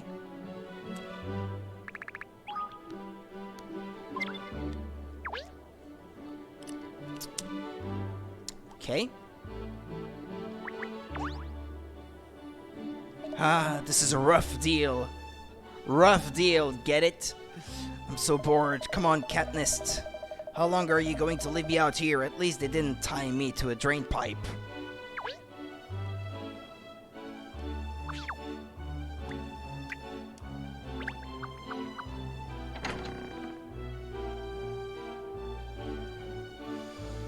I can't believe it's upon us. Maverick D. Rector's latest masterpiece awaits. I'm beside myself with anticipation, Miss Layton. I really am. Ernest, this No Sub for Love film, it's a romance story, is it? You've only just worked that out? Well, yes, it is a romance, but it's so much more than that, miss. Actually, you can't pigeonhole Rector's work. It transcends genres. You see, Miss Rector used to direct cult B movies. He had quite a following of die-hard fans. Even then, I think it must have been his attention to detail. I mean, really, he was a complete perfectionist. But he somehow never managed to appeal to Joe Public. Then about 10 years ago, he started to move into more mainstream genres, romance stories and so on. Yeah, for a no-buff, you seem to know a lot. Then, when he started to become more popular by appealing to a wider audience, now he's regarded as one of the greatest directors of all time. His films are always highly anticipated. I must say, I've always thought his films were capital. I've been a huge fan, even since his cult B-movie days.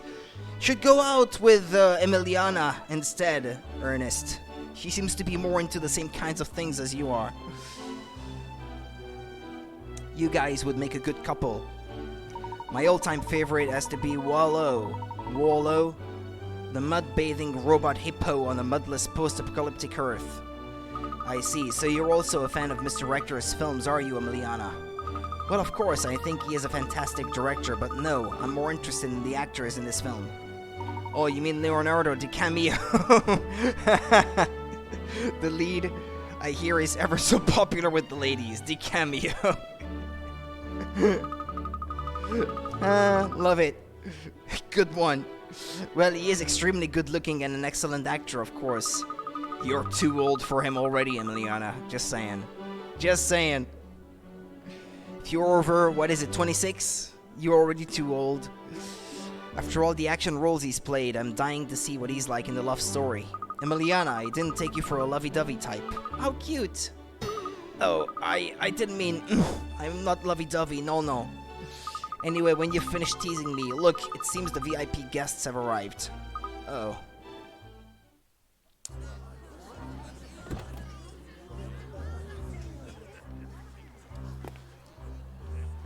Is it him? Hey, look! Wow! It's the dragons! Well, London's wealthiest would be at an event like this. The mayor isn't amongst them, no? Every one of them looks very well off. Who are they all?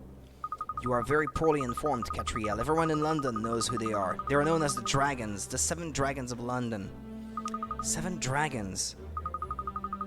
Yes, some of London's wealthiest residents, moguls of media, finance, transport. Between them, they really control the city's economy.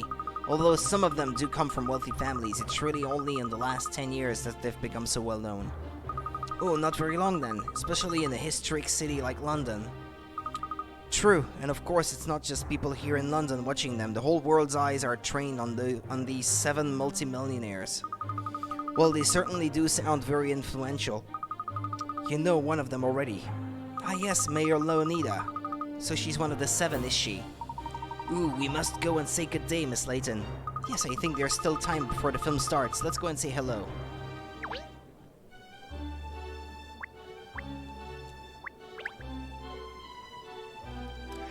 Ship from a famous film, they say. Huh. These two are outside already, I think. That couple.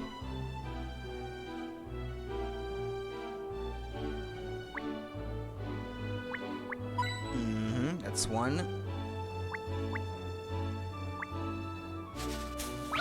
And there's a puzzle.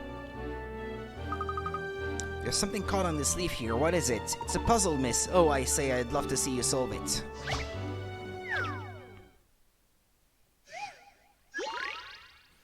Beat, brain, bleed.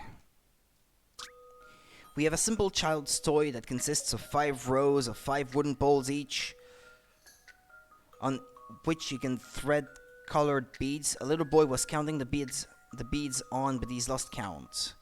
With a view from above, from the front and from the right hand side, can you work out how many red beads there are in total?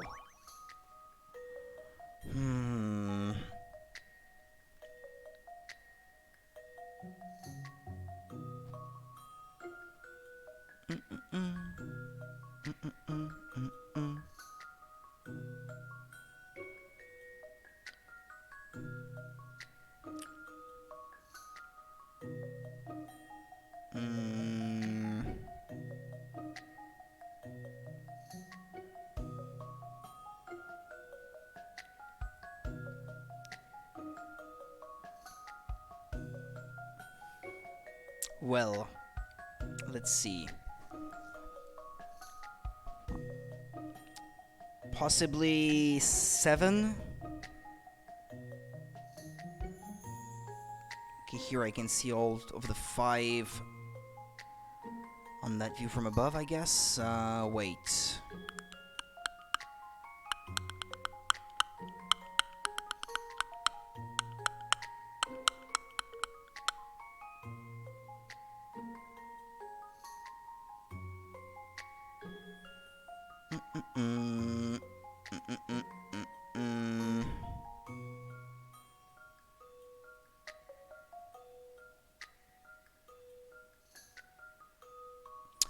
Let's see, 1 red.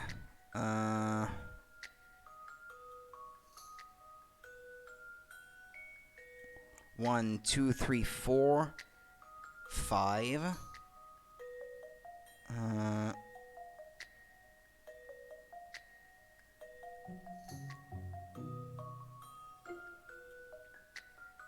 6, 7, maybe.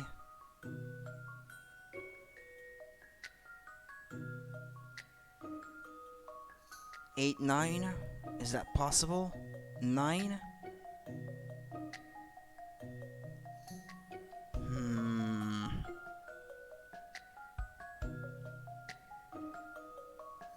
Let me point them out, maybe. Okay, on the view from above. Under this red one is this one here. So that's 1. On that pole, we have what can be seen here. This stack, which has 3. That totals 4 so far. On these two, well, let's see. You would have this one at the very least, which is by itself. And the height indicates that there is no other bead under this black one. So that's 4 plus 1, that's 5. On this row, shall we say, we can already see that none of them are more than 1 high from this view. So you have these 2, I'd say. So that was 5 plus 2, that's 7. Here we only have 1 stack, which is here. And I can only see 2 reds. So I think that's 9 total.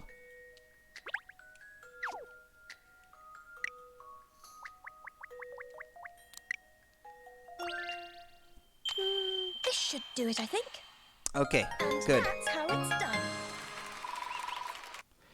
You did it. You really need to be able to visualize things in 3 dimensions to crack that puzzle, don't you? Well, I'm not that bad at that, usually. At the best of times. There, I showed that puzzle who's boss, didn't I? I must say it's an unusual place to find one. That was puzzle 32? Perhaps it's here to entertain people while they're waiting for their film to start. But I only solved 30 though. Does that mean I already missed one?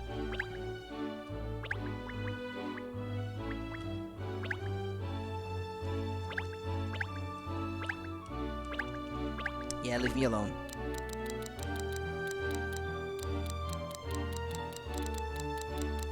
Yeah, I don't have 30 or 31. Should I go back outside? Maybe I missed a puzzle there.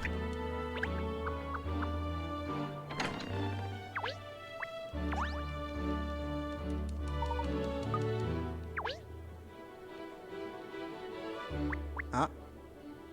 Ah, there's one. How interesting. There's a puzzle here by the poster. I expected some competition or other run by the theater, don't you think? I'm not sure that it is, actually. Well, no sense letting a good puzzle go to waste. And then the mayor or the man beside her might have a puzzle too, maybe 31. A knight's quest. A princess has been snatched away to the evil king's castle. A knight has stepped up to rescue her. Unfortunately, the knight's beloved horse is a little skittish, and so getting to the castle won't be easy. The horse moves like a knight in chess in the ship of an L. You can jump over anything that is in the way, but you cannot land in squares with trees or poisonous lakes. Okay.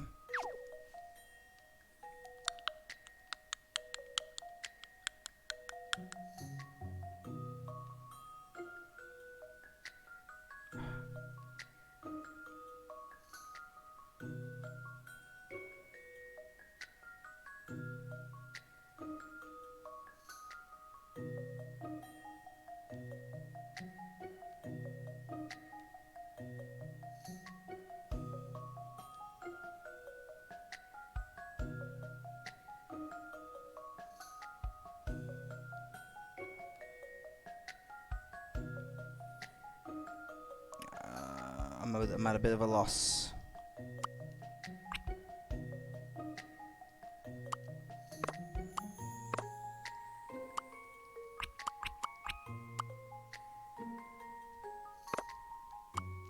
But I'm back to square one. Yeah.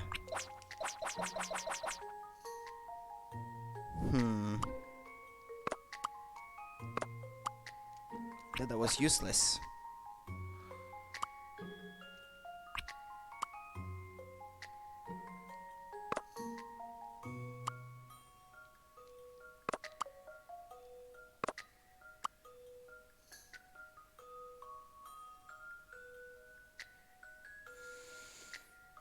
I think I might be on the right track, but I'm not sure.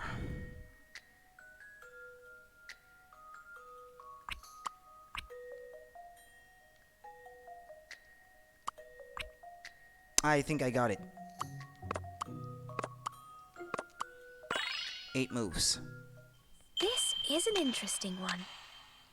And that's how it's done. The princess has been rescued, although your beloved horse seems to have carried her away.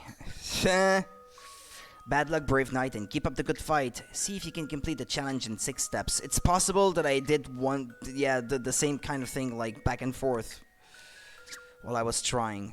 I wasn't too far off from the perfect solution, though, I guess. There, I've solved it now. I was wondering, miss, perhaps we could go and see a film together again sometime. I mean, just the 2 of us. The 2 of what? Sorry, I wasn't listening. Nothing, miss. Forget I said anything.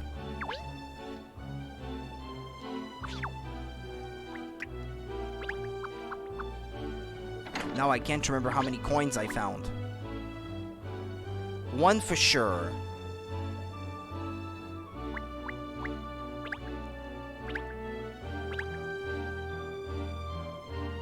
Oh, she's with us now, Emiliana? I guess.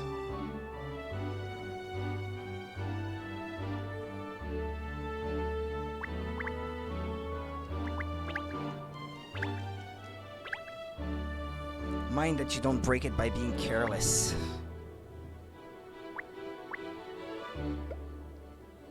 Ah! Okay, the chimneys had a coin. Yeah, there was a puzzle in the leaves. There's a 3rd coin. That might be all of them then. Sir? Hello? Good evening, Pipper. Catriel, I wasn't expecting to see you here. No, when in truth, films aren't my thing. I'm here for the popcorn. Haha, I don't doubt it. I didn't realize you were one of the 7 dragons of London.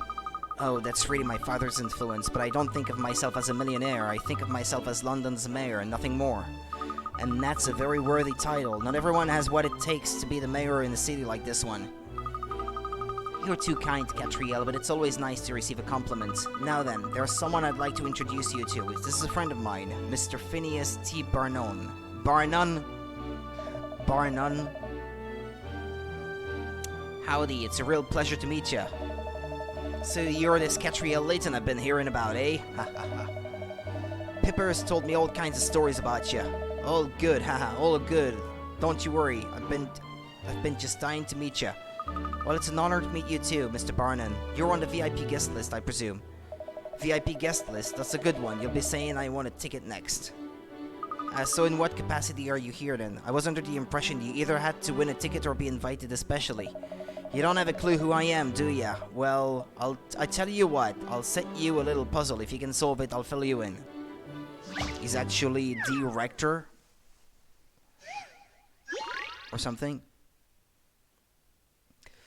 Fortune teller fiasco. You've decided to visit the fabulous fortune teller, but it turns out you can decide your own fate with a little bit of brain power. If you can stack all the cards onto the discard pile, you'll have good luck. The only rule is that you must either follow number or suite when placing a card on the pile. Yeah, okay, I get it. So get stacking and take control of your own destiny.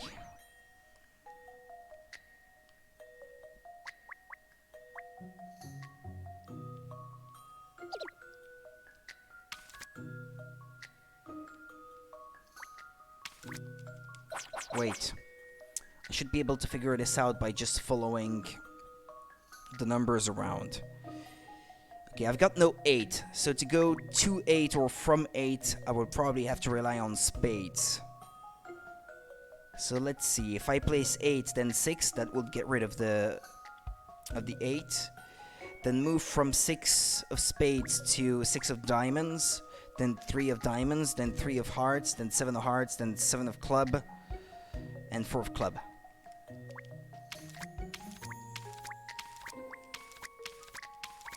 There we go. This should do it, I think. Any mystery or any puzzle solved. You did it. The swirling mists of your future are clearing. I see a heart card. You're about to find love.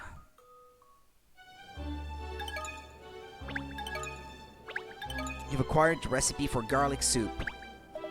Ahaha, they told me you were good at puzzles and they were right. Sorry, I wasn't trying to test you or nothing. I just wanted to see it with my own eyes. See, I'm a big fan of detective work. Well, I hope I didn't disappoint you. On the contrary, so we had a deal, didn't we? Let me tell you all about me, hahaha. I'm the manager of the Savoy, you see. The Savoy being the greatest darn theater in the West End, bar none. Hahaha, I'm the one who's put on the screening. Oh, you mean you own the Savoy? You own the Savoy? That's right. Now I hear you blew Bip's little festival plot out of the water. Haha. I was wondering what kind of a girl you were, and now I see. Mighty fine. Well, I hope you enjoy the show. After all, if it tanks, I won't make any money out of it, will I? Haha. Well, the truth is, I'm really here for the popcorn, not the film. Ah, the old new durian flavor, you mean? You know, I came up with that myself. It stinks. The fruit does. You have to keep thinking of new ideas if you want your customers to keep coming back, right? Just let Pip try it as it happens. Not our cup of tea at all. I see you're involved in all aspects of the business. How interesting. Well, that popcorn certainly has a unique flavor, perhaps a little too unique. A good example of effort not necessarily producing results. I'll judge that for myself, I think. Now, where do you get it? It's on sale at the kiosk back there. Show them your coupon, and they'll give you a tub. Ah, look, that's old Dudley over there by the kiosk there. Madame Dublé to you. You should introduce yourself. Madame Dublé, is she another of the 7 dragons? 7 dragons? Gretchen Dublé is a name you do well to remember, Miss Layton, and a word of advice, never forget the madam. Ha ha ha. She controls a whopping great empire of businesses stretching right across the globe, you know? Yeah, she practically breathes money. They used to say that the sun would never set on the British Empire. What if that metaphor holds any water at all, Madame Dublé would be the sun.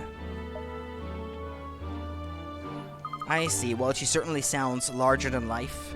If you want your detective agency to have any chance of success, it would be a wise move to befriend Madame Dublé, Catriel. I suppose detective work does rely on maintaining good relations with people, it's true. I could just say hello while I queue up for my popcorn. While you queue up for your popcorn, you really haven't grasped how important she is, have you?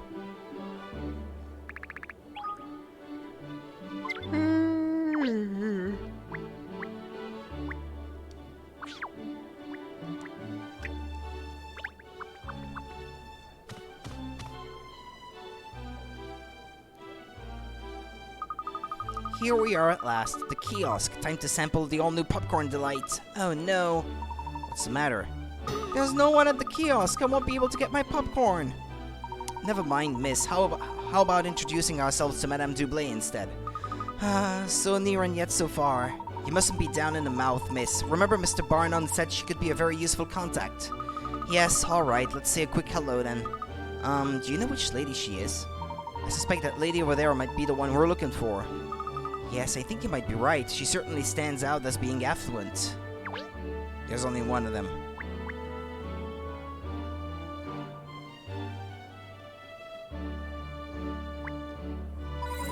Woohoo! 10 hint coins. +1.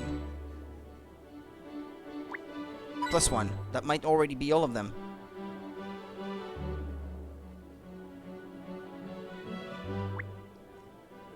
Obviously, if it's cornered off, I wouldn't dream of going in there. It's not what a gentlewoman does.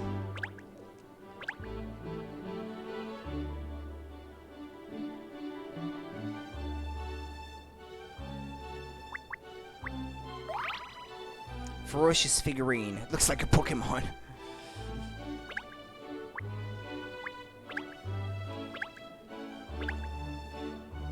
Although, I guess it could be from, what's that Pokemon type game? Yokai Watch?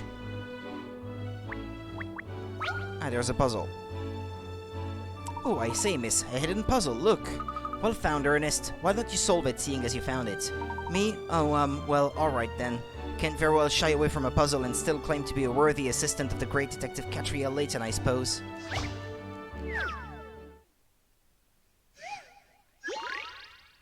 Go with the flow. Some juice vats are connected up as shown. There is a 2-liter, 3-liter, and 4-liter and 5-liter vat in the system. When you select a tap, juice flows in the direction of the arrow on the tap until either the vat it's coming up from is empty or the vat it's filling up is full. Divide up the juice so that the 2 tanks on the left are full exactly to the red line marks.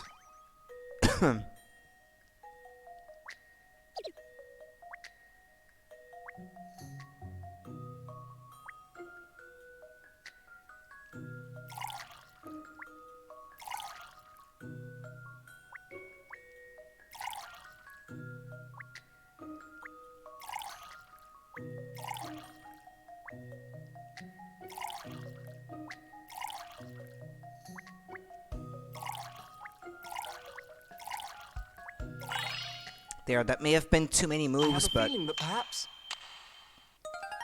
Still no patch on Miss Layton, of course.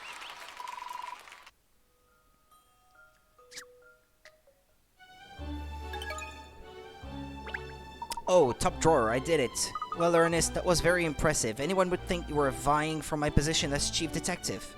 Oh no, miss, never. I'm quite content as your assistant. More than quite content. Very content. Extremely content. Poor dude. Having to grovel like that, and she's not even giving him the time of day. I feel for ya, buddy. Excuse me, you wouldn't happen to be Madame Dublé, would you? No, she's Madame Quadruple or Quintuple, I'd say, from her size. Indeed I would, and you are? I'm Catriel Layton from the Layton Detective Agency. It's a pleasure to meet you, Miss Madam. Oh, the Layton Detective Agency, you say? Now, where have I heard that name before? Ah, you must be the famous Herschel Layton's daughter, are you? How is the professor? Is he in good health? I think so. You think so? Well, no, I mean, he's very well, yes, thank you. I'll be sure to mention to him that I met you. Yes, please do. Tell him I should very much like to meet when he's next available. I wish I could. Goodness, it's nearly time for the show. I promised myself a little tipple before it begins. Do excuse me. Well done, Miss Layton. I think you made an impression. Phew, I don't know, Ernest. All this hobnobbing with the rich and famous is taking its toll on my nerves. Oh, I don't believe it. Over there, look. It's Maverick Director. Ladies and gentlemen, I'm Maverick Director. Thank you all for coming to see the premiere of my new film. I hope you enjoy A Naval Advance, No Sub for Love. The screening is about to begin, so if you'd all like to make your way to your seats... Oh my giddy aunt, I can't believe it. It's the real Maverick Director, Miss Layton. I've never seen the real Maverick Director before. But you've seen the fake one? No, I didn't mean... there's no time for that. The film is about to start. We must take our seats. Aren't you forgetting something, Ernest? First, I have to redeem this coupon for my durian popcorn. Oh, and look, the kiosk attendant has returned. But what if the film starts while you're waiting for it? Everyone else is already inside. Quickly, miss, we must hurry. Oh, let her have a popcorn already. There. Hi, yes, sorry for the wait, ma'am. We have a full house tonight, and with all the VIP guests demanding attention, it's been quite busy, I'm afraid. I see. Well, anyway, I believe this coupon entitles me to some free popcorn, the new durian flavor. Ah, yes, that's correct, madam. However, the feature is about to begin, I think, so, yes, please take your seats immediately. I'm sorry, miss, but we really must go in now. That date isn't going so well.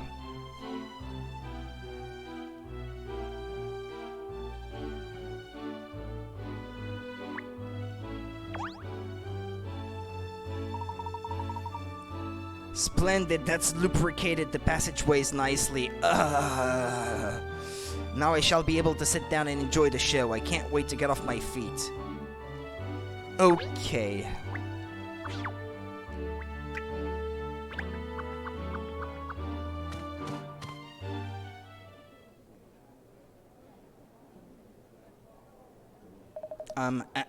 Ladies and gentlemen, welcome. Welcome to the premiere screening of my latest work, A Naval Advance, No Sub for Love. The story begins with a young couple who meet at a ramshackle old cinema out in the sticks. The man wants to become a film director, whilst the girl nurses her dream of being an actress as she waits tables in a local cafe.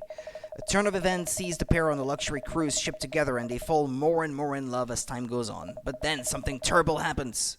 The ship, a relic from an ancient civilization, starts to sink into the sea.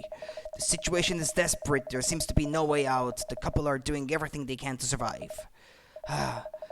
Well, I think I'd better stop there. I don't want to spoil your enjoyment of the story after all. I'll just finish by saying that this film is the culmination of years of work and marks, I believe, the pinnacle of my career.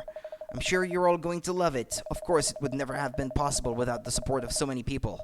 The fantastic actors, the cameramen, the women, the sound crew, the cameramen and women, the sound crew, my assistant, artistic directors, the editing staff, and above all, my wife, who has been a constant source of encouragement and never stops believing in me.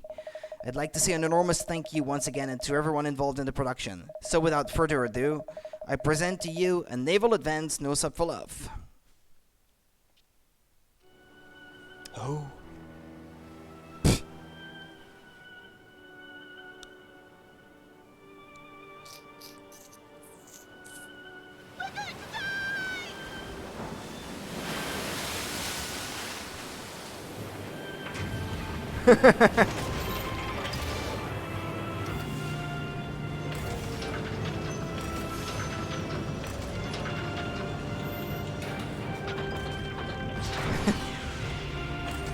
Transformers. And now it's a sub.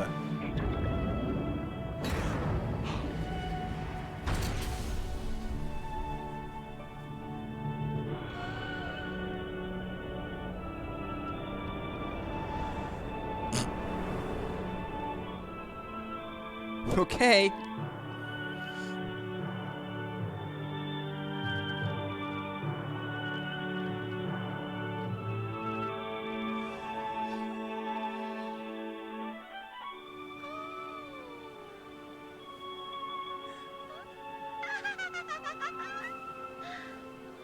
Ooh, the bad voice acting. What the heck? No! What's with her face? What kind of expression is that?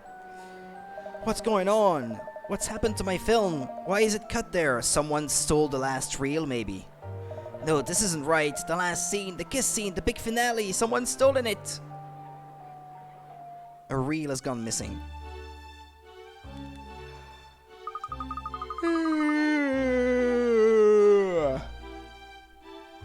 Excuse me, Mr. Barnon. Has everyone left now? Yep, that's the end of that. We've had to cancel the screening, so I sent everyone home. You're a friend of Miss Layton's now, aren't you?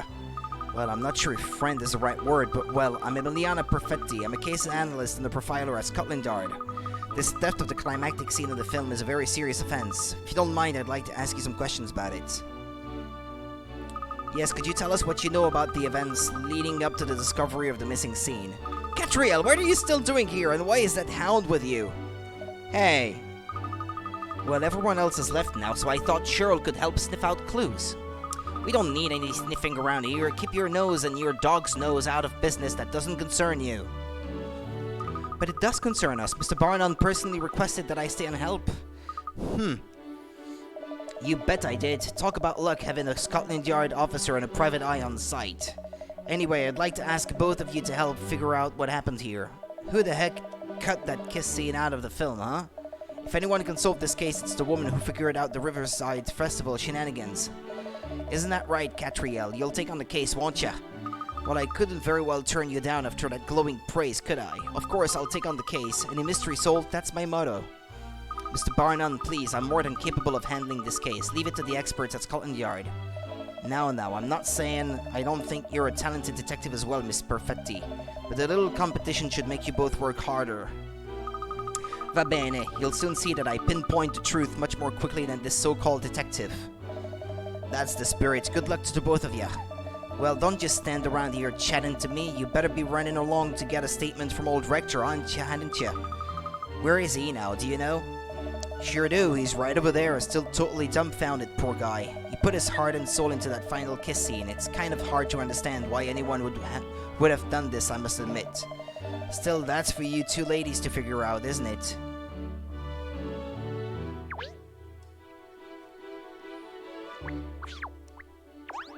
Can't we go in there?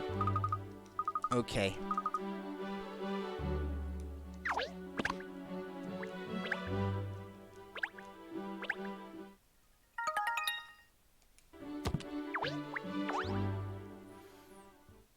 Ah, my film, my magnum opus. Please, Mr. Rector, don't worry. I will personally track down the thief responsible for stealing the last scene.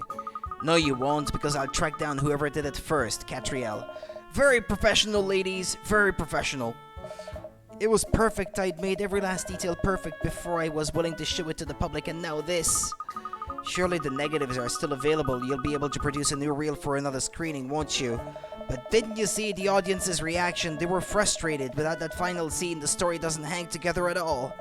I wanted to give people the perfect film. I've put my whole life into this project, my heart and soul. We understand, Mr. Rector, but try not to let it get you down. I will track down the perpetrator, don't worry. Try not to let it get me down. Are you mad? This is a disaster. A blow like this just before the official release is the death knell for any film. And just when I thought I'd made it to the big time, when I'd got in with the top studios, now it's back to trying to make ends meet again. What am I going to tell all my crew? I thought I'd finally be able to pay them what they're due. This is terrible. Please try to calm down. Now tell me, do you have any suspicions at all about who could be responsible? Responsible for this desecration of my work? Obviously someone who doesn't like my films. How am I going to face my crew, my wife even? They were all on the tenterhooks, waiting to see how the audience reacted. I just want the ground to open and swallow me up. I wish I was on that submarine right now, sinking. Yes, well, thank you for your time, Mr. Rector. Sinking. Oh dear, he's really taking this badly, isn't he? Yes, ridiculously so. I give up. I'll try talking to him again once he's calmed down. You can't blame the guy for being upset. This movie was a big deal to him, and he's not the only one who's troubled by what's happened either. I'm kind of sour myself. Well, yes, I imagine you would be. This is going to affect sales for you after all. I like the way you think, Missy, but it's not just that. I'm a big fan of Rector's work, you see. I was looking forward to the whole world finally seeing what a great director he really is. Now this has happened, all that talent could go to waste if we're not careful. So you two ladies better get a move on and figure out what happened to that stolen scene. If it'll help, I can give you access to anywhere in the theater. In fact, I'll just tell security to give you free reign. There's the projection box around the back. Normally it's out of bounds, but I don't mind you going in there to investigate if you need to. The projection box. Aha, thank you, Mr. Barnum. What are we waiting for? Let's hightail it over to the projection box then. I agree, we should start by investigating the film reel. Is there something wrong, Emiliana? I've come to expect irrational behavior from you, Catriel, but really talking to your dog? Yes, it's wonderfully therapeutic. You should really try it sometime. Anyway, are you coming with us to the projection box? No, I will be carrying out investigations elsewhere first. Amateurs tend to put me off and I might miss something crucial. You see, Catriel, every criminal, no matter how careful, leaves a trail of telltale signs following a crime. Only a skilled profiler like myself can read them, of course, which is why I will solve this case long before you do and prove the superiority of my methods. I'll look forward to it. Don't mock me, va bene. You'll see soon enough. I really wasn't mocking you. I am looking forward to it. Allora, until later, Catriel. Just try not to disturb the scene too much, won't you?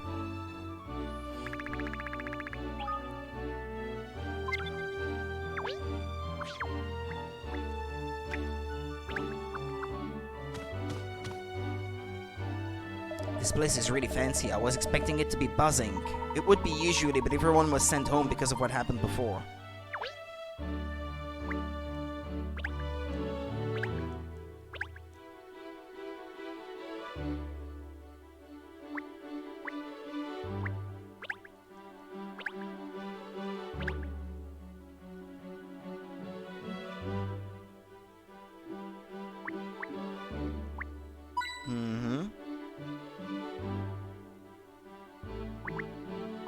Two coins.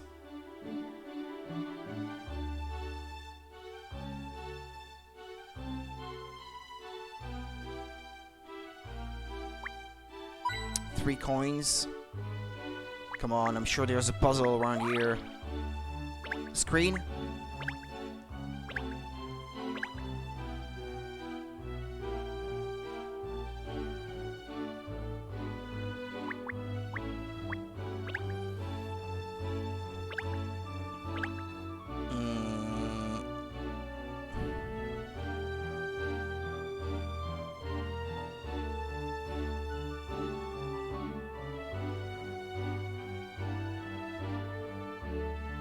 On the curtains? No.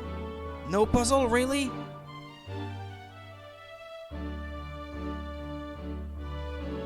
Oh. That's too bad. Okay. The projectors? No. Alright then.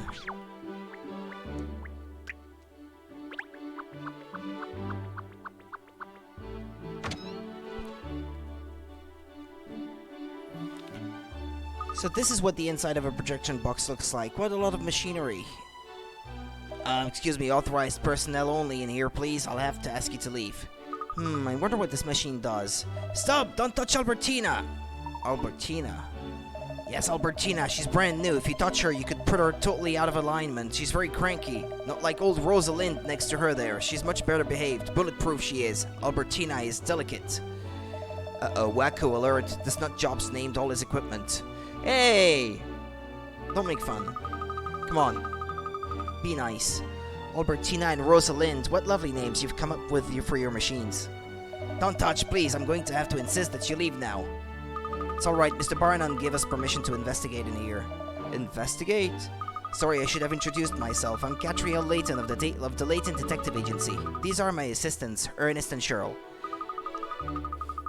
We're investigating the disappearance of one of the final scene of No Sup for Love. Would you mind telling us who you are? I presume you're a member of the technical staff here at the theater.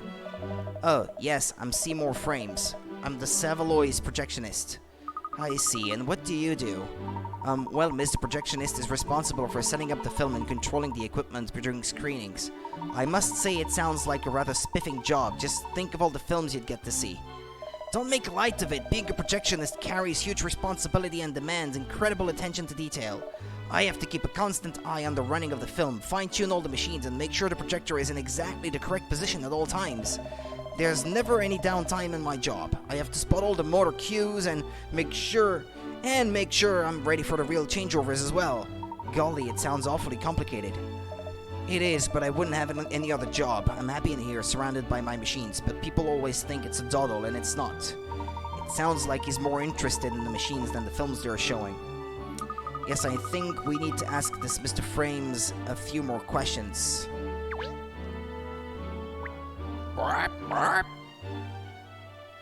Oh, look, Miss Layton, there's a bird in this cage. It's a minor bird, I think. I thought it was a raven at first. Raven mad, like someone else in this room. Minas are talking birds, aren't they? Yes, that's right. I bet he can say all kinds of things, can't he, Mr. Frames? Yeah, I've taught the Major quite a few words. Why don't you introduce yourself, Major? Come on, say hello. Hello, I'm the Major. Major Mina, Major Mina. He really does talk. So what? Minor birds do. Dogs, on the other hand, now that's something special. Would you mind if we tried to get him to say something?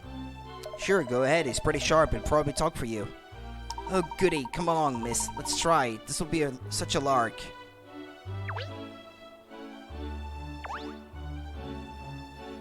Hello, how are you? How are you? He's very polite, isn't he? Cheryl, why don't you try talking to him? Perhaps you'll be able to understand each other. Can you speak Swahili just because you're human? I only speak dog, alright? Not bird. Really? You never told me that before? You've never told me if you can speak Swahili. The point is, so far I've only met a few humans who can understand what I'm saying. Maybe there are some birds or cats out there who'll understand me as well, but I've never met any of them if there are. I didn't realize there were all these limitations on what you can and can't do. What a disappointment. Oh sure, I'm such a disappointment because a talking dog is so mundane. Oh well, I suppose I'll just have to try to communicate with the birds myself. So Major, did you see the film Thief? Saw the thief? Saw the thief. Jeepers, really? Who did it? Who did it? Who did it? Yes, who did it? You did it! You did it! Of course I didn't do it! Didn't do it! Didn't do it! Haha! Who's a pretty Wally then? Who's a pretty Wally then? Gosh, he even tells jokes. Amazing. Yeah, side-splitting. I told you the Major is very sharp, a genius really. Alright then, Major, if you're so sharp, you'll understand what I explain, what I'll do to you if you make fun of me again. Arg, call the RSPB, call the RSPB. Miss Layton, he is only a bird, remember? I know he talks like a human, but we really can't treat him like one. Major hunger, popcorn, popcorn. Sorry, Major, I'm all out of popcorn now. Oh yes, of course. What is it, miss? Have you cracked it? Have you seen to the heart of the case already? No, this is far more important than that. Oh, really? I forgot all about the new durian popcorn I wanted to try. I knew it.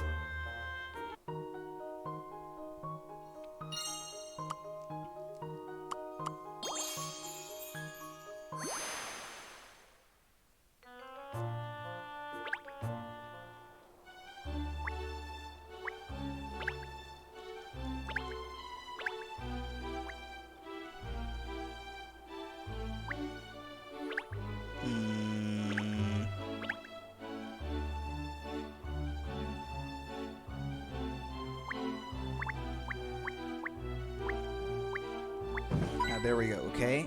That's one.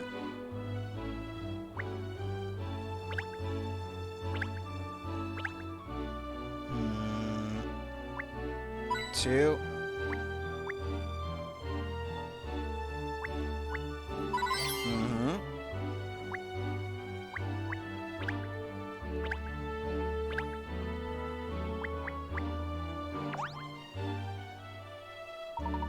So, is this one Albertina, is it? No, that's Rosalind. Albertina is the one next to her. Oh, I do apologize. Look, it's easy to tell. Albertina is the one with the beautiful curves. Rosalind's the one with the gleaming skin. Barking. Completely barking. Of course, Albertina doesn't always listen to what you tell her, but that's just part of her charm. Is it? I see.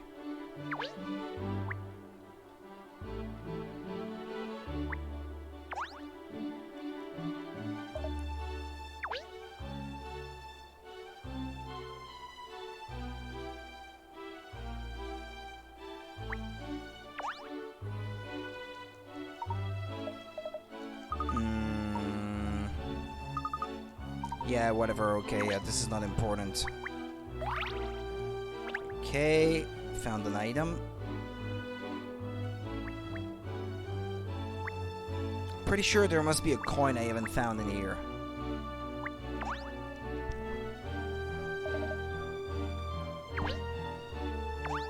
Is he gonna repeat the same thing? Ah, yeah.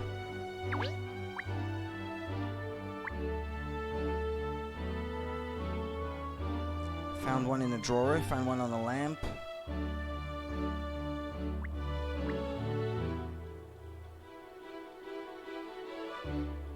Not on the ground, right?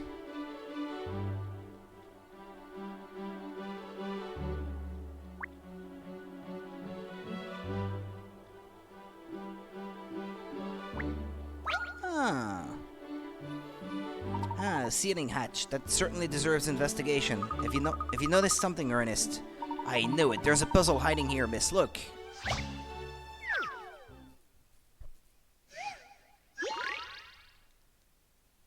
Ah, it's that puzzle again. Okay.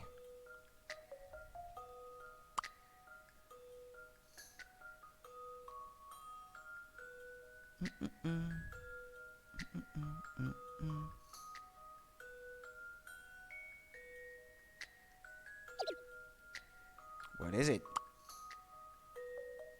Ah, okay.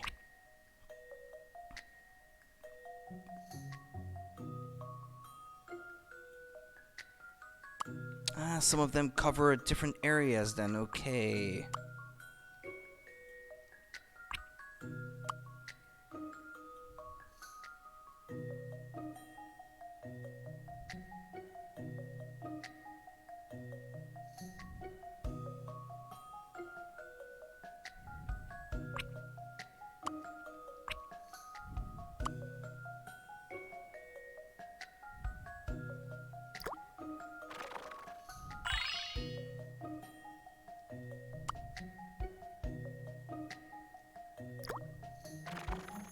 Ah, yeah, the shark came with it. Okay,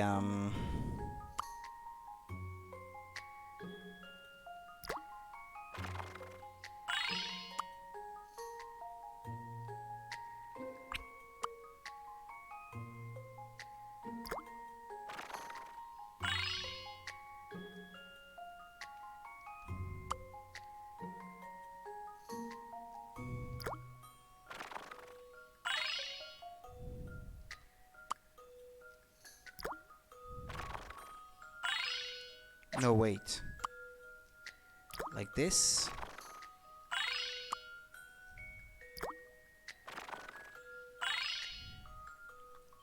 I've seen how to solve this now. Puzzles are made for solving. Right. You caught loads of fish. That's tonight's dinner taken care of then. Just need to find somewhere selling chips with a healthy sprinkling of salt and vinegar. No! No! Not vinegar! Ugh! Not vinegar! The puzzle is solved, but the mystery of what lies behind that hatch remains.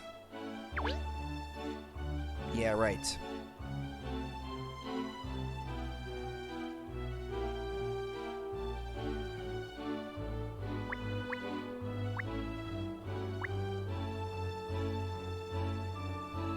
Well, I guess I have not really spoken to the man yet. Maybe that's what.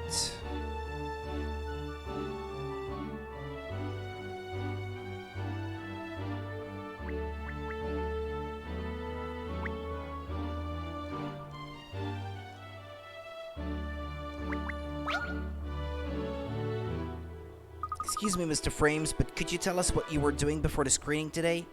If you're expecting me to talk to you, you can help me solve this puzzle first.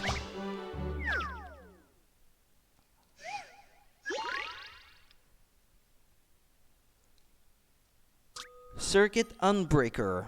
A little girl's favorite toy has been broken. You found all of the bits, various chips and wires, but you need to work out where on the circuit board they go in order to fix the toy. Press and hold A to pick up a component and move it around, etc., etc. Okay, I think I got it.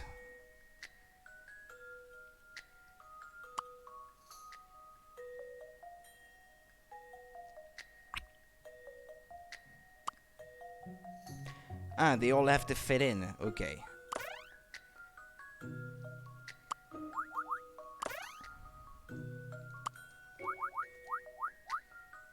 Nope.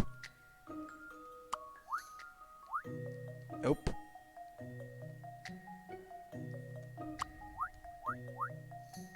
Nope.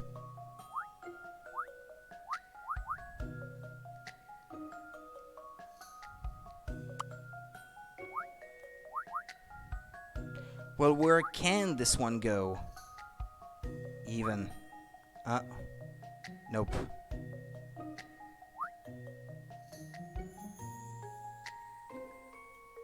Well, if I remove the one that's already on there, no, I couldn't fit anything in the other corner.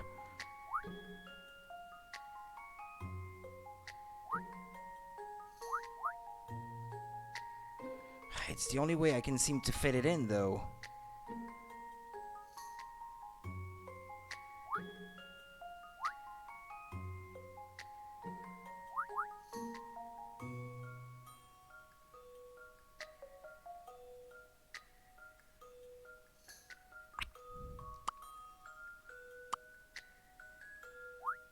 There's no other way, is it? Is there?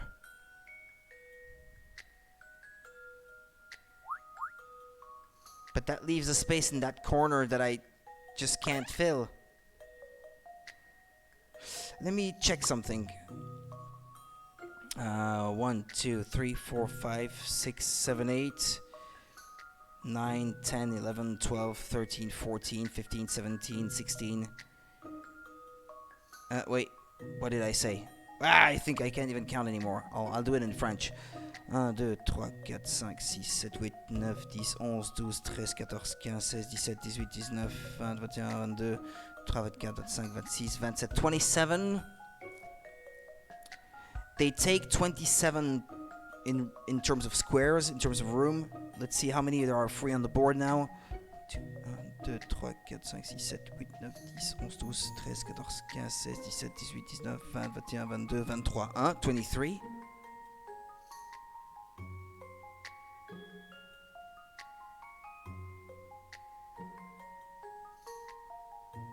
23. Okay.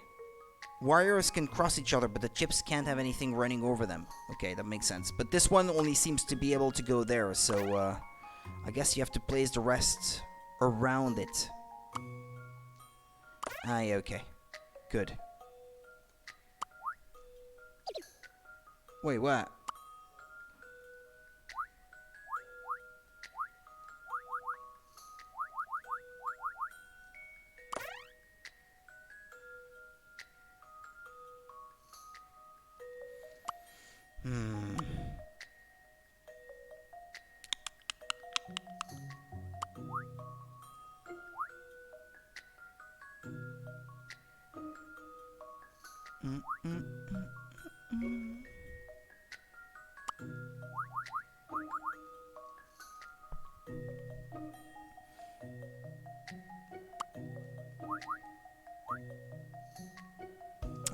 Damn it. Well, if this one can only go that way, I can't see how else I can fit this one.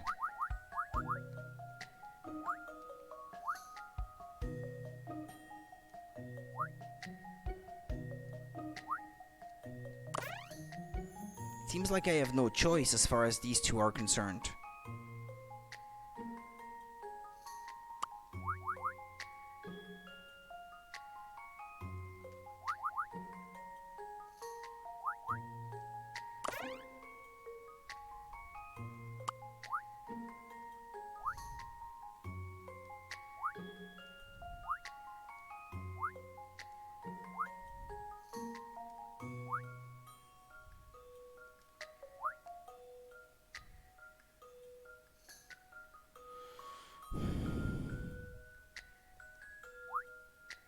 I don't even know where to put this one.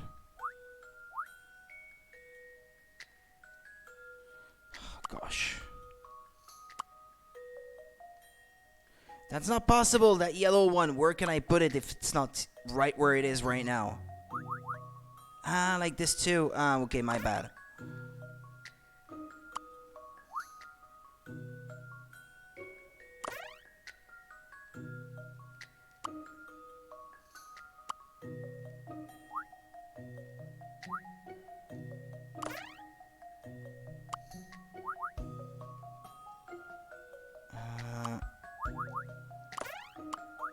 I like this, okay. Good. If you'll entertain my idea here. Thank goodness I Okay, got let's that right. finish this room, I guess, and then that'll be all for today. I think I made good progress, almost 5 hours.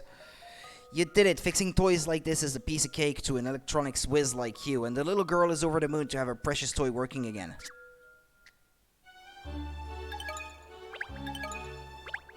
Okay, that was pretty impressive. So you'll talk to us now. I'd like to know what you were doing before the screening today. Fine, alright then. I wasn't here, of course, making sure all my machines were in tip-top working order. So you were the one who actually ran the film. Yeah, I was pretty shocked when the last reel suddenly skipped the scene. And would you have any idea who might have stolen the kiss scene? No, not really. I mean, I really don't care. It's only a film, for goodness sake. Yes, about that, Mr. Frames. Even though you work in a cinema, you give the impression you don't really like films, is that right? Obviously, it's the machines I love. Give me Albertina and Rosalind here over a stupid film any day. Oh, that reminds me, I've got to get Belinda cleaned up. You can't let the spare equipment get dirty just because you're not using it. This chap certainly does love his machines.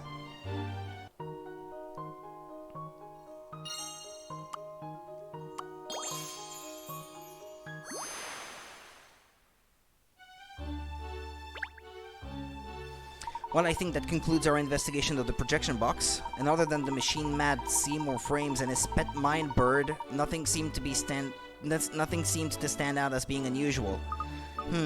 Yes. Gosh, you certainly seem to be deep in thought, miss. Are you figuring it all out with those little grey cells of yours, as Inspector Hastings called them? Hastings. I've got it. I know exactly where we need to head to next, without a shadow of a doubt. The snack kiosk. Seriously. I refuse to leave without my free popcorn. I can practically see the little kernels of corn popping around inside your head at the moment. Miss, we have to focus on the case. The head of the great Layton Detective Agency, with all its proud history and tradition, can't be distracted by such things. What history and tradition? Cat only just set the place up. Well, alright, but it will have a proud history and tradition in the future if we can just get our heads off popcorn. A long way in the future. As it stands, we have no leads at all. I think we should investigate another part of the theater. The pup's got a point. Snooping before snacks. Come on. Well, if the two of you don't want to come with me, I'll go on my own. Like a dog with a bone as usual. Let's turn our attention back to the case. Presumably there is an editor here as well, wouldn't you think? We should see if we can interview him or her. Quick thinking, go faster, pinstripes. So how do we go about finding the editor? Well, I suppose we could ask Mr. Frames. Pardon me, Mr. Frames. We'd like to talk to whoever was in charge of editing the premiere. You mean editor? He's the editing technician. Rector's famous editing assistant? Yeah, he's one of the most senior members of Rector's crew. He was here for the screening today. Well, given that it's an editor's job to cut and splice the film, I think we should speak with him. He may well know something about the missing kiss scene. Where can we find him? Good question. I don't know where he disappeared to after the screening. Perhaps he's still in the theater. Let's go and ask around if anyone's seen him, miss. Alright, as soon as I got my popcorn, then go on a hunt for Mr. Tor. Let it go, cat. Maybe it'll be quicker in the long run if we just go to the snack kiosk now and get it out of the way. Very well, miss, you win. Let's head for the kiosk. Right, let's stop here, I guess.